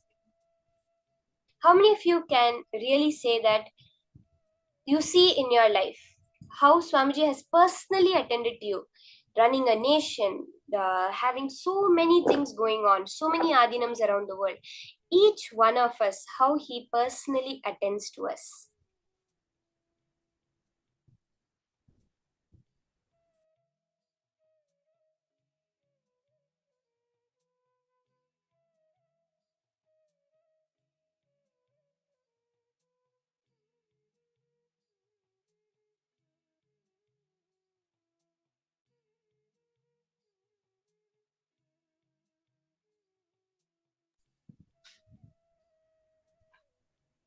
We see other more biographical records from the life of Swamiji from age 3, 1981.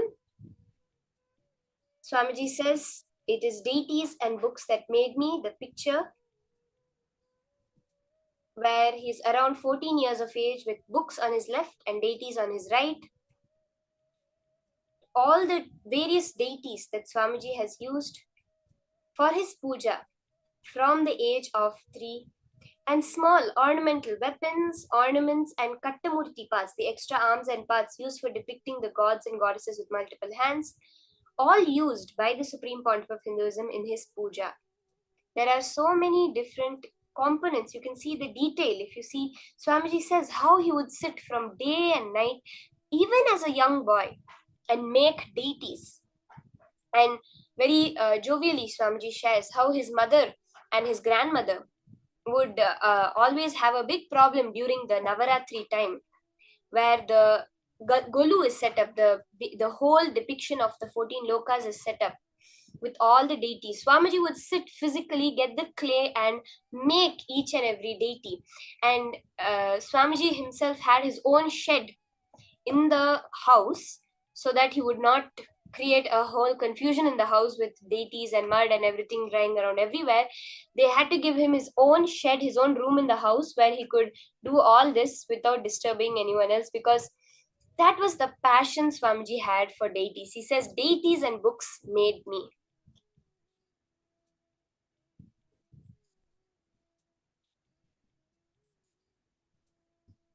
There from age 10, where Swamiji carved physically, the very famous incident where Swamiji carved the deity of Devi Parashakti of Bhuvaneshwari of the Sri Chakra. He carved a perfect Sri Chakra. And Devi Mahalakshmi, all carved personally by the Supreme Pontiff of Hinduism. We have other more records. See, all these are the hard work that Swamiji has put in. The way we see that Swamiji never stopped, he never waited for something to come to him, but he made everything happen by his constant activism. We see a depiction of Arunagiri Yogeshwara and Swamiji as guided by him, guided by Swamiji himself. Here we see many things, many items that Swamiji had given to him, gifted to him by Arunagiri Yogeshwara. We have the Vibhuti bag gifted by Arunagiri Yogeshwara, the wooden padukas gifted by Arunagiri Yogeshwara, gifted to Arunagiri Yogeshwara by Swamiji, where till today you can see the imprint of Arunagiri Yogeshwara's feet. A small capsule where the Supreme Pontiff of Hinduism kept the Aushadha that Arunagiri Yogeshwara had given him.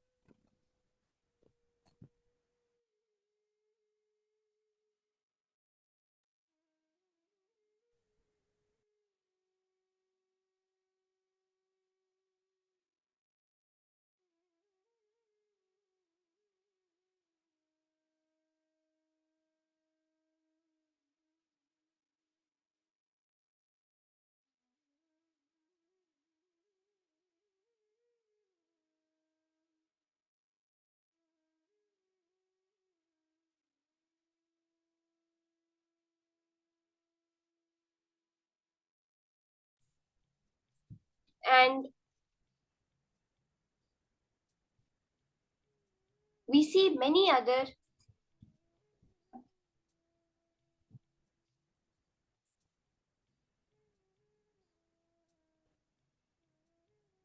records from Swamiji's life. A kavi, a sacred cloth given to Swamiji by Arunagiri Yogeshwara in the ethereal plane of the banyan tree on Arunachala. It is among the few items on planet Earth to have been transported from a different dimension of the universe itself.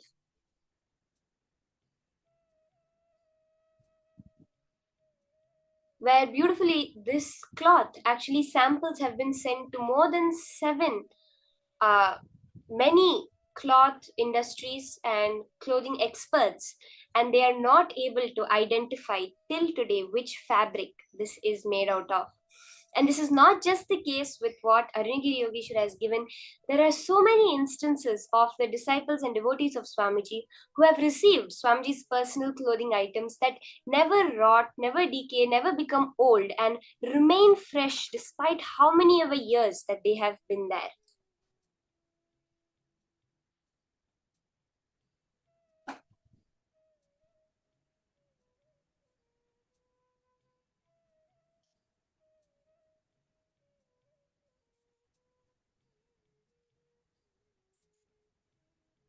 There is a iconic photograph of the Supreme Pontiff of Hinduism at age 12 in 1990.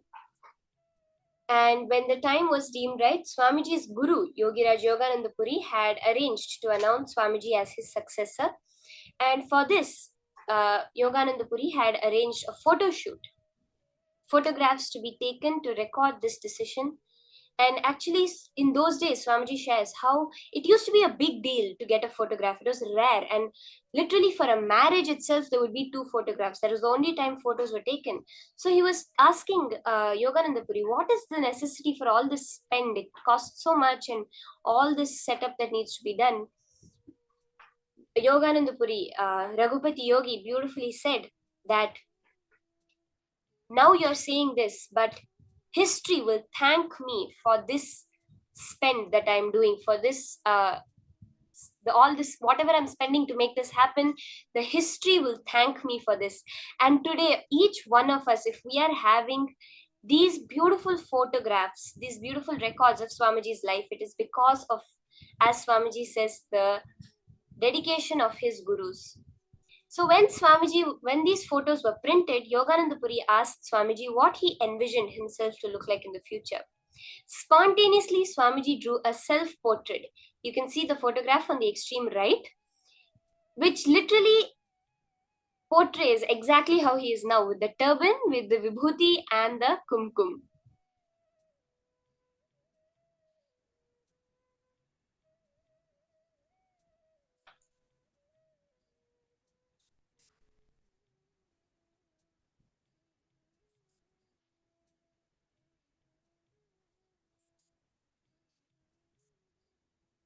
There are so many more biographical records. This is age 10 to 12, 1988 to 1990, where from Sri Narayana Swami Pillai, one of Swamiji's gurus, had given several handwritten initiations with sacred mantras to Swamiji to chant for the consecration of particular aushadas. And from Annamalai Swamigal, who was a great disciple, great devotee of Bhagavan Ramana Maharshi, where Swamiji had been given from him his personal diary.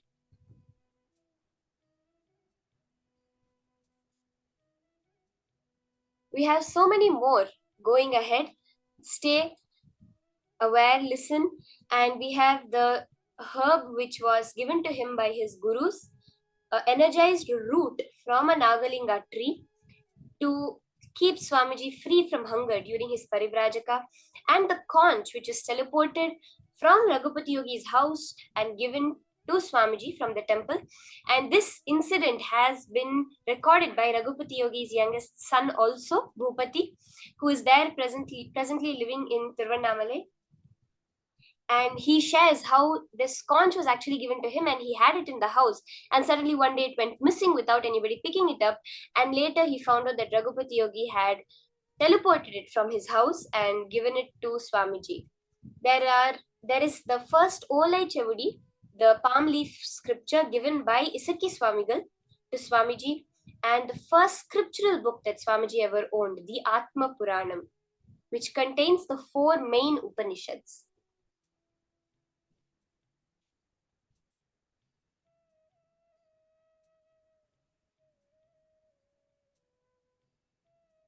This photograph, such a beautiful photograph of Swamiji in what is now known as the Ananda Gandha cave, the Ananda Gandha Guha, where Swamiji was taken during a period of the first great pause, which was defined by long hours of meditation in the caves of the Arunachala hill.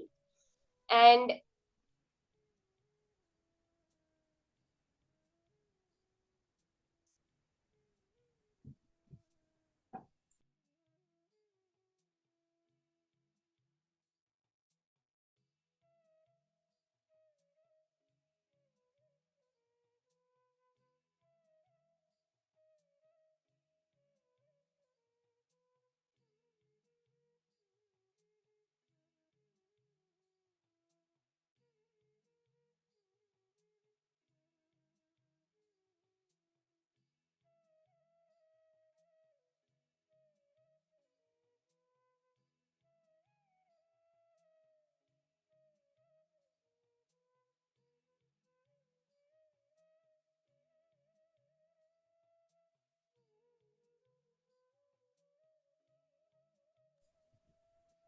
like this, we see so many records from Swamiji's life. How many of you had even have seen any of these before?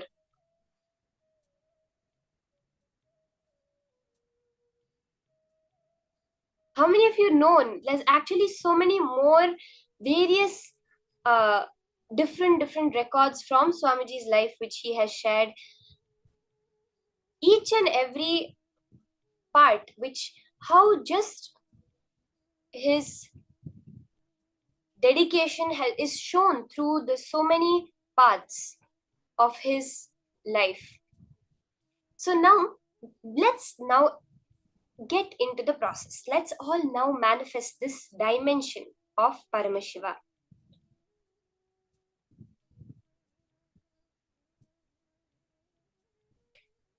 Perfectionism is that which does not make you feel stopped or stuck, handicapped, is the liberating principalic action. Now, how many of you understood this whole thing? Can we all post a small understanding in the chat of what all we understood about perfectionism? Because you'll see in your life where you say that, okay, I can either be perfect, I have to make everything happen, or else I have to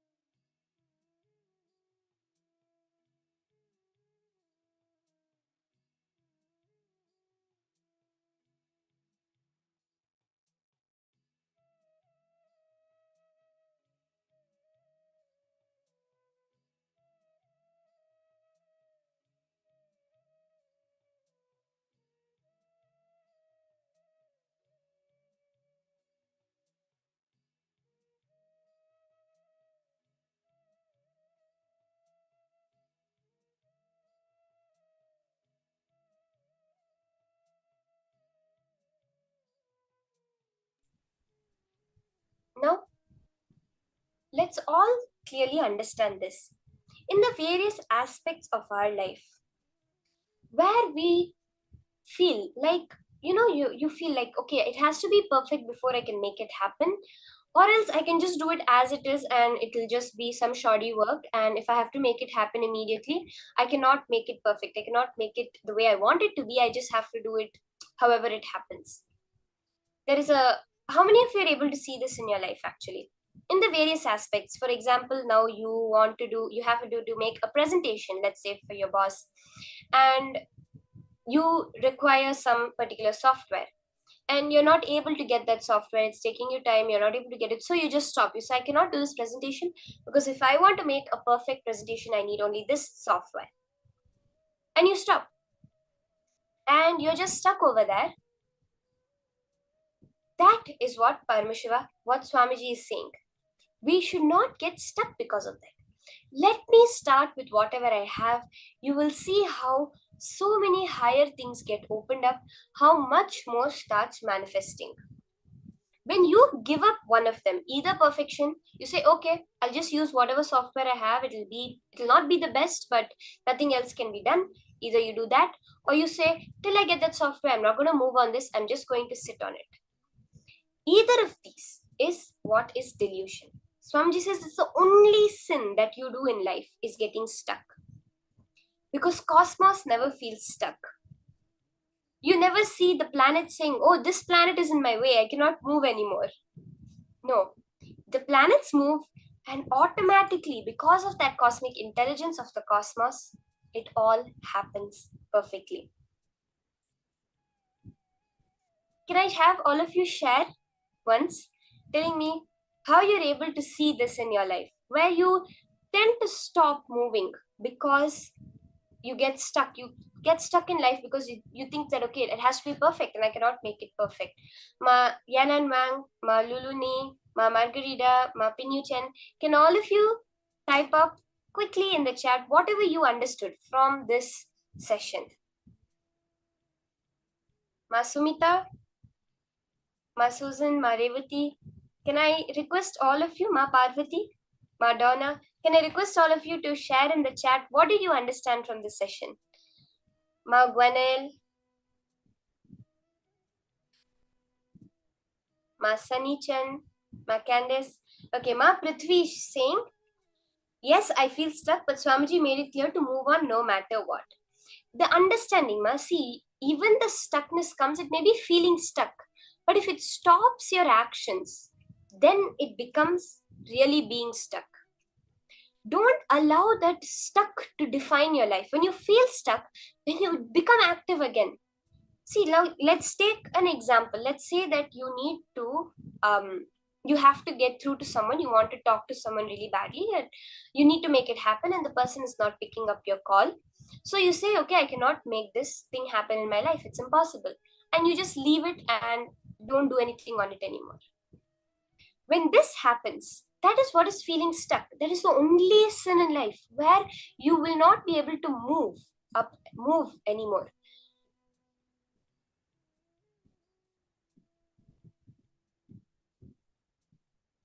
Because Swamiji says that you can either expand or shrink. There's no such thing as stopping. So when you get stuck, what actually happens is the expansion stops and shrinking starts. So let's say you want to start a business. You think first, okay, let me get a good place. Let me get some good client people who I'm going to hire, some good employees. Let everything be in place. Let me get the money, and then I'll start. And then you're waiting for these things to happen. You wait and wait and wait, and you're just stuck over there, and you never start the business you want to. It happens in so many aspects of our life. You really want to become healthy, and you want to work on your body, make yourself healthy, but you don't have the time to go to gym. You don't have the time, the equipment, the energy to do it. So you say, okay, I'll do it later when everything is set in my life. Then when I have all the time I need, when my family is completely settled, I have no more financial issues, then I'll start working on my health. And you never start until it's too late. Yes, Ma Yunjin Chin is saying, keep working, and do not feel stuck in any action. Keep moving, keep being active. Just let activism be your lifestyle. And do not, yes, Ma Yunjin Chin, you have got a very beautiful point.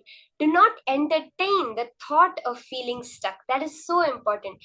Because many times we start to think that it's okay to be stuck in life. And that is where the biggest problem starts.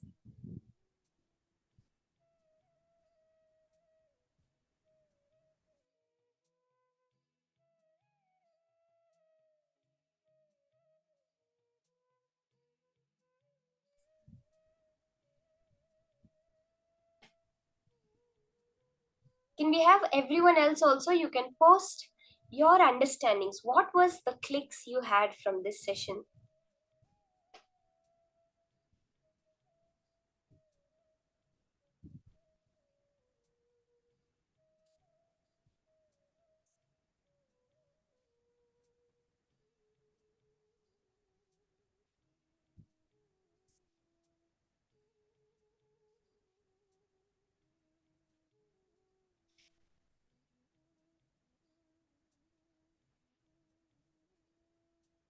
Okay, Ma Mahaguhamba has shared.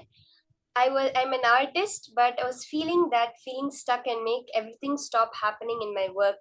Yes, Ma Mahaguhamba. Today in the darshan, you will see how so much energy will just flow through you, and ma, this click you have had will reflect directly in your life and in your power manifestation. This is, I can guarantee it to you, ma.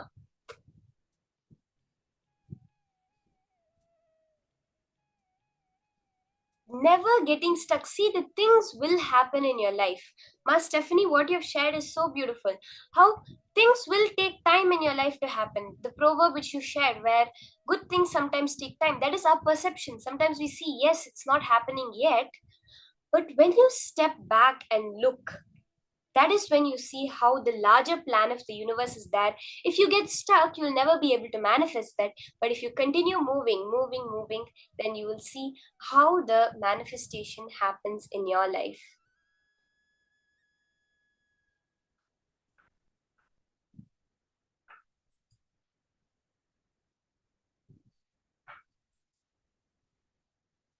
Now let's do a quick exercise.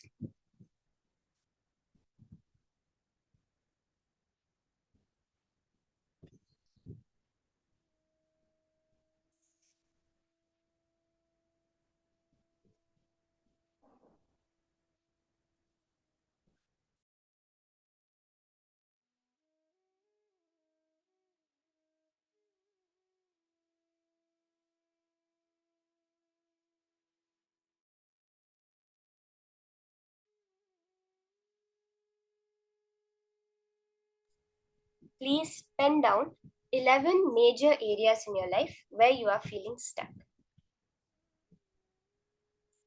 Let's take the example of you want to increase your monthly income, but you do not know how, and your current job is not giving you the financial freedom you want. It's taking up all your time and energy. Neither have the time to look for other options, nor able to grow in your current job, and you feel stuck. So this is one example. Or else you really want to develop a good business partnership with someone you know, but they're not, somehow you're not able to get in touch with them, nor you're able to find someone else. So you're stuck in this. Like this, we may feel stuck in multiple dimensions of our life: health, relationships, career. Ma Guhamba, Ma Maha Guhamba, you can also pen down this. Where all you're feeling stuck in your life. Swamiji says that when you are able to diagnose the problem, the only thing to find a solution is diagnosing the problem right. So let's sit for a few minutes and pen down all the areas of our life where we are feeling stuck.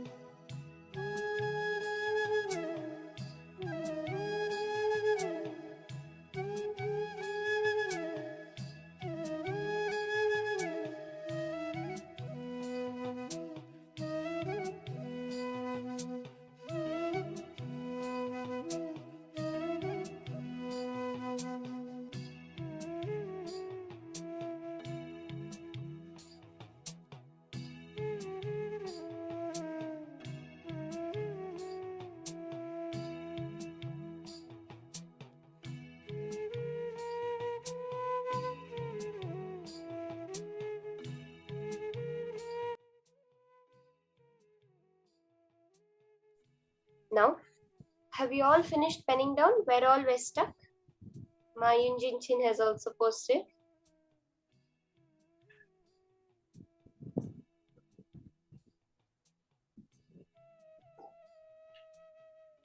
Did we all finish? Ma Kareen, Ma Sharmin, Ma Mahaguhamba, Maxi Chen. Have you all finished penning down? Now we can move on to the second step.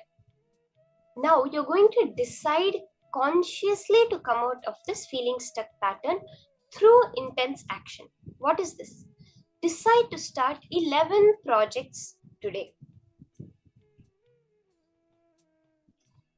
Now you're going to decide to start multiple projects. See, everywhere you're stuck, decide to take it to the next level.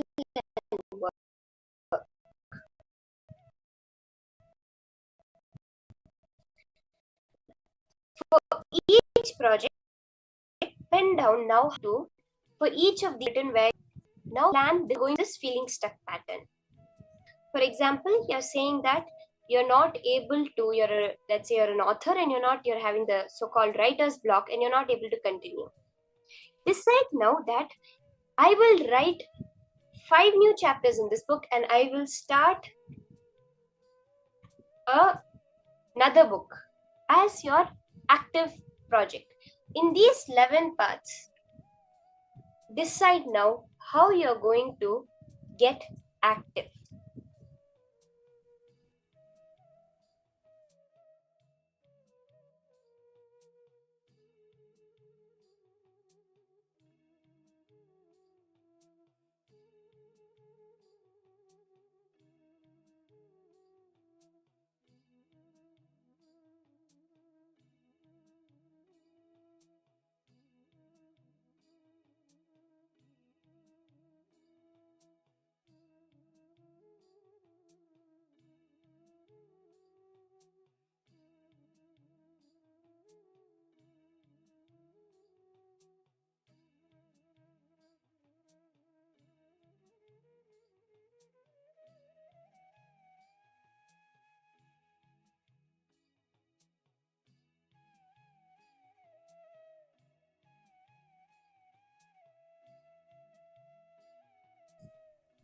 If you're doing 2 projects, take up 5. Expand. In all the places you see that you are stuck, expand in those places. Become intensely active in every situation of your life.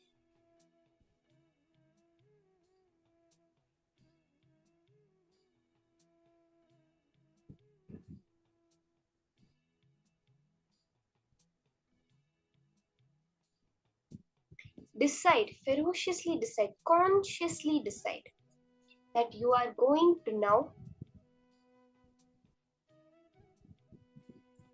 expand, not encourage this feeling stuck in your life at any aspect. There can be no part of my life where I am going to be stuck. Every point, I'm going to only have a constant expansion. Because being stuck means actually shrinking. It is when can we all post our declaration in the chat?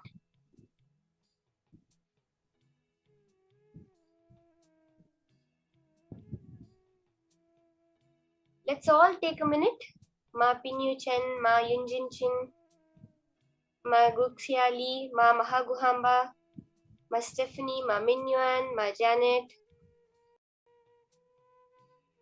Ma Jenny Tran, Ma Candice, all of you, Ma Prithvi, you can all post now. Declare your expansion. See, when we put it in words, we are strengthening that decision in our life. Every time you take a decision from a particular thought current, you are strengthening that thought current in your life.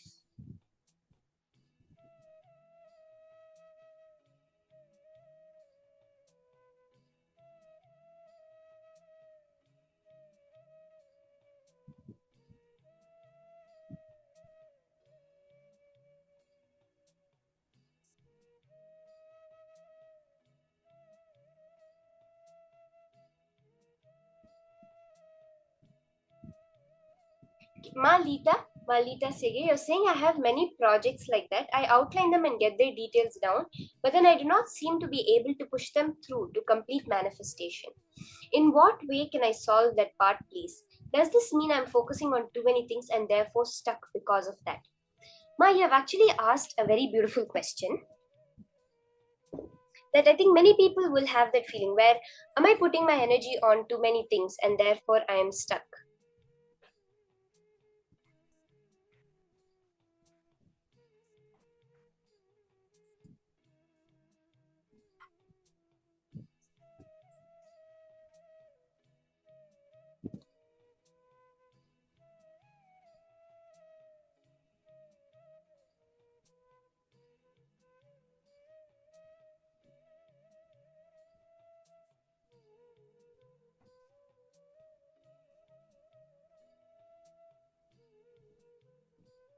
See, there is this fundamental cognition we have. If I put my energy in too many things, then I won't be able to be excellent in one. I won't be able to be successful in one.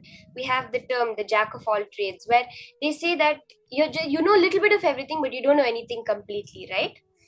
This fundamentally, Swamiji says, is a product of the modern day understanding of division, where everything is divided. If I want to be a successful lawyer, then I have to spend all my time in studying law, in working in law. If I want to be a successful doctor, then I have to spend all my time in that to be successful in that. This idea, Swamiji says, is what causes boredom in life, causes this whole feeling stuck. It is when you put your whole attention on one project is when you feel stuck, ma. Swamiji, you would have heard, you've been attending so many programs, how he says, if you take up 10 projects, you may be successful in 5, you will fail in 5. If you take up 100 projects, you may be successful in 30, and you may be successful, you may fail in 30 projects, but you'll be successful in 100 projects. If you take up 1,000,000 projects, you may fail even in if you take up 1,000 projects, you may fail in 500 projects, but you will be successful in 1,000,000 projects. Because fundamentally it is activism. Swamiji said yesterday during the abundance webinar, when you increase your activism, just increase your waking hours, abundance will happen. Because you are realizing your true potential. See, ma, fundamentally you are Paramashiva. Malita, you are Paramashiva. You have the capability to manifest universes, sustain universes, destroy universes, rejuvenate universes, delude and liberate universes at the same time over zillions of years in the present moment. This is our true possibility. When we realize this, when we get active, we will realize this, ma. Why is it not becoming a reality? You have to look in and see where you're allowing yourself to be stuck in them. Why are you feeling you can't manifest them? Sometimes we feel, oh, I do not have enough time. This is the biggest thing that all of us feel. I do not have enough time.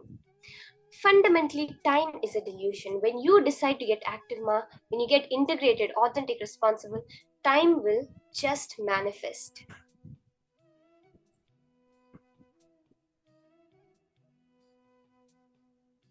Ma, if you're finding yourself stuck in one project, put your attention in another project. That also gets stuck, put it in another. Automatically, that activism will clear up whatever problems are happening. Now, let's enter into the power manifestation. So in the first round, we all connected with the Vayu Deva, with the wind element. Now, in this round, we will be manifesting the power of Vayu Shakti, where we're going to be turning off a flame using the power of wind.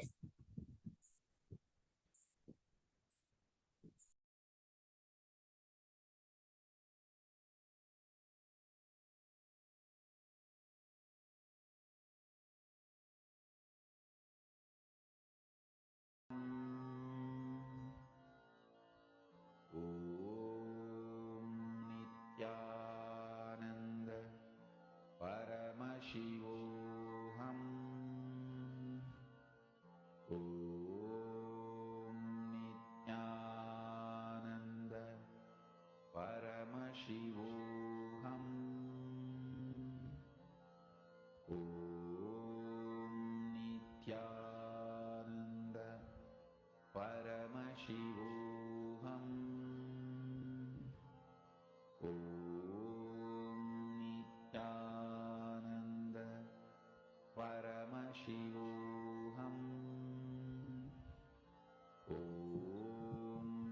So can I request all the participants light a lamp? In this round, we're going to be playing with the wind element to turn off a flame. So I know previously people have raised issues where they're not allowed to have fire in the place where they are. Ma Mahaguhamba, thank you Ma for posting. You will see how everything gets manifested when you see it from a context of power manifestation, from this new click that you have had. As Nataraja, where all the Panchakrityas are happening simultaneously as a dance, as a play, not with some serious work or some effort that needs to be put in. So if you do not have a lamp, the ability to light a lamp or a candle, you may keep a paper or a feather in your hand, which you're going to, you can keep it in front of you, and with the wind, you're going to blow it. Let's remember again, powerful cognition, connecting from the space of oneness with the nature.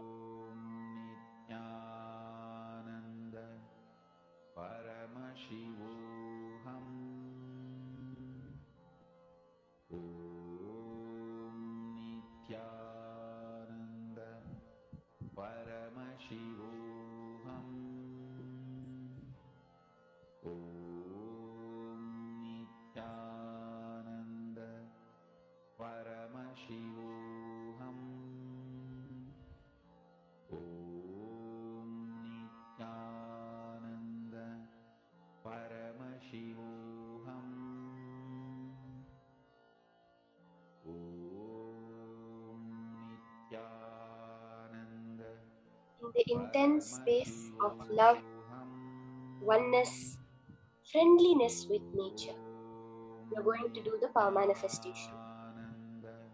Remember, Vayudeva is waiting to respond to you. Swamiji says that Paramashiva is not going to get jealous when you declare Shivoham, when you declare Paramashivoham. He's not going to feel threatened by you. He's waiting to shower himself on you. Just your yes will make him pour through you for the power manifestation to happen.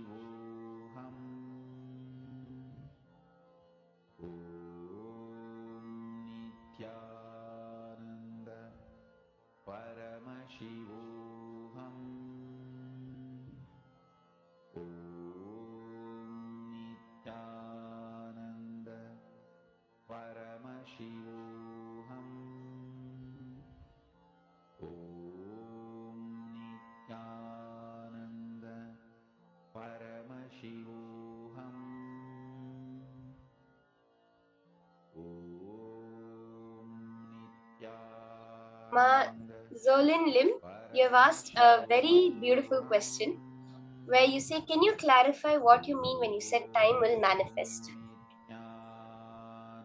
Do you mean that we'll be able to sleep lesser, or we will have more, so we have more time? Or will we experience the illusion that we will have more time to do more things? Thank you. Ma Zolin, I think the first cognition we have to understand, time is an illusion. It's not that we'll experience an illusion. Right now, time itself does not exist. If you actually look at it, right, there is no physical material you can say as time. As humans, we're conditioned to believe only what we see with our eyes, what we hear with our ears, what we experience through our five senses. But actually, there is no experience of time we have other than or as change, right? The only way we experience time is at change, which is actually an illusion. That is why you will see that when you're sitting with your friend where you're having such a great time, you literally lose track of time. Or sometimes in darshan, you'll be like, darshan just started, how come it's already over?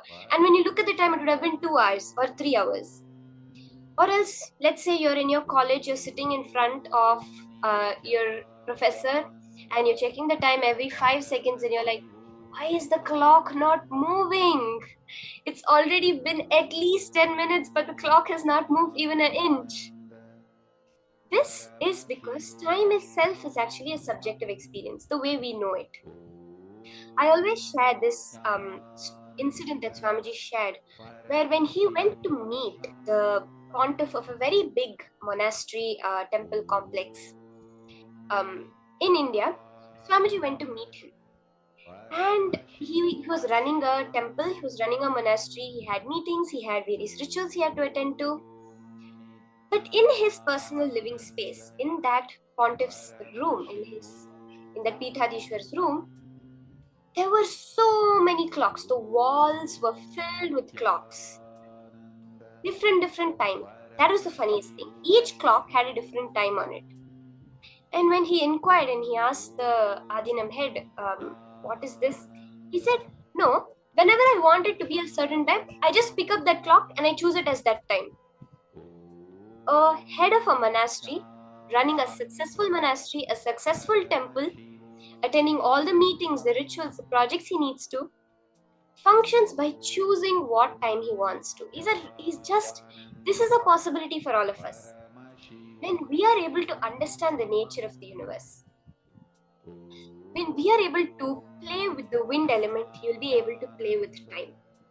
Fundamentally, when you're able to play with the wind element, you're able to play with time. Because our time is actually subjective. It's not a physical entity out there. The amount of gap you have in your thoughts defines your time. That is why in the Swarga Loka, in the Deva Loka, 1 year for us is 1 day for them.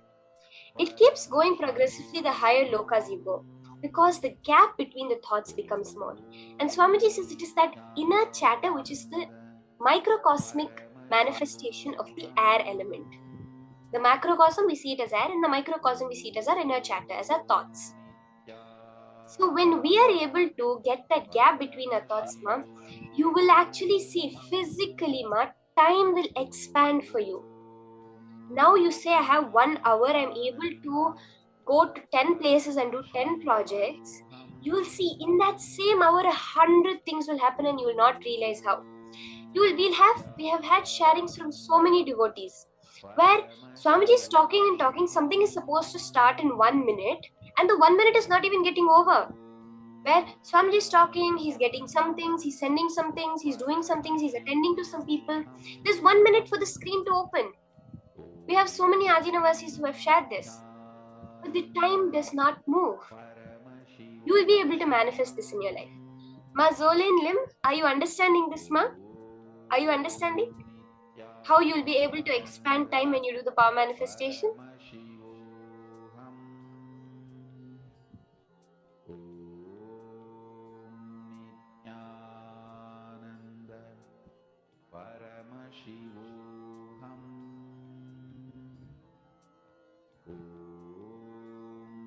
Yes, ma. So let's all, we have a few more minutes to do the power manifestation. Understand that when you play with the wind element, you are directly playing with that aspect of the cosmos. The time of the cosmos you can change. When you play with the earth element, you can directly change the length of the cosmos. When you play with the water element, you can directly change the breadth of the cosmos. When you play with the fire element, you can directly change the depth of the cosmos. And when you play with your space, you are changing the whole ether, the whole akasha of the cosmos. Chant the Mahavakya. Let your inner space become filled with Swamiji. Ma Zolan, if you have been beginning to sleep lesser as a natural process and you have more time to do multiple things without any sort of psychological imbalance and physical imbalance, that is a manifestation. There's a power itself. It's called Kutakesha, which actually is a name of Arjuna also. He's called Gudakesha. Kutakesha power initiation, where you go completely beyond sleep. So ma, if you're manifesting that is awesome. You can make a sharing, share it on the Paramashivam Facebook page. It will be so beautiful for people to understand how you no longer have to have sleep as a defining factor in your life. Let's continue the manifestation.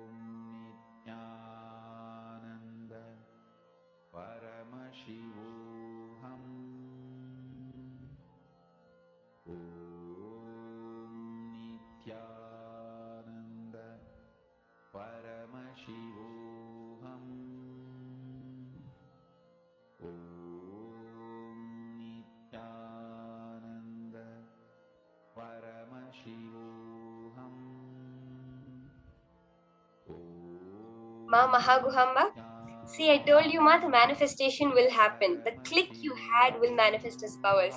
Ma Mahaguhamba has shared, you moved the paper in oneness with Swamiji. That's so beautiful, Ma. See, Ma, that will, you will see, I promise you, I can guarantee you, based on this manifestation, now your whole life will shift. Wherever you're feeling stuck, you will see the manifestation happen, Ma. See, the click is what manifests as powers. It's so important. Ma, you can do it again and again. See, now, master this power.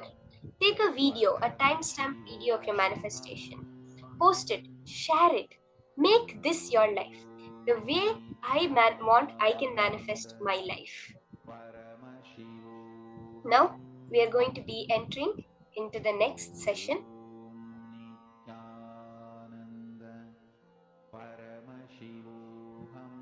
This next session is a very exciting session on DNA. Yes, super DNA. What we are using now is what we call as the junk DNA. The DNA which is only active is right now is the basic 2 strands. But what modern day science calls the junk DNA, Swamiji says it's the Jivatman DNA. It is the part of you that is connected to Paramashiva. So let's now hear from Swamiji about this extraordinary power of super DNA.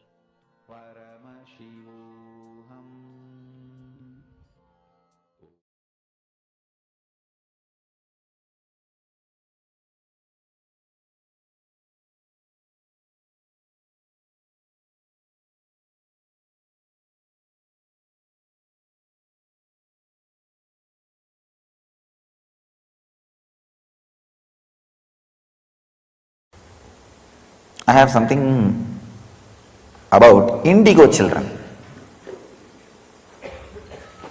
so that you understand the super DNA.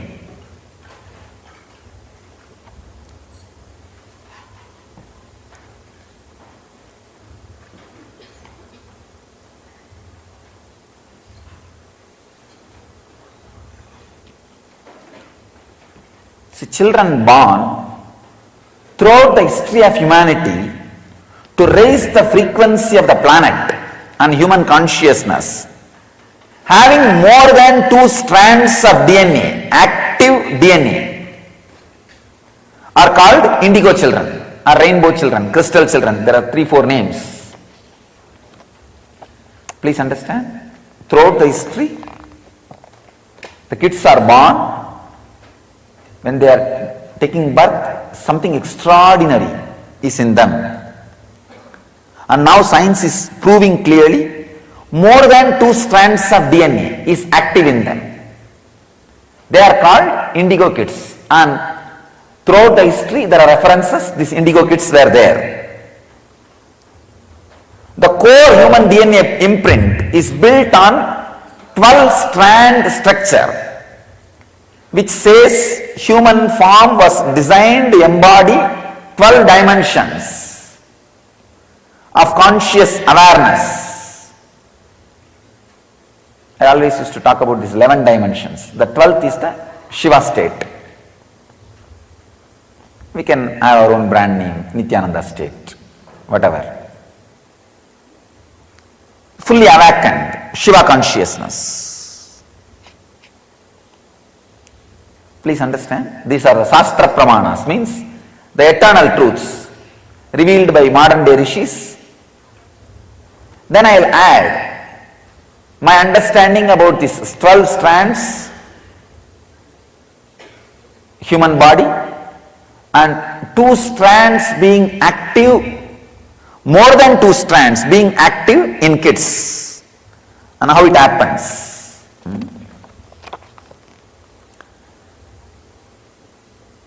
It's from a scientist and researcher, Cheryl Kakshialansa. The junk DNA or a dormant DNA activation is a tremendous gift to accelerate the spiritual awakening of collective consciousness on the planet. This is a quotation, means some research from that person. A person with 2 strands of DNA with only 1 strand active is like a computer with access to only 16 MB RAM memory. Can run only few programs.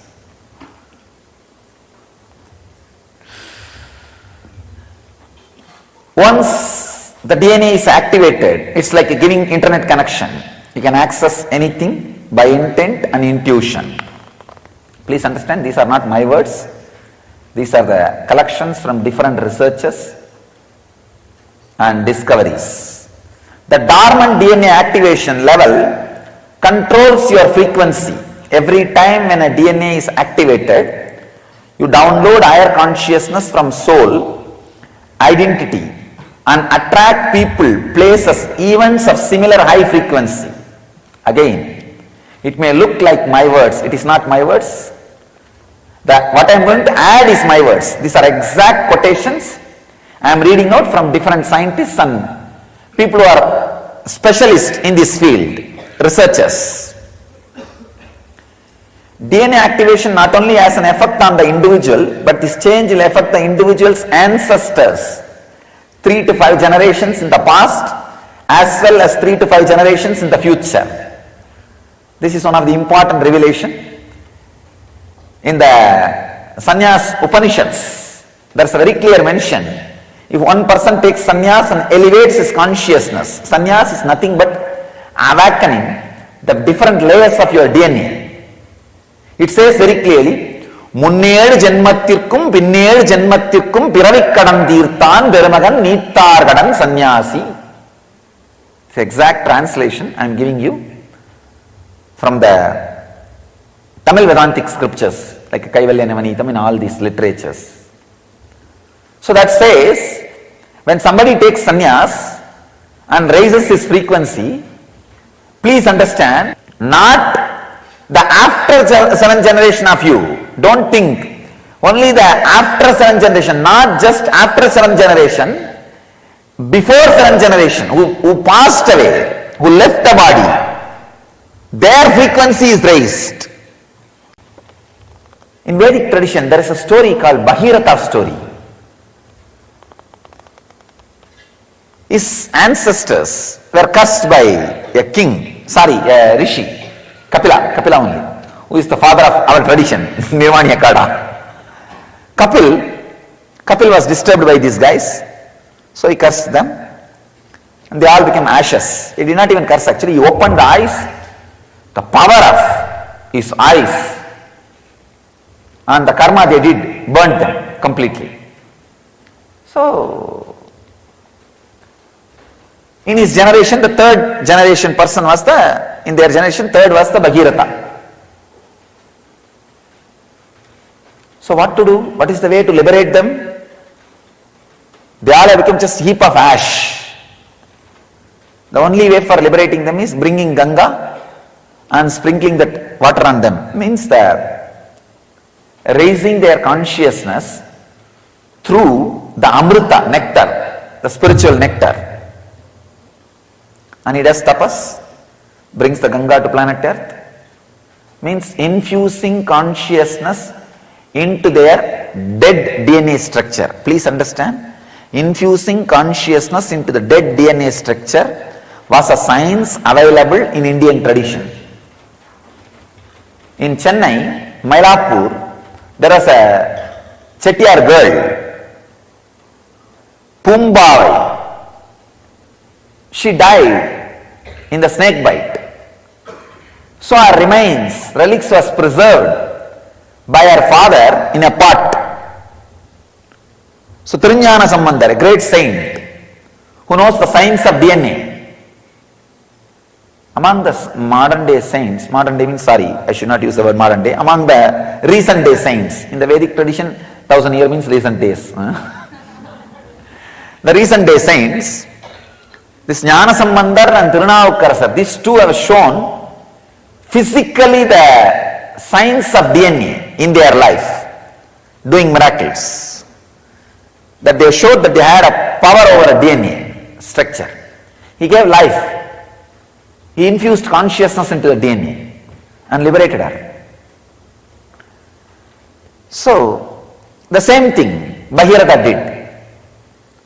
Please understand, when you raise the frequency of your DNA, you can connect with 7th generation wherever, whatever state they are in. If they already taken new birth, you can elevate them. I tell you, many of you guys have come to me because your sons have raised their frequency. Your 2 generations before son has raised his frequency. So suddenly, for no reason, you feel connected to me.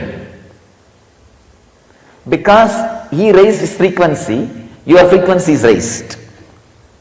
And you do not even know why you decided to come and be with a Swami.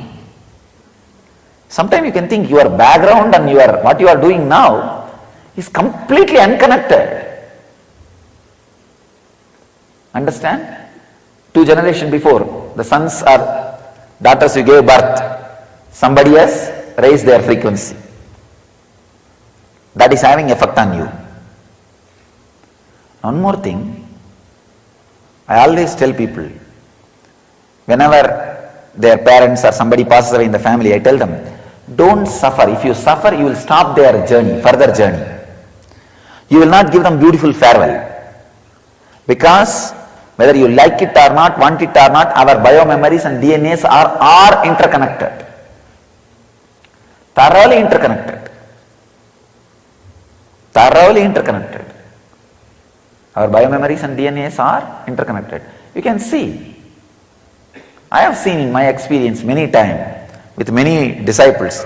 If the father or mother passed away, even though they are not physically attached, psychologically attached, suddenly physically they will be down. And the suffering and pain will be there. Because the biomemory is down. Biomemory is down. So, if you elevate your consciousness, naturally like Bhagirata, you will infuse life into the DNA structure of your ancestors and raise their very frequency. If they are in Pitruloka, you will promote them to a higher level. If they are in Bhuloka, you will elevate them to higher consciousness. Wherever they are, see, it's like when you beat the water, both sides, the water will splash. Same way, when you beat the consciousness and raise yourself, not just future, even the past will be raised. Because, one more thing, unfortunately you can only see future. You do not have the energy to look into the past, but I can see past, that's why I am telling you it is possible. It is possible. It is just possible.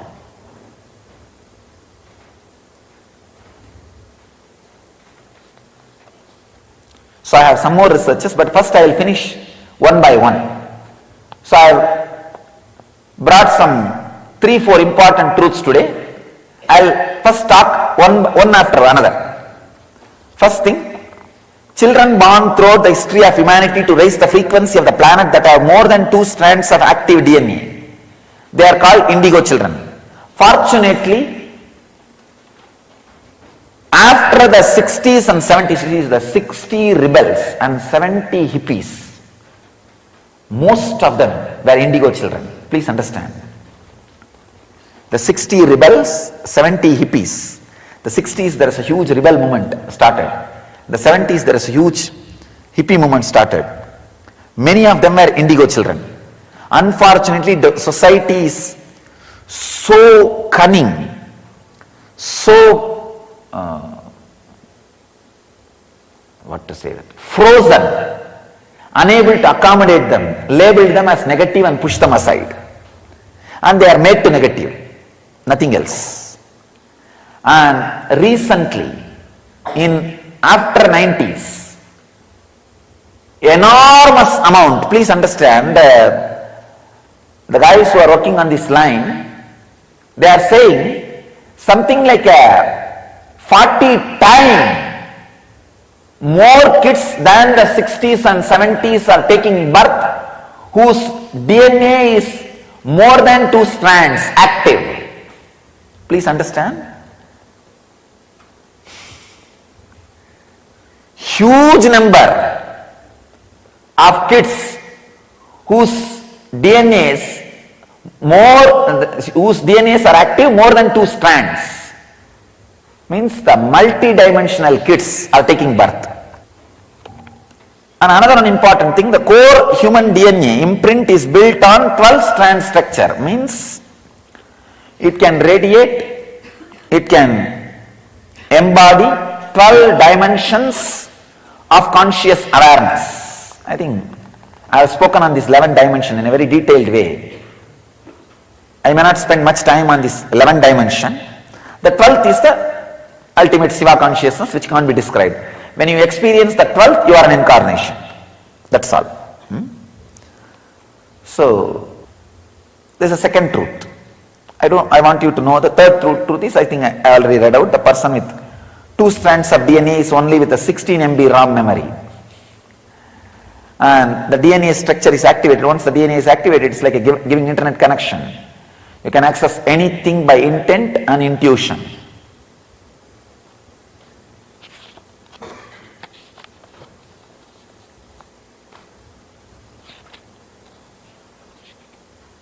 So all other things as I read out. First I wanted to explain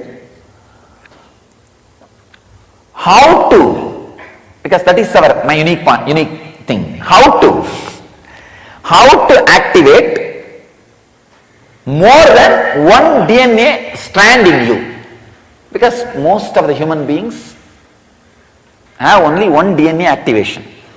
When you become a seeker, ready to take the risk of renouncing the sensual pleasure for something which you don't understand, the second DNA gets awakened. Second strand DNA gets awakened.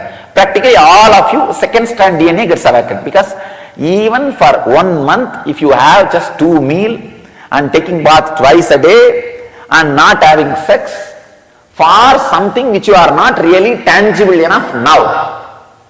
See, at least none of you have any tangible idea why you are doing that. Maybe you have the trust over Apta Pramana.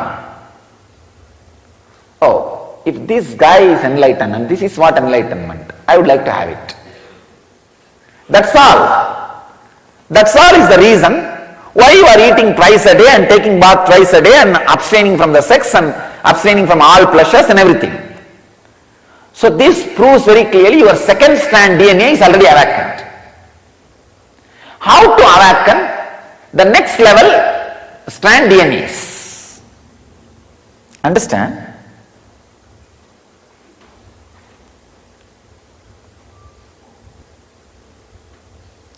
I'll give you exact that how. I don't want to use the old words. If I use the old words, you will say, oh, I know about it, it's okay. I tried it, not working out, so I am not going to be, I will not be able to awaken the third strand of DNA. No, you can. You can. Please understand. Remember who you are really. Remember who you are really. So naturally, like a lump you will feel, one part is that identity which you are showing to the world. Then one part will say, no, this is not, because this changes. I myself can convince myself to change the identity which I am projecting to the world in half an hour and can change it into another one. Is it not?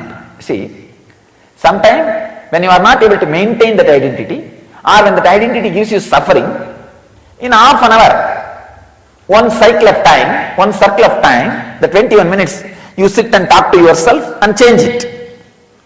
Is it not? Then how can you be that? Not. It's liquid. It's changing. How can that be the me? No. Then what is me? What is me? In few minutes, naturally, you will feel there is some point in which you are cornering you. What is me?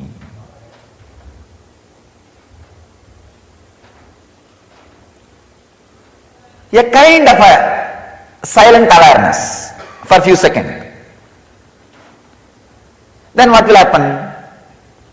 Because you are not able to be in the pressure of cornering you, it just gets bumped. It goes away to some subject or object, or it goes away something, and this idea gets lost. Means the third DNA, third strand DNA you are touching, but it is kicking you back. Hey, get out, don't come here. I am not interested in waking up now. I want to sleep a little more time. That is where you need seeking. Telling, no, I am not just going to build my body, I am going to build my DNA structure. I tell you, with seeking, do weightlifting. That will get into your DNA structure. With awareness, when you lift the weight, feel the tremendous pressure, not pain. Understand, when you are with awareness, it will never be a pain. It can only be called as pressure on your muscles and system. With that heavy pressure, but decide, no. I feel by this lifting, I'll change my DNA structure because Swamiji has told, I am going to do that.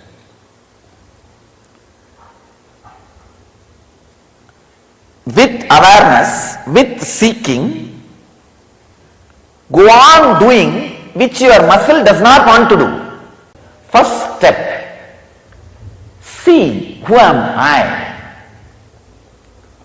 The lump of the identity and lump of the identity which negates the identity. These two are you as on now. Please understand. If I use the example of this apple, this part which you are seeing is what you are showing to the world. This part which you are not able to see is the part which has ability to change this part. You understand? When this part has some suffering, or when this part is not trustworthy, this part takes over and changes this part. You understand? So see, which is the part which has the ability to change this part. So you will see this part, the unknown part of you, has the ability to reason with this part and alter, transform, change within 21 minutes. That is why you are able to get out of depression or get into depression. The possibility for getting in or getting out exists. Because there is some part of you which has the ability to change what you think as you. You understand? So now, If that can be changed, how can that be you? No, it cannot be. Is it not? Then dig, who is that me? Who is that me? Whenever you are thrown out, again without repenting, dig. With intense seeking. No. I am clear. I am going to awaken the extra higher strands of DNA. If you feel no, that is not that inspiring. Who knows what is 12 strands, DNA and all that. Then at least see, here is a person whose all strands of DNA is awakened. What game he is playing, what life he is living, how he is. Then take this as an inspiration and push yourself. That's all. I tell you, intense seeking simply awakens at least 4 to 5 strands of DNA. Nothing else. Nothing else. You don't need any sadhana. Just intense craving. See, the intense craving suddenly makes this apple grow into 3-4. It's like that seed becoming a simply 4-5 apples. Like one stem cell becoming 2-3. Same way, it just becomes many. So slowly the identity which you are showing becomes a superficial small part of you. It is no more half of you, it is half of you. Not half of you, it is half of you.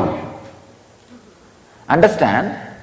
It is not that I do not have identity which I am showing to you all. It is not half of me, it is half of me. The identity which you are showing to the world, if it is half of you, you are man. If it is half of you, you are God. It's not that that will not be there in you, but it will be half of you. Biggest job, I can say biggest job on the world, on the planet Earth, is keeping the seeking alive in people. I tell you. God assumes human body only for this job of keeping seeking alive in human beings. Understand? It has 5 jobs. ஆக்குவாய் காப்பாய் அழிப்பாய் அருள் தருவாய் போக்குவாய் என்னை புகுவிப்பாய் இன்றொழும்பில்.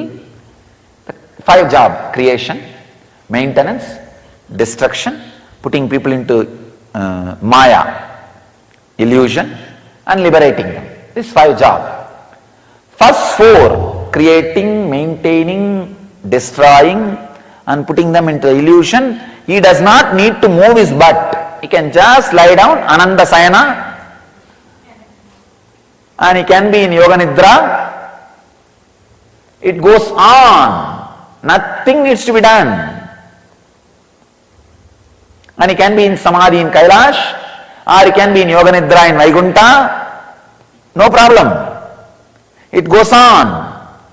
But to keep seeking alive in human beings, he has to assume human body.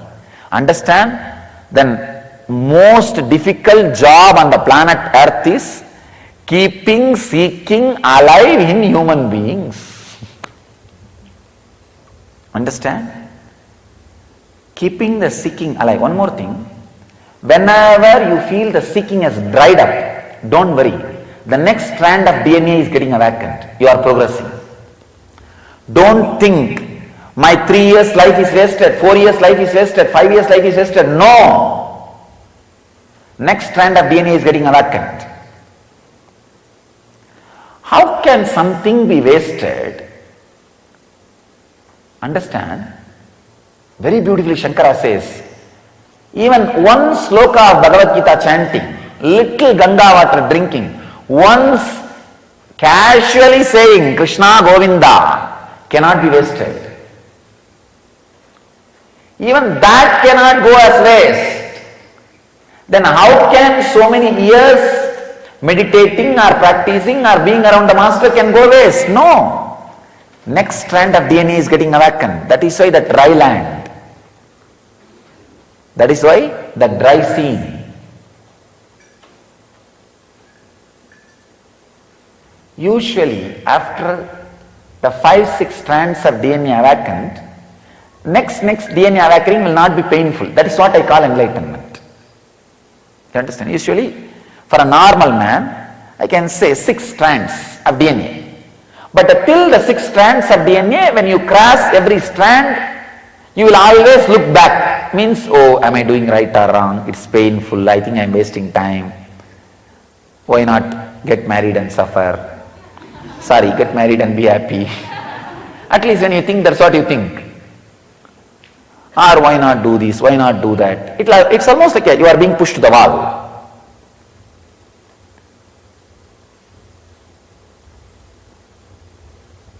But after 6th, no. After 6th, any transition of that next strand of DNA awakening, there will not be any pain. It's just smooth thing. That's what I am saying. See, 0 to 6, 1 will be always awakened the moment you have the body. And the second will be awakened the moment you start seeking. And the 2nd to 6th is enlightenment period. The 6th to 12th is the incarnation period. By the time the 12th is awakened, you are an incarnation. And one more thing, after the 12th is awakened, there are hundreds of new layers opens up. That is what the new layers, when it opens up, that is what is Puranavatara. Means that so many different truths and revelations constantly being revealed to the world. Constantly being shared to the world. So the essence is 3 things. First, see who am I. The personality which can be changed is not you. So dig, then who am I?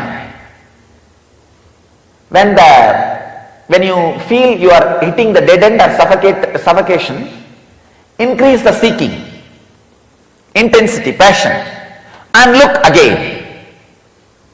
When I say again, again and again and again and again, till you awaken the next strand of DNA, next strand of DNA, next strand of DNA.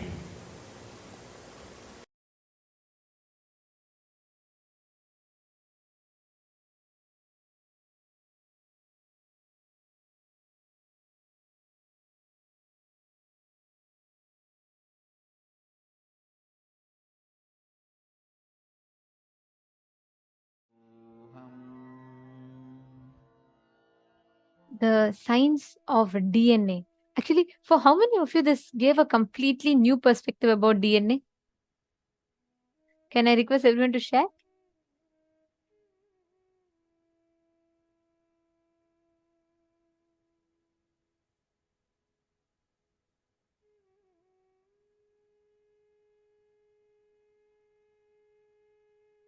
Very nice. Actually, I'm seeing so many of you sitting and very sincerely listening. It's very nice to see it, because what we're covering today is a very important aspect. DNA, okay, so that has a very important role to play. It has a very powerful and a very significant impact in your system. So we are covering that aspect today, which is very important for all of us. So, and on that note, before we enter further, I just have a quick reminder to all the participants. For today's darshan, for today's initiation, I request and encourage all of you to reach out to your friends, family members, and please invite all of them for today's initiation, because it's a very powerful initiation what we're having today. It is directly going to be working on awakening your DNA. So don't miss, if any of your family members or friends are there, please invite them so that they can as well join.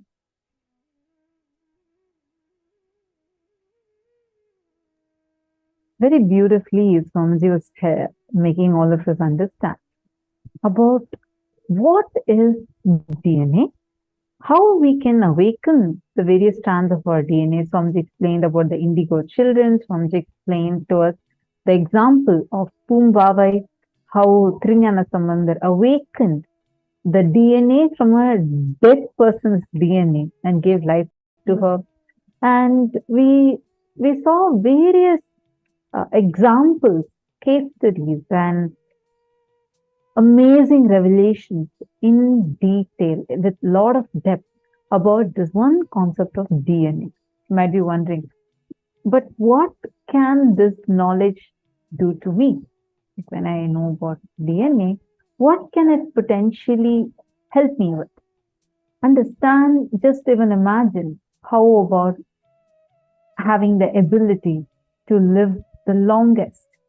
Like you literally have the power to live as long as you want, or you literally have the power to decide what time you want to leave the body. And many of us even believe that if I am born in a particular family that has a history of, let's say, diabetes, then you are already prone to believing that diabetes is going to be coming for you. Swamiji gave us a very, very important revelation. See, because this earlier belief that you carry about your DNA, how the genes operate, it is only going to make you feel more in an enslaved manner. And I have to look at lifestyle. It's just that I have the DNA, the genes to get diabetes, so I'm going to get diabetes. Like this, we are having a particular type of thinking where we feel very victimized and powerless inside of us. Am I right? This is the way how we are taught about DNA, the way DNA works. These revelations we just listened to from Swamiji are from various time frames, much before, like 2004, 2009, 2007, like very a few years before Swamiji had revealed this science. Very recently, there has been groundbreaking scientific discoveries. The study field is known as epigenetics. Many of you might be familiar with it, especially if you're a biology student, definitely you would have come across this, where they discovered evidences to show what Swamiji had revealed was actually very true. Scientists have discovered that.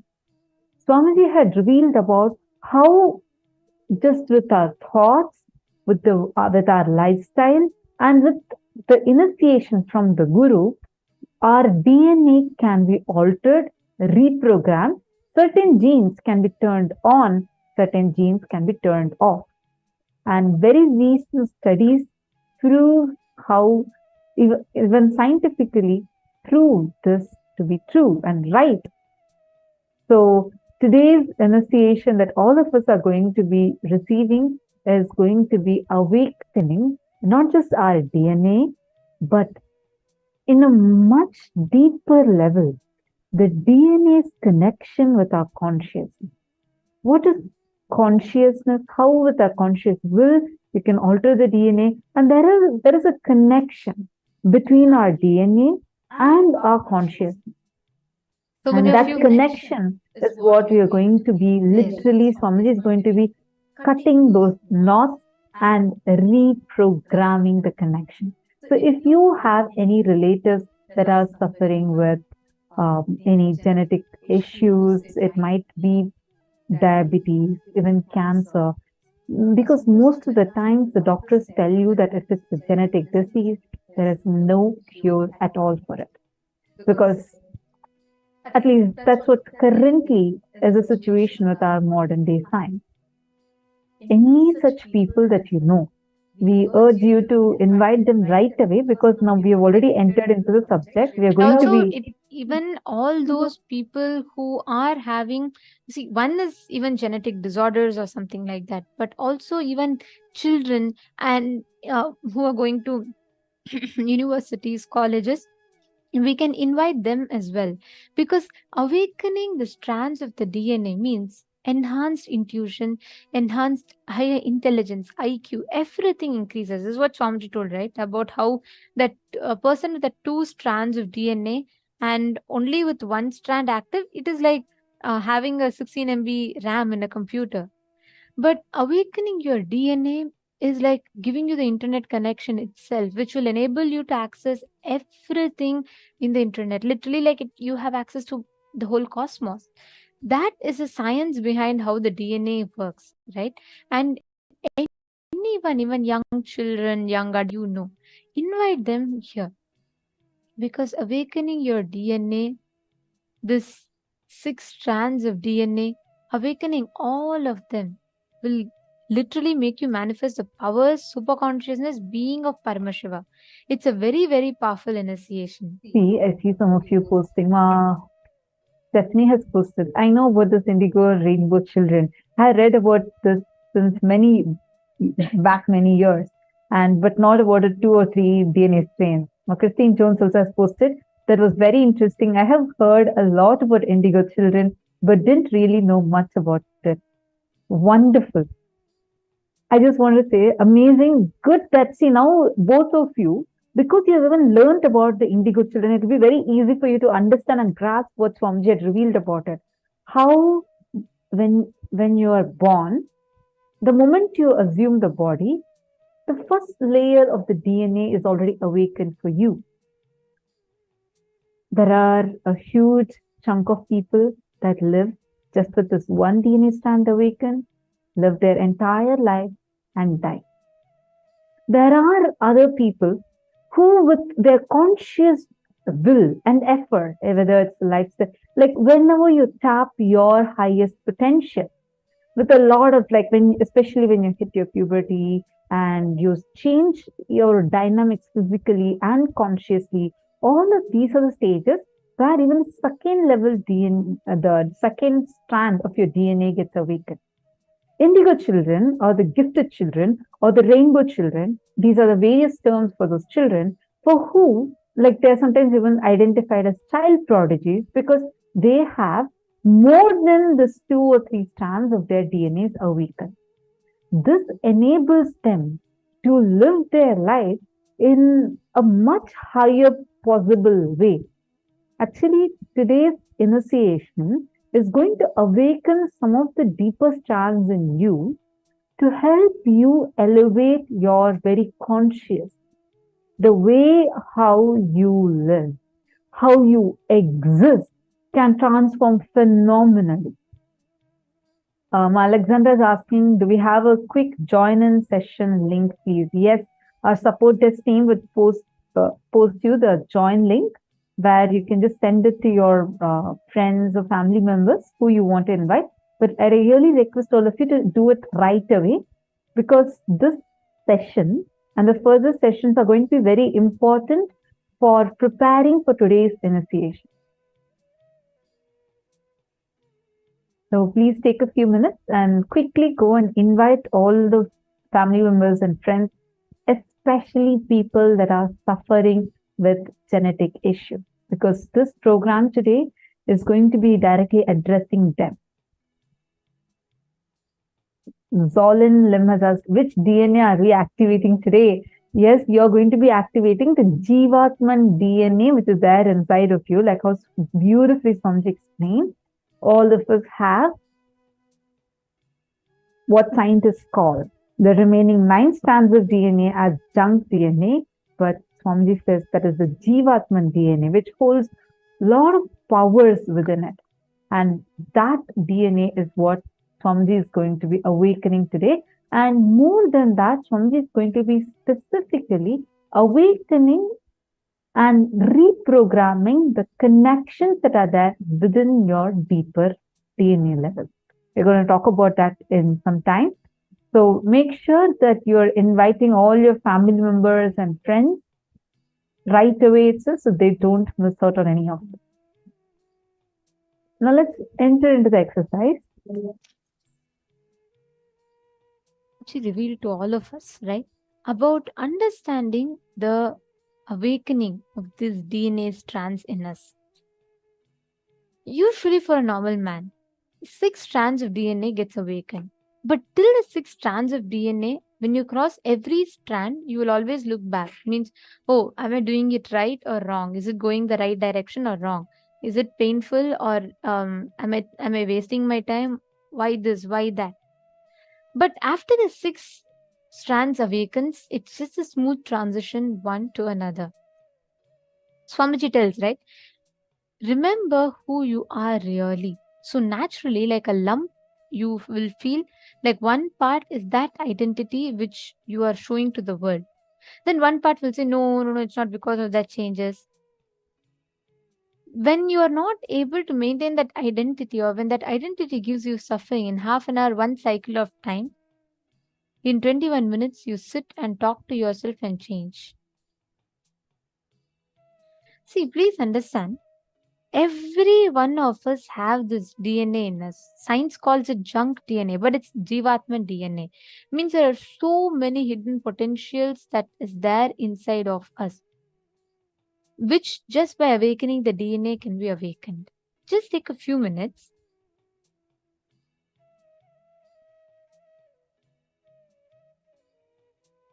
Identify what are those attributes on which your identity is built. If you feel like you're a good singer, again revisit it. If you feel you're a good dancer, revisit it. Keep asking questions to all your identity on what is your identity built. Just keep penning that down. Take a few minutes, just keep writing this down.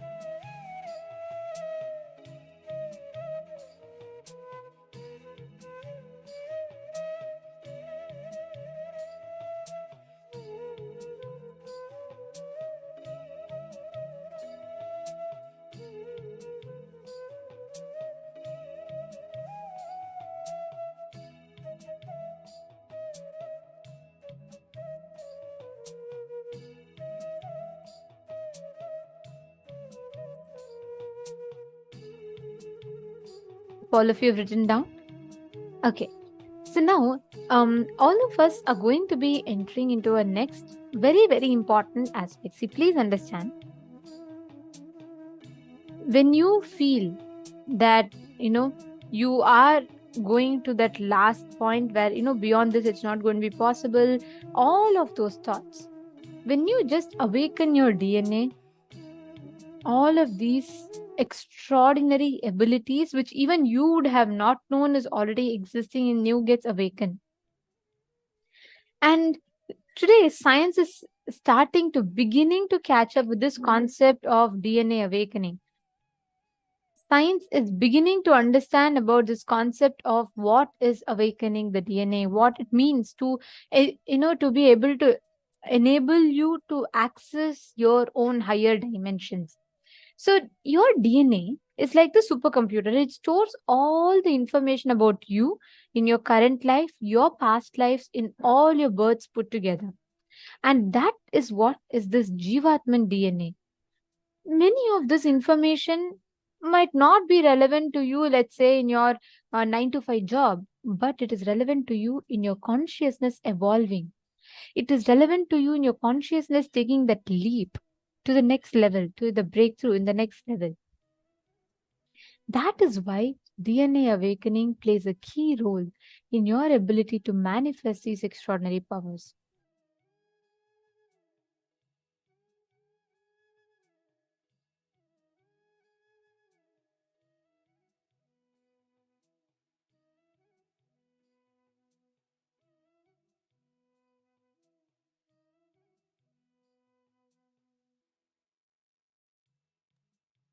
So, are all of you understanding?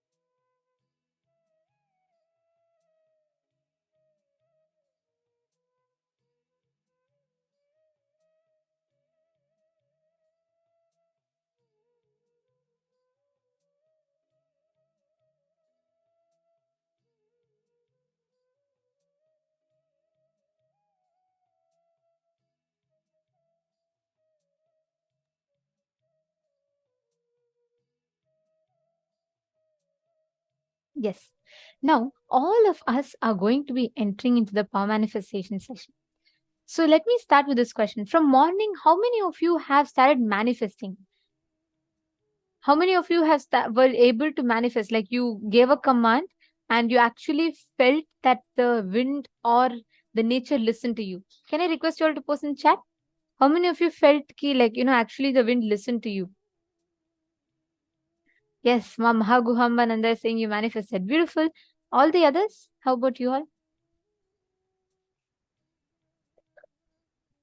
Ma Zengxin, is this your first time? Okay, interesting. Ma Sadanrita Priye, Nithyanandam.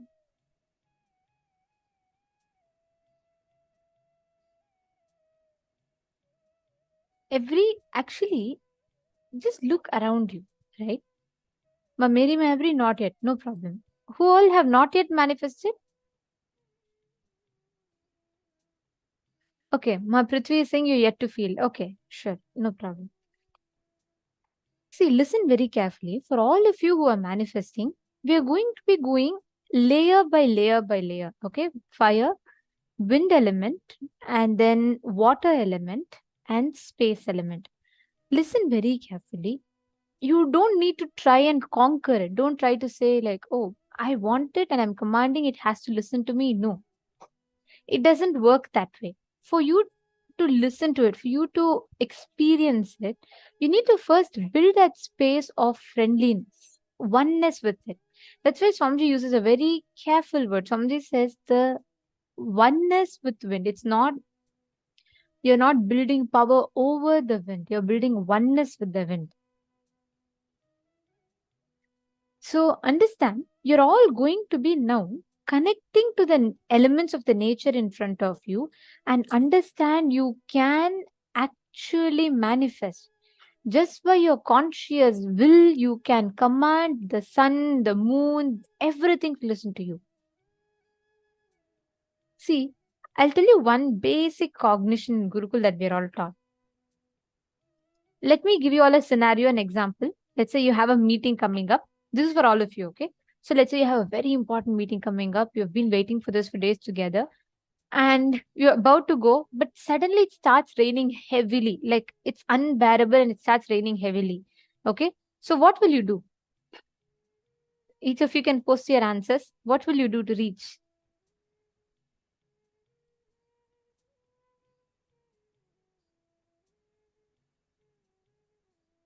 If it's raining and it doesn't stop raining and you have a meeting to go to. So if you are in such a scenario, what will you do? You all can post it in the chat.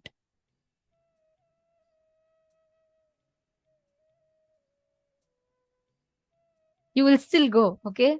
Probably take an umbrella or raincoat. Okay, many of you posting, you'll go, or all right. Or sometimes you may cancel it.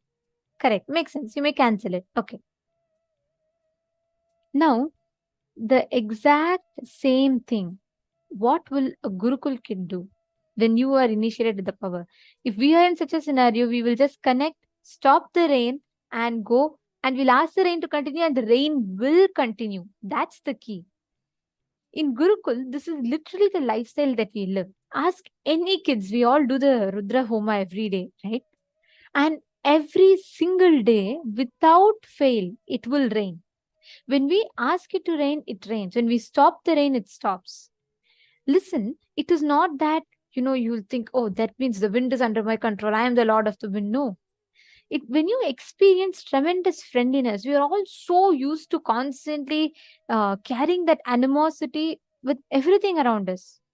Because that's the way it is. We always keep individualizing ourselves. We're like, okay, this is me, this is my body, this is my skin, and that's all. There ends the thing. But just next to the skin, the breeze that touches you every moment, we forget about that. We take that for granted. We don't feel the same space of oneness with the nature, elements of nature around us. When the belt fits, the belly is forgotten. When the shoe fits, the foot is forgotten. When the tie fits, the neck is forgotten. When the watch fits, the wrist is forgotten. Every one of us are constantly living in our own juggle, constantly between so many other things around, that we literally lose that space of oneness with the nature, elements of nature around us. If you see Swamiji, when Swamiji is walking, right, he will be so aware about the surroundings. It is not just awareness in terms of like being cautious. No, he will be so sensitive and friendly with that nature around him. That's why we all have been a witness. So many times, Swamiji will just declare and play with the nature, and the nature will almost instantaneously respond to Swamiji. That connect that we all have, all of us tend to miss it. This power will work on establishing yourself back to your space of oneness. Okay, let's all do one thing to manifest this power. Can I request every one of you to go to a place where you can actually see the sky? Maybe go next to the window, go to the door, go out of the door for a few minutes. Just connect to the nature. Even if it's nighttime in your house, just go to the window and see the sky, stars. Gaze at the space, feel the air. Just take a few minutes, go connect to the nature and come back. Can I request every one of you to do it? What you're going to do in this round, you're only going to play with the nature. Means don't try to say, oh, come on, I have come, it has to move. No, see, the rain is not coming, it's not listening to me, then it doesn't work for me. No, don't do any of that. Just go, connect to the nature. I request every single person to do this. You're just going to feel the wind, feel the breeze, just connect to the breeze, talk to it. Like Swamiji said, the wind will reveal itself to you. Nature will reveal itself to you. You just need to connect to it like a friend. Like, for example, let's say if Ma Prithvi, if I'm your friend, I'll not think twice to ask you something. I'll just say like, oh, Ma Prithvi, can you just do this for me? And you will do it. And you will have the same rights over me, correct? That friendship is what you need to establish with the nature. We are like that. We are made of nature. It's just that we build this animosity as we grow. Just connect to it. Don't drop any expectation, drop anything. Just go connect to the nature. Maybe touch a plant. Just speak to the nature. Connect to the nature. Express your gratitude. Don't do anything else. Just play with the nature. Talk to nature.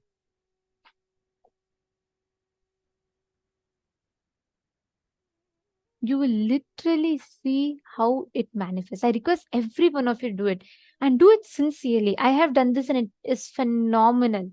Every time, just when you go to the nature, connect with it, speak to it. Speak to the wind, Vayu Deva. Speak to water, speak to the trees, speak to the plant. Just go spend some time connecting with it. Come on, can I request every one of you to do this? Don't sit in your closed room and expect wind to come to you. You go to that area, you go to the place where there's wind, go to the nature, speak to it, just connect with it. See, all this while, many times we are all just so, we don't even connect to the wind that is around us. We don't connect to the nature around us. So you take the step from your side and I request every one of you to go now. So don't worry, you're not going to miss anything. I will not talk for a few minutes, so you all will not miss anything. But go, all of you go. First do this and come. Please head. Go to the window, doors. Just spend time with nature. Speak to the wind. Ask it to do something. Just play with it.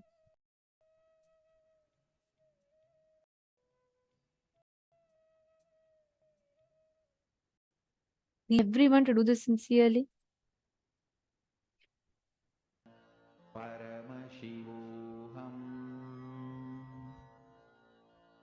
Om Nithyananda Paramashivoham.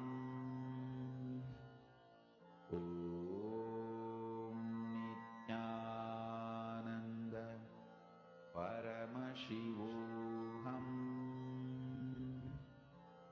Om Nithyananda Paramashivoham.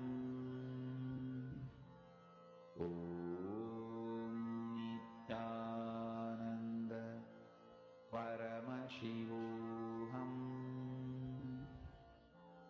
Om Nithyananda Paramashivoham. Om Nithyananda Paramashivoham.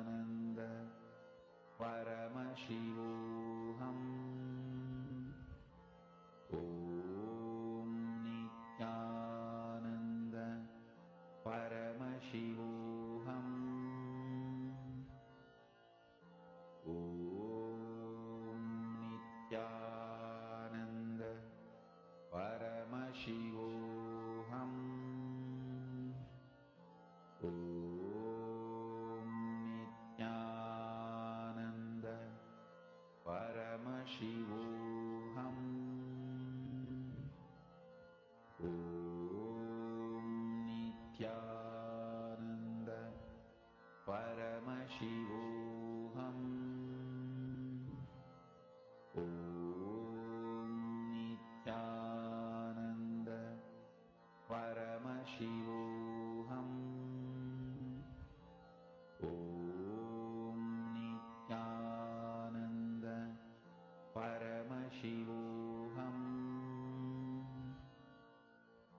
Om Nithyananda Paramashivam.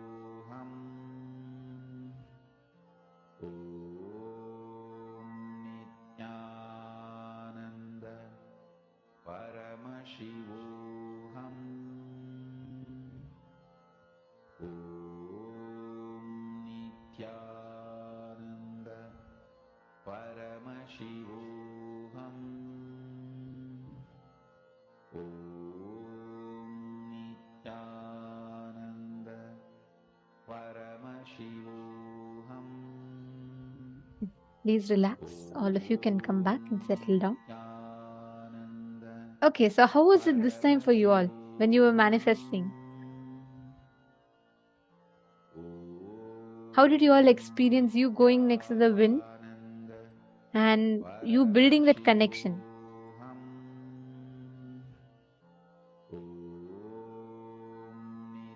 Very nice. So many of you did it.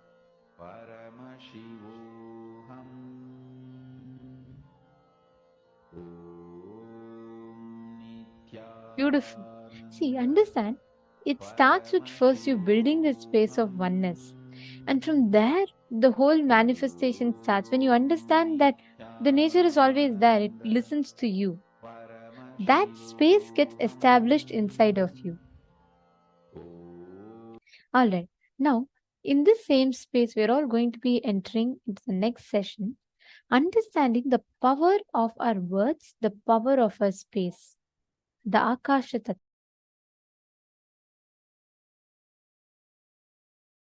Space, kasha.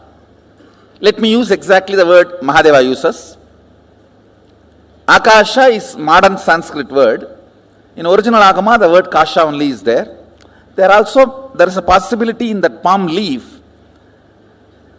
Sometimes this corner of the palm leaf gets broken.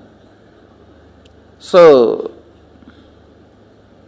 anyhow, whatever available, even the palm leaf breaking is his action only.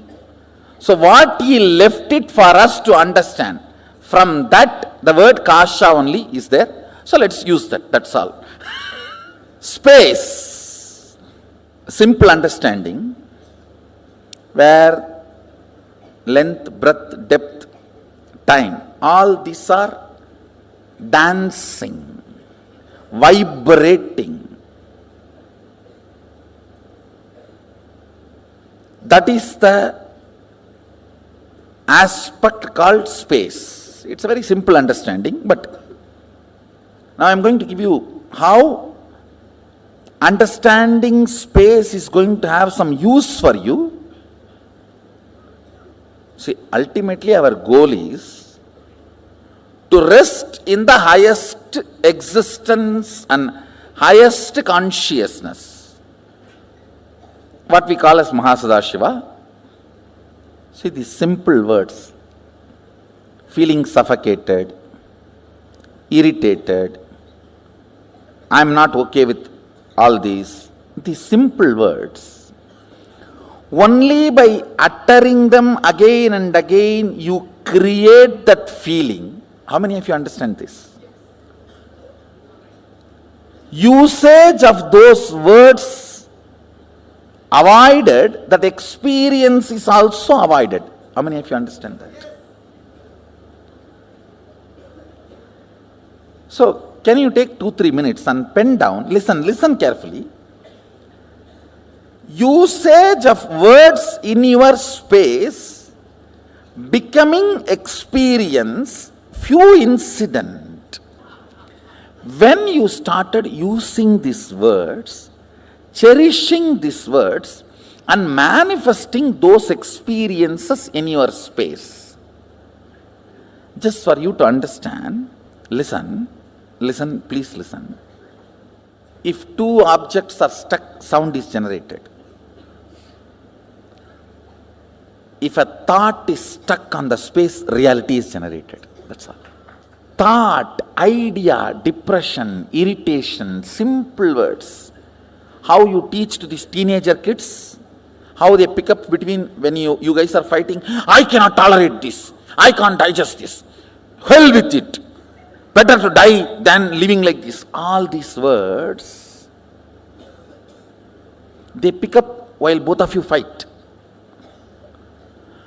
And when they use that word on their space, they generate that as an experience. You yourself have done this crime against you. First time when you did this crime, try to remember and pen down. See, where you could have avoided the word and avoided the experience, that is called freedom. You chose the word and chose the experience. After that, even if you don't choose the word, experience does not leave you, that's called marriage. Bondage. Understand? See, first few times when you use the word, I am irritated, I am agitated, I can't tolerate this, I can't put up with this, better to die than living like this life, hell with you, all these phrases, there is tons. All these Jerry Springer shows phrases. All these words, listen, when you are using first time and manifesting them as reality, you had a choice not to use them and manifest those experiences and reality. How many of you understand that? So, but after continuous usage and those experiences produced, when that become your normalcy, that is what I can't understand this word normalcy. What is common? What is normal? Most abnormal thing is normal. Most stupid things are common. Sometimes people question me, why our kids are taught so much of importance for the language is given. Our balasans are not supposed to even utter the word no, not, all that. Avoid knowing. So much importance is given for their language, because when the language is stuck in the inner space, the reality is generated. Understand the Damaru of Mahadeva, dancing in the space of Chidambara, generates the cosmos. So the language we use inside is the Damaru of Mahadeva. Whatever is generated here becomes reality. Just remember one or two incidents and write, so you will understand when you started doing this big crime against you, using strong words and generating those ideas and experiences in your inner space stupidly. And same way, even when you use the good words, generated good words or generated bad words, when they hit the space, they become real. Whatever makes the word into real is space. Akasa, kasa. You are an adult, you can choose your words. Try to write both experiences so you understand how initially the word you generate in your space manifests reality. These three words. Taharakasha, Chidakasha, or Katakasha, or Mahakasha. This has two words, Chidakasha and Katakasha, both. Why I am using both words,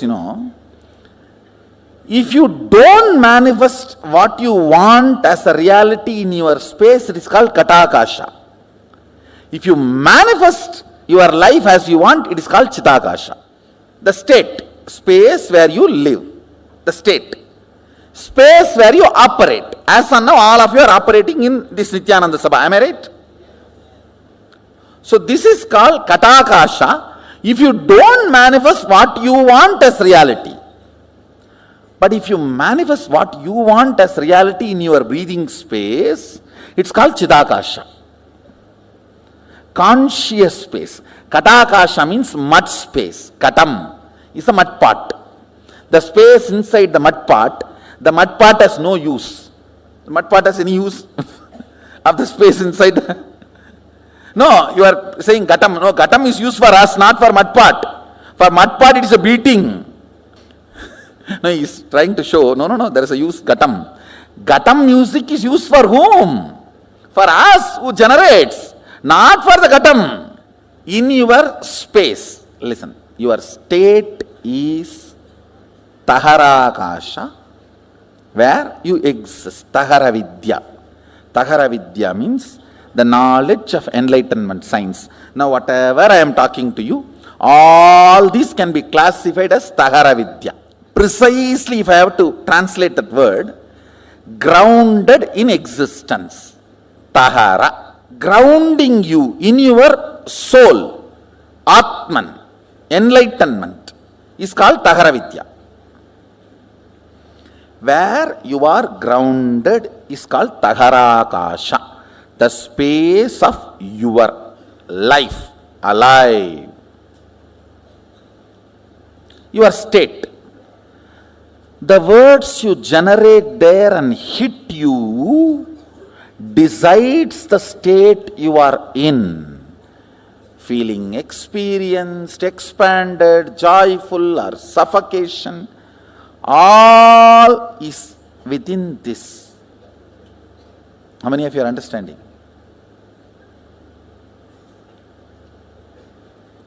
Having the whole world open for you and feeling imprisoned can be there. Sitting on one small cave, feeling enlightened can be there. Because it is on Tahara. There are many great sadhus lived in a small cave of remote Himalayas, lived such an ecstatic, glorious space. And there are many people who are flying whole day and night in the space, but feeling imprisoned inside. How many of you are understanding what I am saying? The words you utter, that creates the space you operate. That makes your breathing space as Katakasha or Chitakasha. Chitakasha means consciously generated space. Means if you are uttering all the words consciously, tuning to your life's goal, you create Chitakasha. If you are uttering why without knowing why you are uttering, or because of compulsions, and manifest default reality by fault, that is called Katakasha. Listen, default reality is Katakasha, conscious reality is Chitakasha. These three words, Taharakasha, Katakasha and Chitakasha, and Mahakasha. Mahakasha is whatever exists, that you don't know anything. One good thing about Akasha is it can never get corrupted. It can be easily programmed. Like electricity cannot be corrupted. It may be helping you for last 100 years, but it will not bother to kill you in 1 second if you do something wrong. Same way it may be killing so many people in so many places if something wrong is done. It will not bother to help you if you do it proper circuit. No qualities acquired, no favoritism, and no corruption. That's the quality of space. No favoritism, no quality acquired. It is all about what you want to do from now. That decides the whole programming of the space. That's all. See, only when you are initiated, you use your will. With that will, you manifest something consciously in your space. Only then soul enters into your system. Till then, soul means the jiva is not operative in your system. Your body is alive and functioning because of the vatavarana, not because of the individual soul. He calls it pratyagatma chaitanya jakratam. I will be using this word many times in the satsang also. Individual conscious will awakening and declaring its existence. If you know, yes, I exist and I have this as a problem, this as an inspiration. Even if you have a problem, it's okay. But your individual will should perceive the problem, only then it will start cracking the code. Understand, the katakashic existence is called accidental existence. You need to use your will persistence ferociously. You need to break the laws of katakasha, that is called tapas. Breaking the chains of your vatavarana by will persistence is called tapas. More tapas, more alive you will feel. That is why in Hindu tradition, if somebody wants to become a king, he will not enter into politics. He will retire to forest and start meditating for 12 years. When he becomes alive and walks into the city, the elephant comes and puts the garland and carries him and puts him on the throne of the king. Whether conquering infrastructure or internal structure, breaking katakasha by your will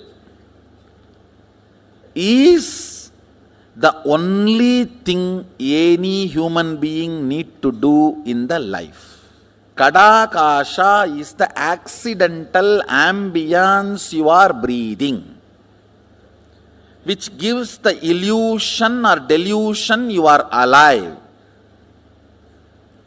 Your existence is given a delusory idea that you are alive. Because you are breathing, you are made to believe you are alive. Like ups and downs of the wave gives the feeling as if the ocean is alive in that area, even though there is no independent individual energy exists. Listen, will is not astra, it is shastra.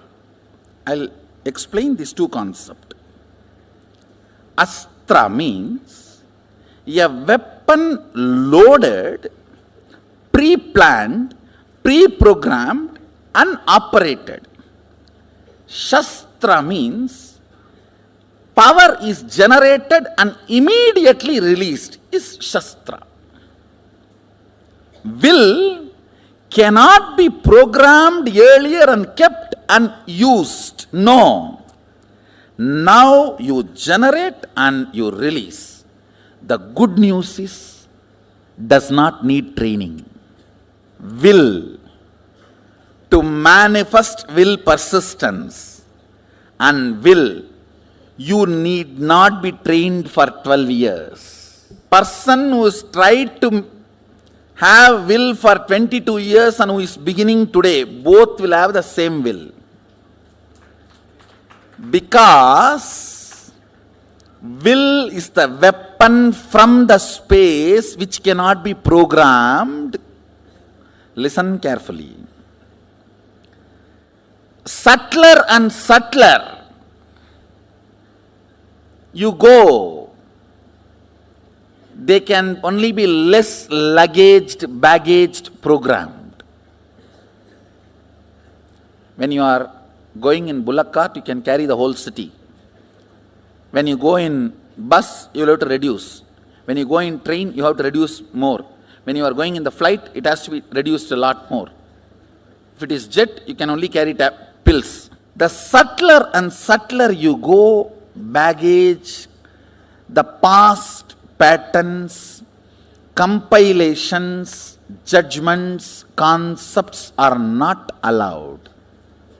Understand, Mahadeva very clearly says, state, space, manifestation, all the three does not need pre-training, because it is fundamentally based on the space.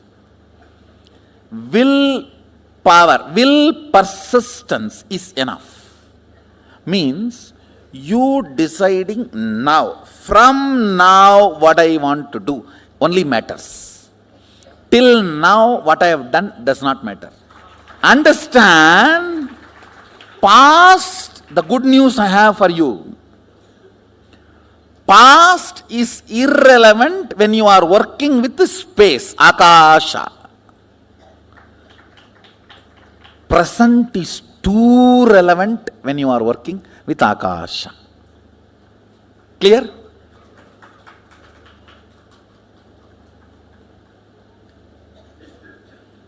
You have been 20 years devotee, 25 years devotee, or born and brought up along with me, does not matter. Or yesterday only you entered the program, does not matter at all. From this moment, what do you want to do matters. Taharakasha means your soul is infused into you in the form of Shaktipada as a will. Will means experience, I exist larger than what I was feeling as me till before the initiation. How many of you are catching what I am saying? How many of you feel, listen carefully, after the initiation and power manifestation, even the way you feel you is much larger. That only manifests into Katakasha and makes it into Chidakasha. If you don't manifest power, your Nithyananda Sabha is Katakasha. If you manifest power, your Nithyananda Sabha is Chidakasha. Signs of initiation. Deeksha. This word deeksha need to be understood. The word initiation is too superficial for deeksha. If I have to translate exactly the word deeksha into English, breathing life, infusing life, the frequency of your will existence raised to the level of frequency of will persistence to become the realization of will, reality, realization. Understand? Taharakasha, breathed, Guru breathes life into Taharakasha. With that you start that will persistence. With the will persistence you start manifesting. Not only powers, even the life as you want. Katakasha becomes Chitakasha.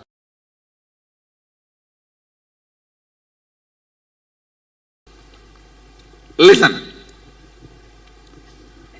Gap between one thought and the other thought is space.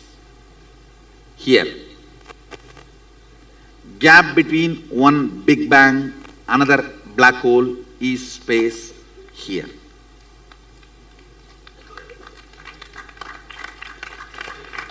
Listen. Listen carefully.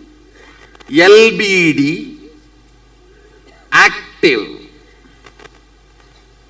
LBD active on the space generates time. Anything gets active on the space generates time. Space is the canvas on which all these four exist. Listen.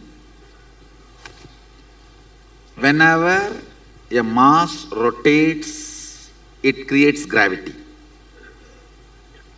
Whenever LBD gets active, it generates time. Where all four exist is space. Because you have space inside, you are able to perceive everything. Because there is a space in the cosmos, all the generation, maintenance, destruction, delusion, liberation happens. The space here, Chidakasa, perceives everything. Space here, Parakasha, allows everything to happen.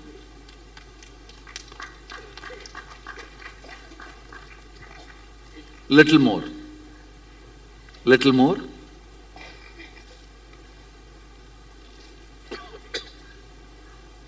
Eyes receive information, digitize it, I should call bio-digitizing.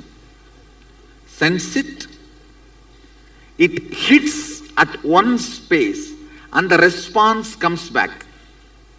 For example, you see the snake, response of let's run away or beat. The spot where this information hits and the response comes back is called space, Akasha. The spot which responds to information is space. If the thought, the gap between one thought and the other thought is too little, you do not perceive the existence of space. If there is a more gap, you perceive the existence of space. It's like if you are taking 2000 files, quickly you have to come back. If you are taking only 2 files, you can spend time with him. Ability to spend time with him is called luxury, Lakshmi.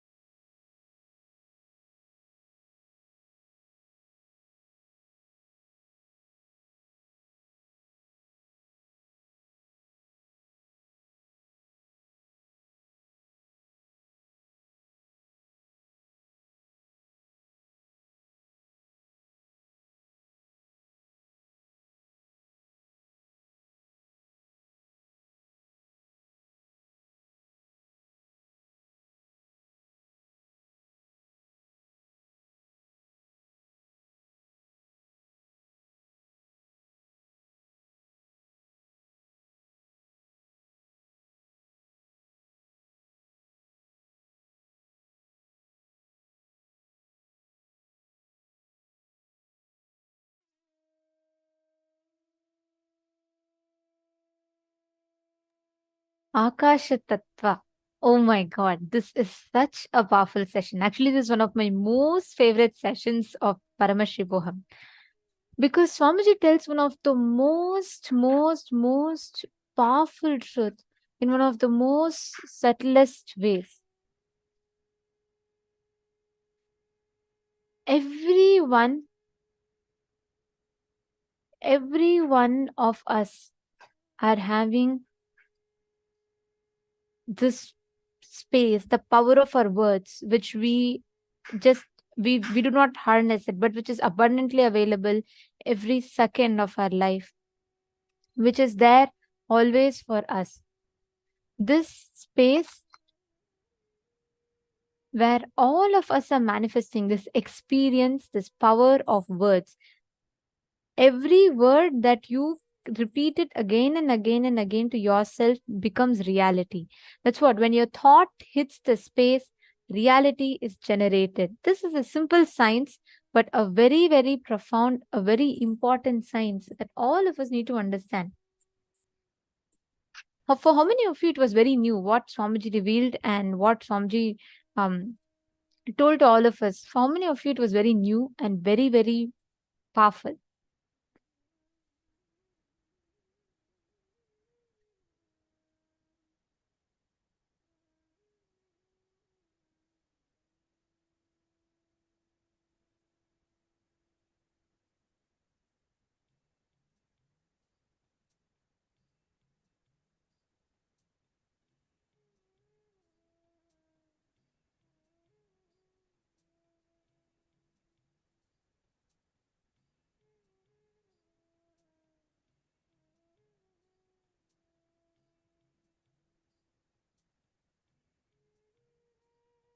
Actually, I'd like to share my own experience here. Um, yes, can I request everyone to come on camera, please? Hello, whoever has gone to different states of consciousness, please come back up to the state of Jagrat. I can see slowly some people drifting. They're trying to figure out whether this is their dream or their dream is their dream. Can I request all of you to come back? Nithyanandam, go grab a cup of coffee. I know it's late night for many of you here. Please take a few minutes, quickly go grab a cup of coffee, tea, hot chocolate, something that you'd like to. See, it's very important that you hydrate yourself. I know 16 hours a day you're all sitting here and it's not a joke, right?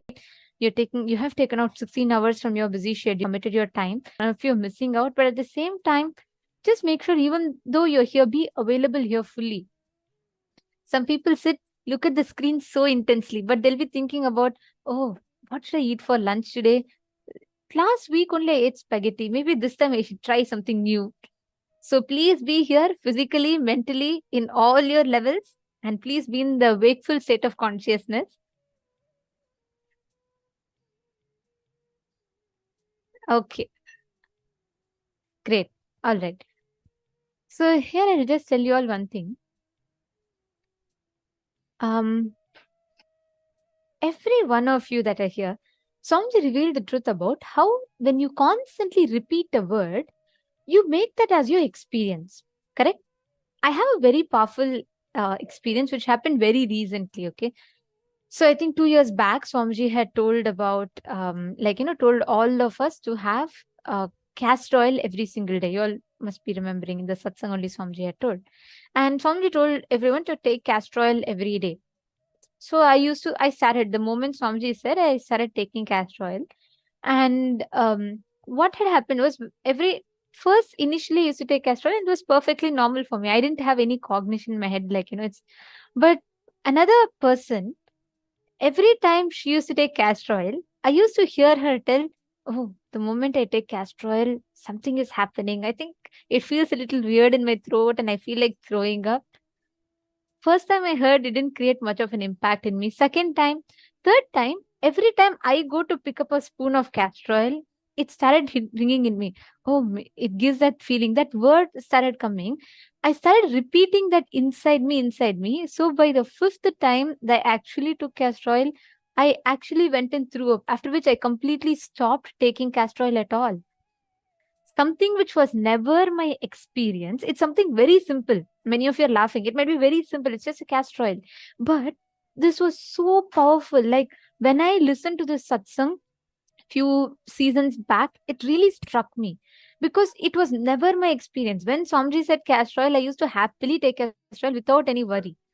But the moment I entertained that word inside of me, every time I used to go pick up the spoon of castor oil, instead of remembering Swamiji's words, I started remembering the other person's words saying, oh, this will cause some feeling in the throat. It will make you want to throw up. It became my cognition. My cognition became experience, and that became reality. Very soon, every time I would think of castor oil, I'll feel like, oh God, I'm just going to throw up. I'll not even touch it. When I listened to this satsang, it really struck me. I was like, oh my God, it's so true.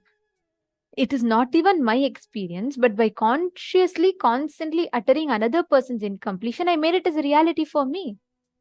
And I started having an unnecessary pattern because of that.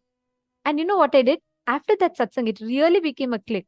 And I started consciously, every time I went back to take castor oil, I started repeating Swamiji's words.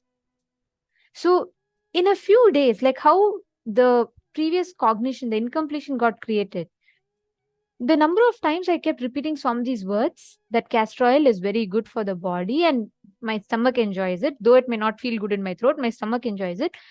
After that, in 2-3 times, my cognition changed back again. So my resistance to castor oil dropped. That is the power of words. You keep repeating something, you keep constantly repeating something to you, you make that as an experience. Your right hand hitting the left hand, sound is generated. Clap. Same way, your words, your thought hitting your space, reality is generated. This is a very simple, very straightforward, very, very, very powerful formula for you to analyze your life. Just like how your right hand hitting the left hand creates sound, same way your thoughts hitting your space generates reality. So every moment you say, oh, this is what is life, hell with it, I don't want it, it's horrible. Understand, you are consciously generating that experience inside of you. Your words have the power. That is why, I feel so blessed that after joining Swamiji, I never really watched these TV serials, all of that. If you're from, especially if you watch Indian soaps, if you're from India, you will know every single uh, every single serial will have that one auntie character who's very prolific. Everything she does is to conspire in what is happening in the house, like a typical Indian soap. And you know what? What is a funny thing? Every house will have a daughter-in-law watching that serial and she will map her mother-in-law to that character. This is like cliche Indian serials. You go to North India, South India, there'll be so many differences in language, culture, but all of them will be united through TV serials.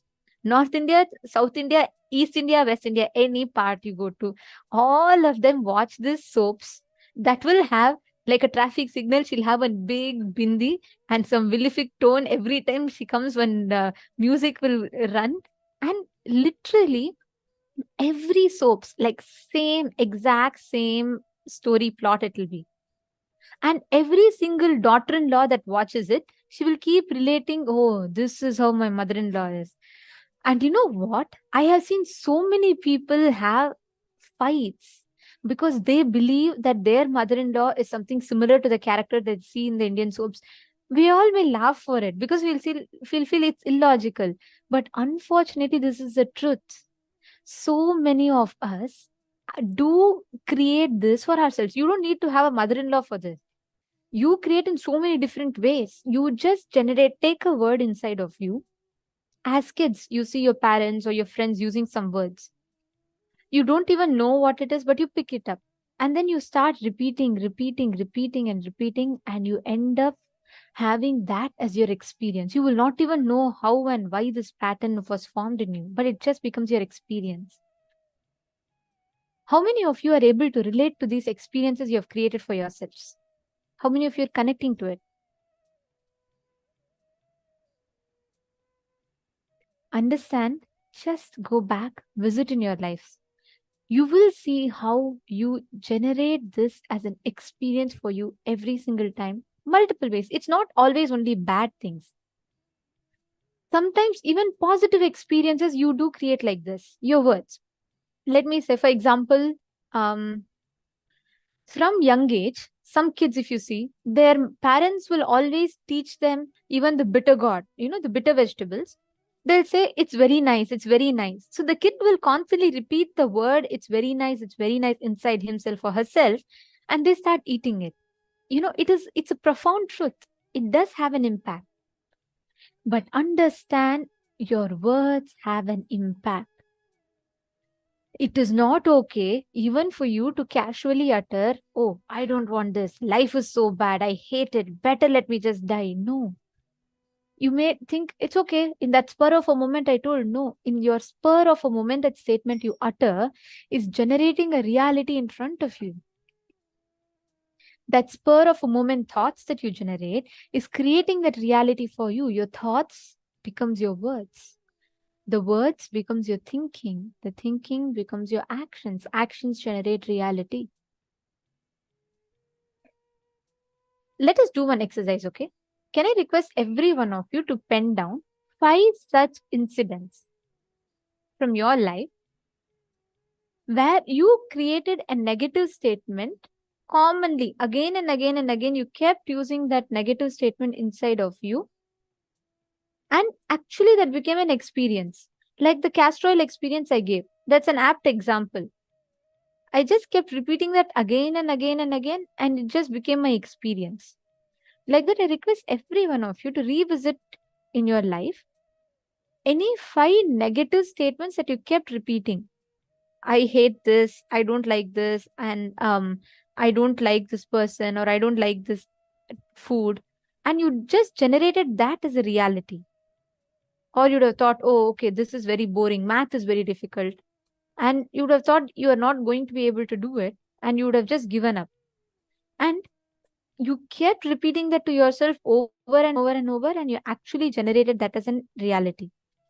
Similarly, write down even 5 positive statements. Like, for example, you would have kept repeating, I love doing puja. Puja gives me peace. And because you kept repeating that, it actually became your experience. Write down both. Take a few minutes, pen down.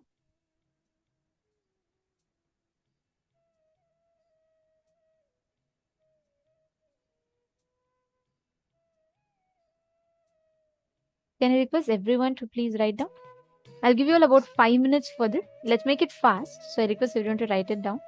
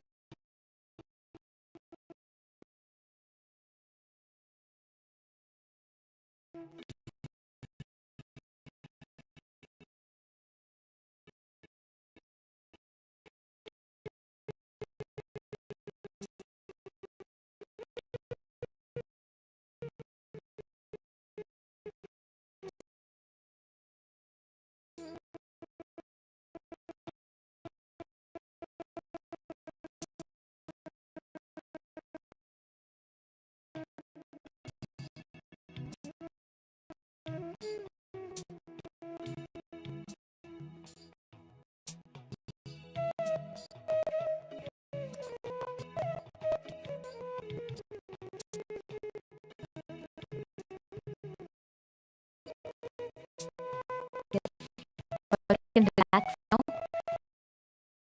You will be able to manifest. You will be able to have tremendous clarity with the words that you utter, and you will be able to understand so much more better than what it is right now. And the way you harness the power of your words will be very different. All right. So with this session, you also get a gift on a book of called Akasha Tattva, which is a glimpse of the session. And this will be emailed to all of you. So every day, please do check out your emails. We have been sending out gifts every day for all the participants who are attending. So you should be receiving the gifts in your email. So just make sure you're checking it out and receiving your gifts.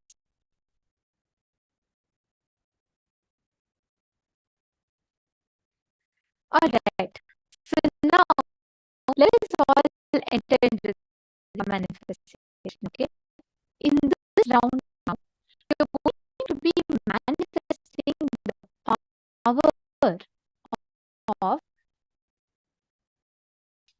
altering the fire element. So basically what you're going to do is you're going to be moving a fire element. You're going to be, let's say, a flame. Okay, let's say you have a flame in front of you. You're going to be increasing or decreasing the size of it just by looking at it on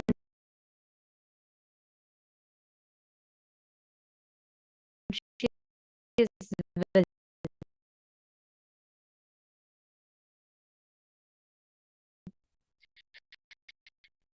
Listen very carefully. Need not just like turning off. Even you can make the film like bright.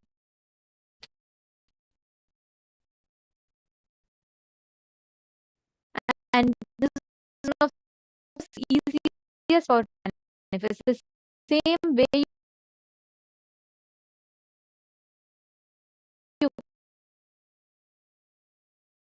connected with wind, connect with fire. If of course if leave a place, please wait lamp, get a lamp. If it's legal and allowed in your place, whatever is in accordance to the legalities, of course.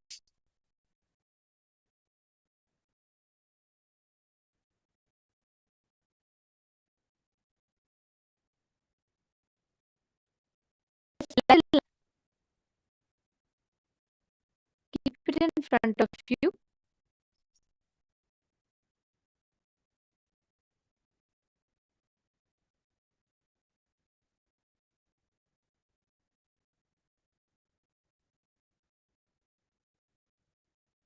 Okay.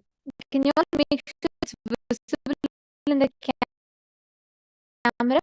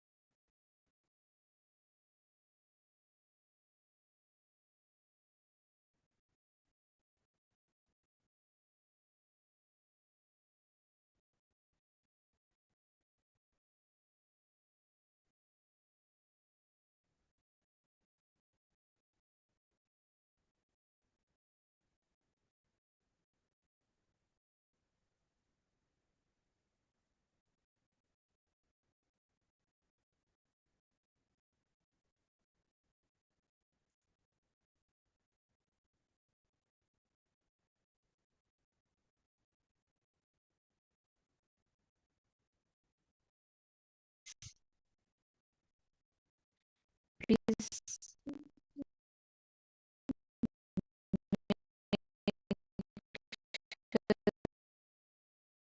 that you're keeping the lamp and make sure it's in the camera.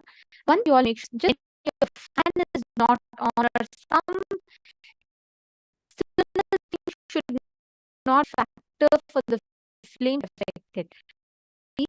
Only if you make sure all the other factors are taken care of, you can manifest with confidence.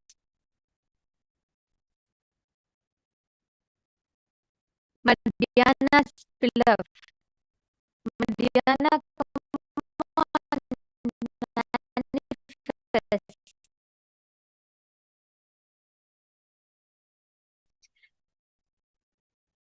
You have you want to become a sannyasi. I have signed up as a sannyasi, and from the very short that you've the way you are, you're very intense. You already want to take the jump for sannyas. That's right, and only these people can do that. And when you preparing, one key ways to prepare your sannyas, you mapping powers of Paramashivam. So sit, focus on that. Consciously build yourself to prepare yourself to receive sannyas. Okay. So do all the power manifestation skills. Play forward. That is trained. Make sure to become a sannyasi.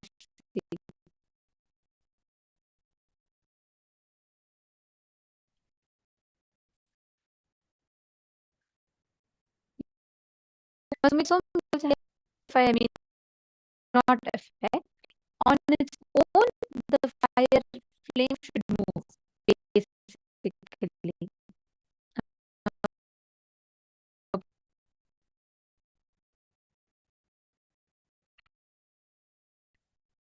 So breathe out, then slowly. It's not letting me. You be full awareness on, and then with that space,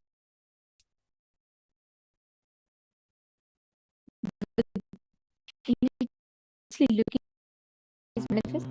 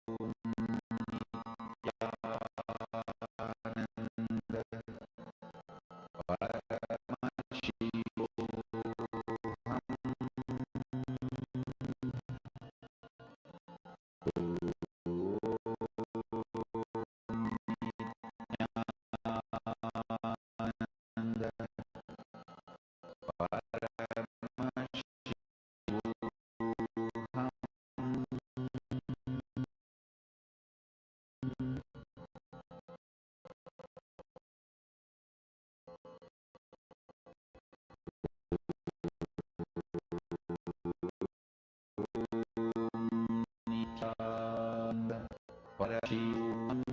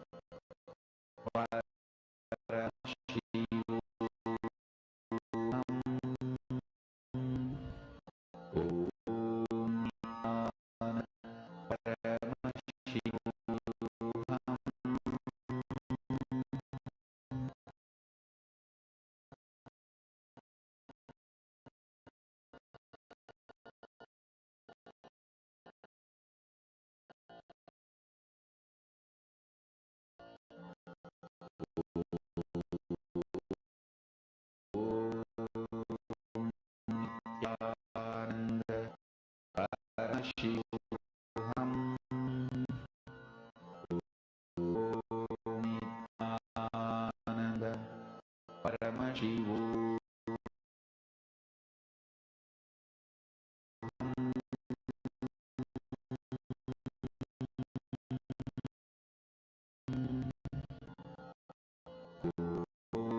Nithyananda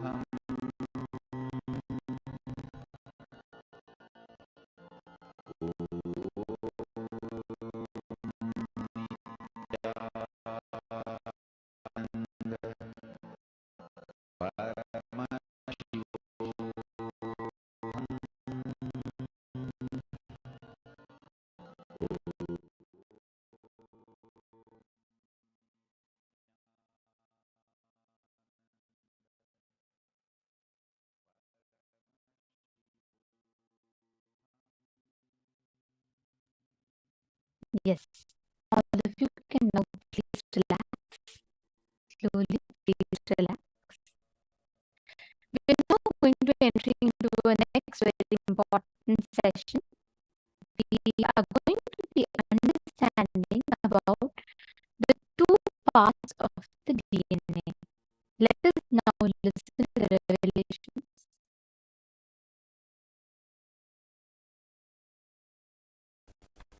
Scientists say that human species has evolved with the two-stranded DNA from every cell, determining the form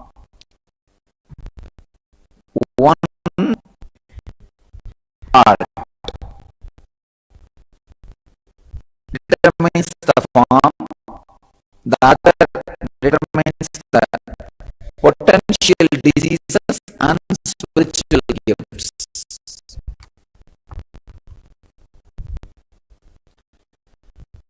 And another research says DNA contains blueprint for one's life's purpose and divine personality.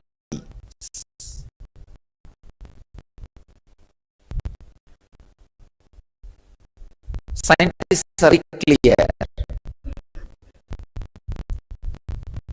about what we think is not our original blueprint. Means one part only we are able to study, the two parts of the DNA. We are able to study still now only part. And scientists are really feeling that is really our blueprint. The unrevealed DNA, the part still which they are not able to discover or make it clear, logically understand, is called, they are naming it as a junk DNA. I can say the part which is discovered junk DNA, the part is not discovered, still yet to be realized. Maybe I can use the word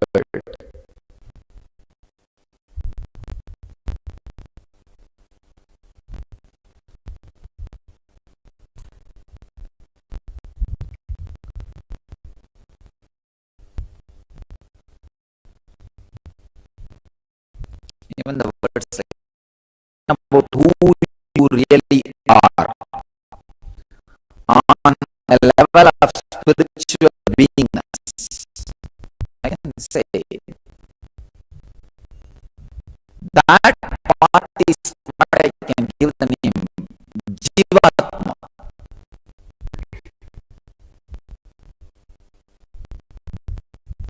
The part which they are calling as junk DNA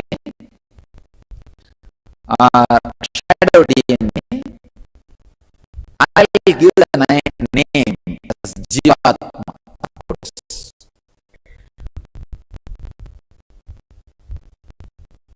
You can give the name individual self DNA.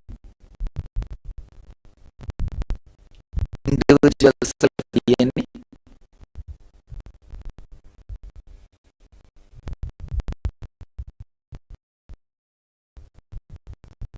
Because the junk is too small, even the shadow is small. The healing modalities clear carbon blockages and stimulate these dormant portions of experience in these lines.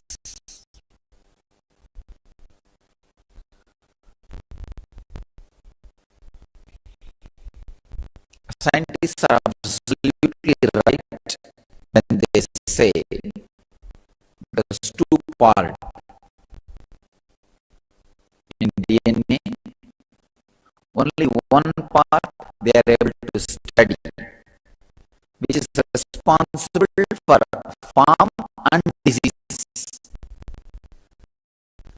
There is other part which is responsible for spiritual gifts. I tell you, the other part which is responsible for spiritual gifts only carries this extrasensory power, all the siddhis. Understand? This part which already science has understood, this part carries the ordinary samskaras and biomemories.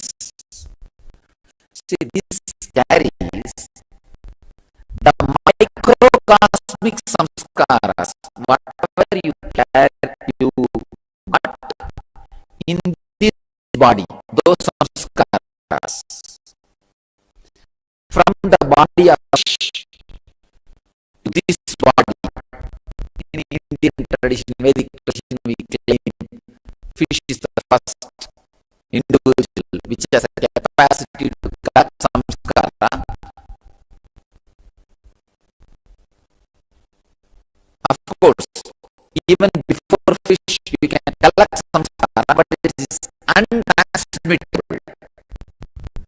That is the Maschavara is first avatar. Please understand. As fish, any engram you collect only can be transmittable. Till then it is so subtle, negligible, it cannot be transmittable. That is why the Vedic tradition we call first incarnation is Maschavara. Then the avatas, the incarnations expand and grow.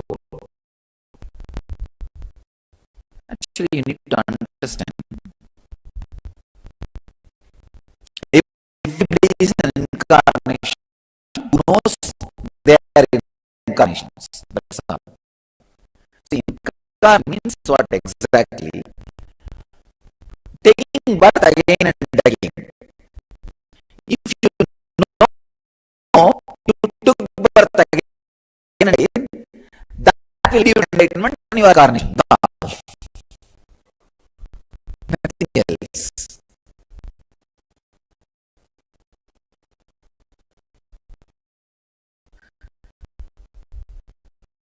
If you know you took birth again and again, and it's a reality, you will just realize, oh God, hey, that's enlightenment. Then you are incarnation. Understand, when I say in 2000 I realized I am an incarnation, that's what I mean. It's not before 2000 I was not incarnation. Only in 2000 I realized I am an incarnation.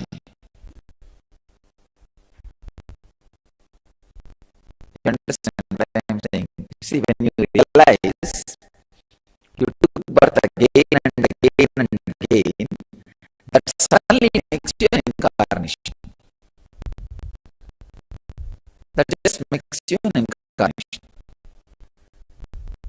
So, even know all of your incarnations. Now, if you realize that truth, you are an incarnation, you can write a biography, autobiography of an avatar. With that understanding, when you look your whole life back, you understand the whole thing was very synchronized way, very synergetic way, was planned for the speak it. For the speak it only, everything was very synergetically planned, in a synchronized way. Now you will not understand that. You will see, oh, it's big chaos. No, it is not. It is not. No chaos is a big chaos. You is chaos is the biggest chaos. Nothing else. You thinking everything is the biggest, everything is chaos, is the biggest chaos. Nothing else is chaos.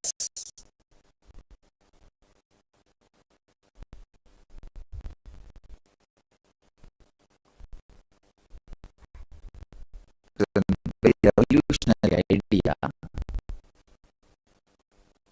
which I heard from Surat Kumar. Surat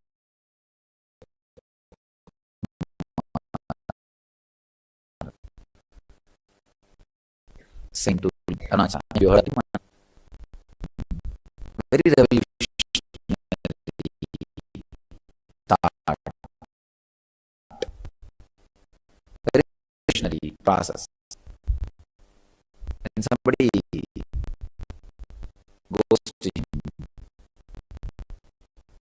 for liberation and all that, it's a little unconventional, untraditional. You always used to keep a rope, bunch of rope. I have seen, and you will completely tie them. You will tie their leg, you will tie their hands, and naturally 5-6 hours the dedication will be there. Say 5-6 hours, oh, this Swami is making me. The dedication will be there, and you will sit with passions. But after 10 hours, naturally the passions will wither away. Completely the passions will wither away. You can't, you see, just imagine whenever your hands and legs are tied and made to sit, and you don't know when he is going to release you. See, in one day release you will not have a problem. You don't know when he is going to release you. So 5-6 hours the day will be up. It will be up. It's okay. After another,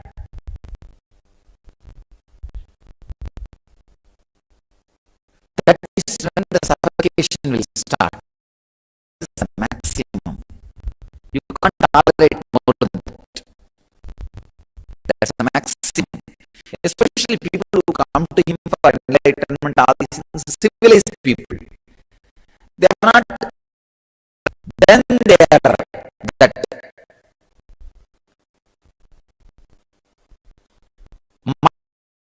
macrocosmic biomemory.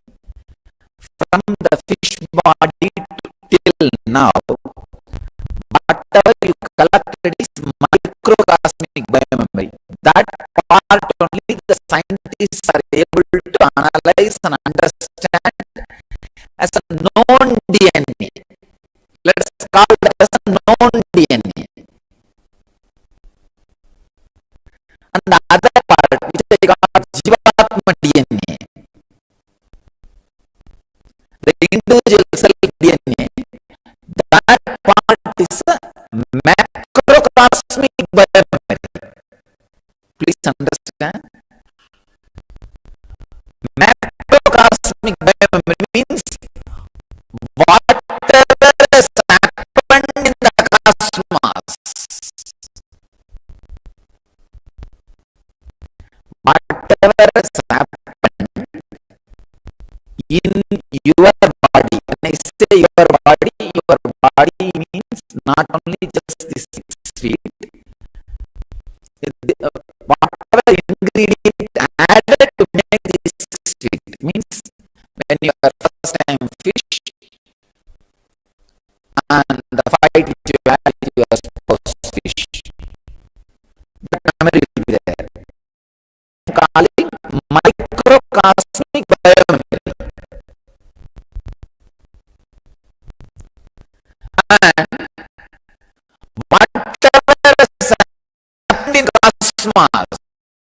is macrocosmic biomemory.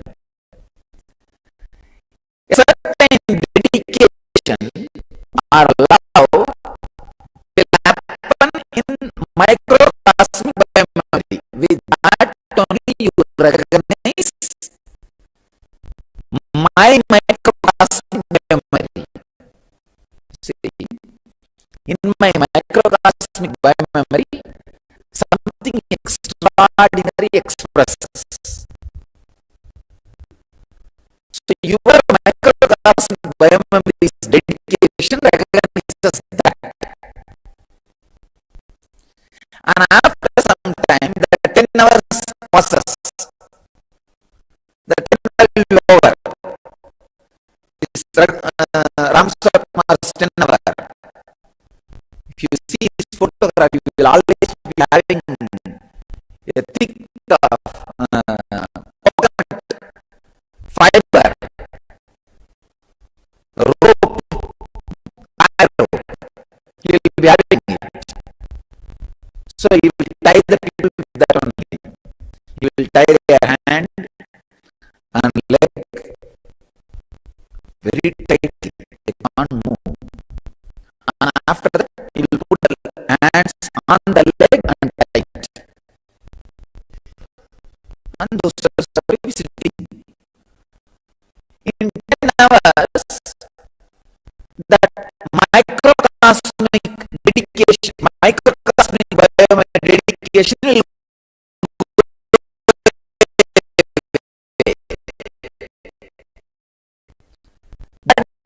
that is it. After that, the suffocation starts only. He will just sit and wait. He will watch how they are irritated. And by 10 hours, they will start telling him, no, leave us, it's okay, wait. And then he will ask, so this is your dedication for enlightenment. He will make them very clearly understand that their microcosmic biomemory strength is only this much. Only this much spiritual experience can be acquired by them. See, it's like your microcosmic biomemory's dedication gets attached to my microcosmic biomemory's expression. Now I'm to define God. Whatever you don't have is God.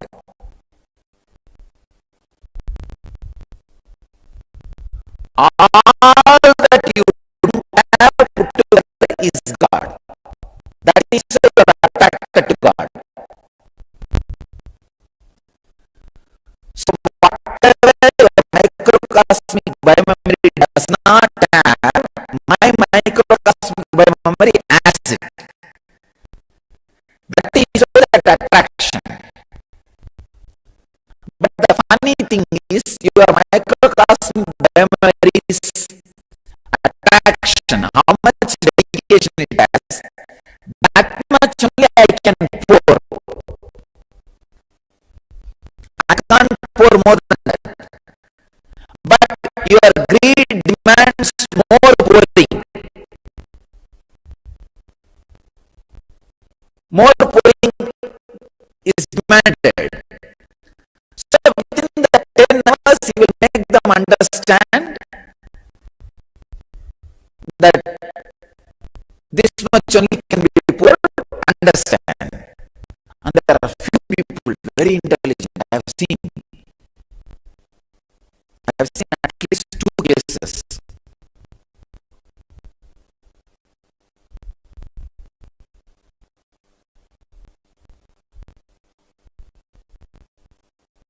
Which withstood more than 10 hours also.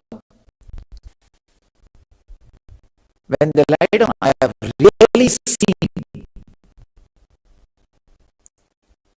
completely,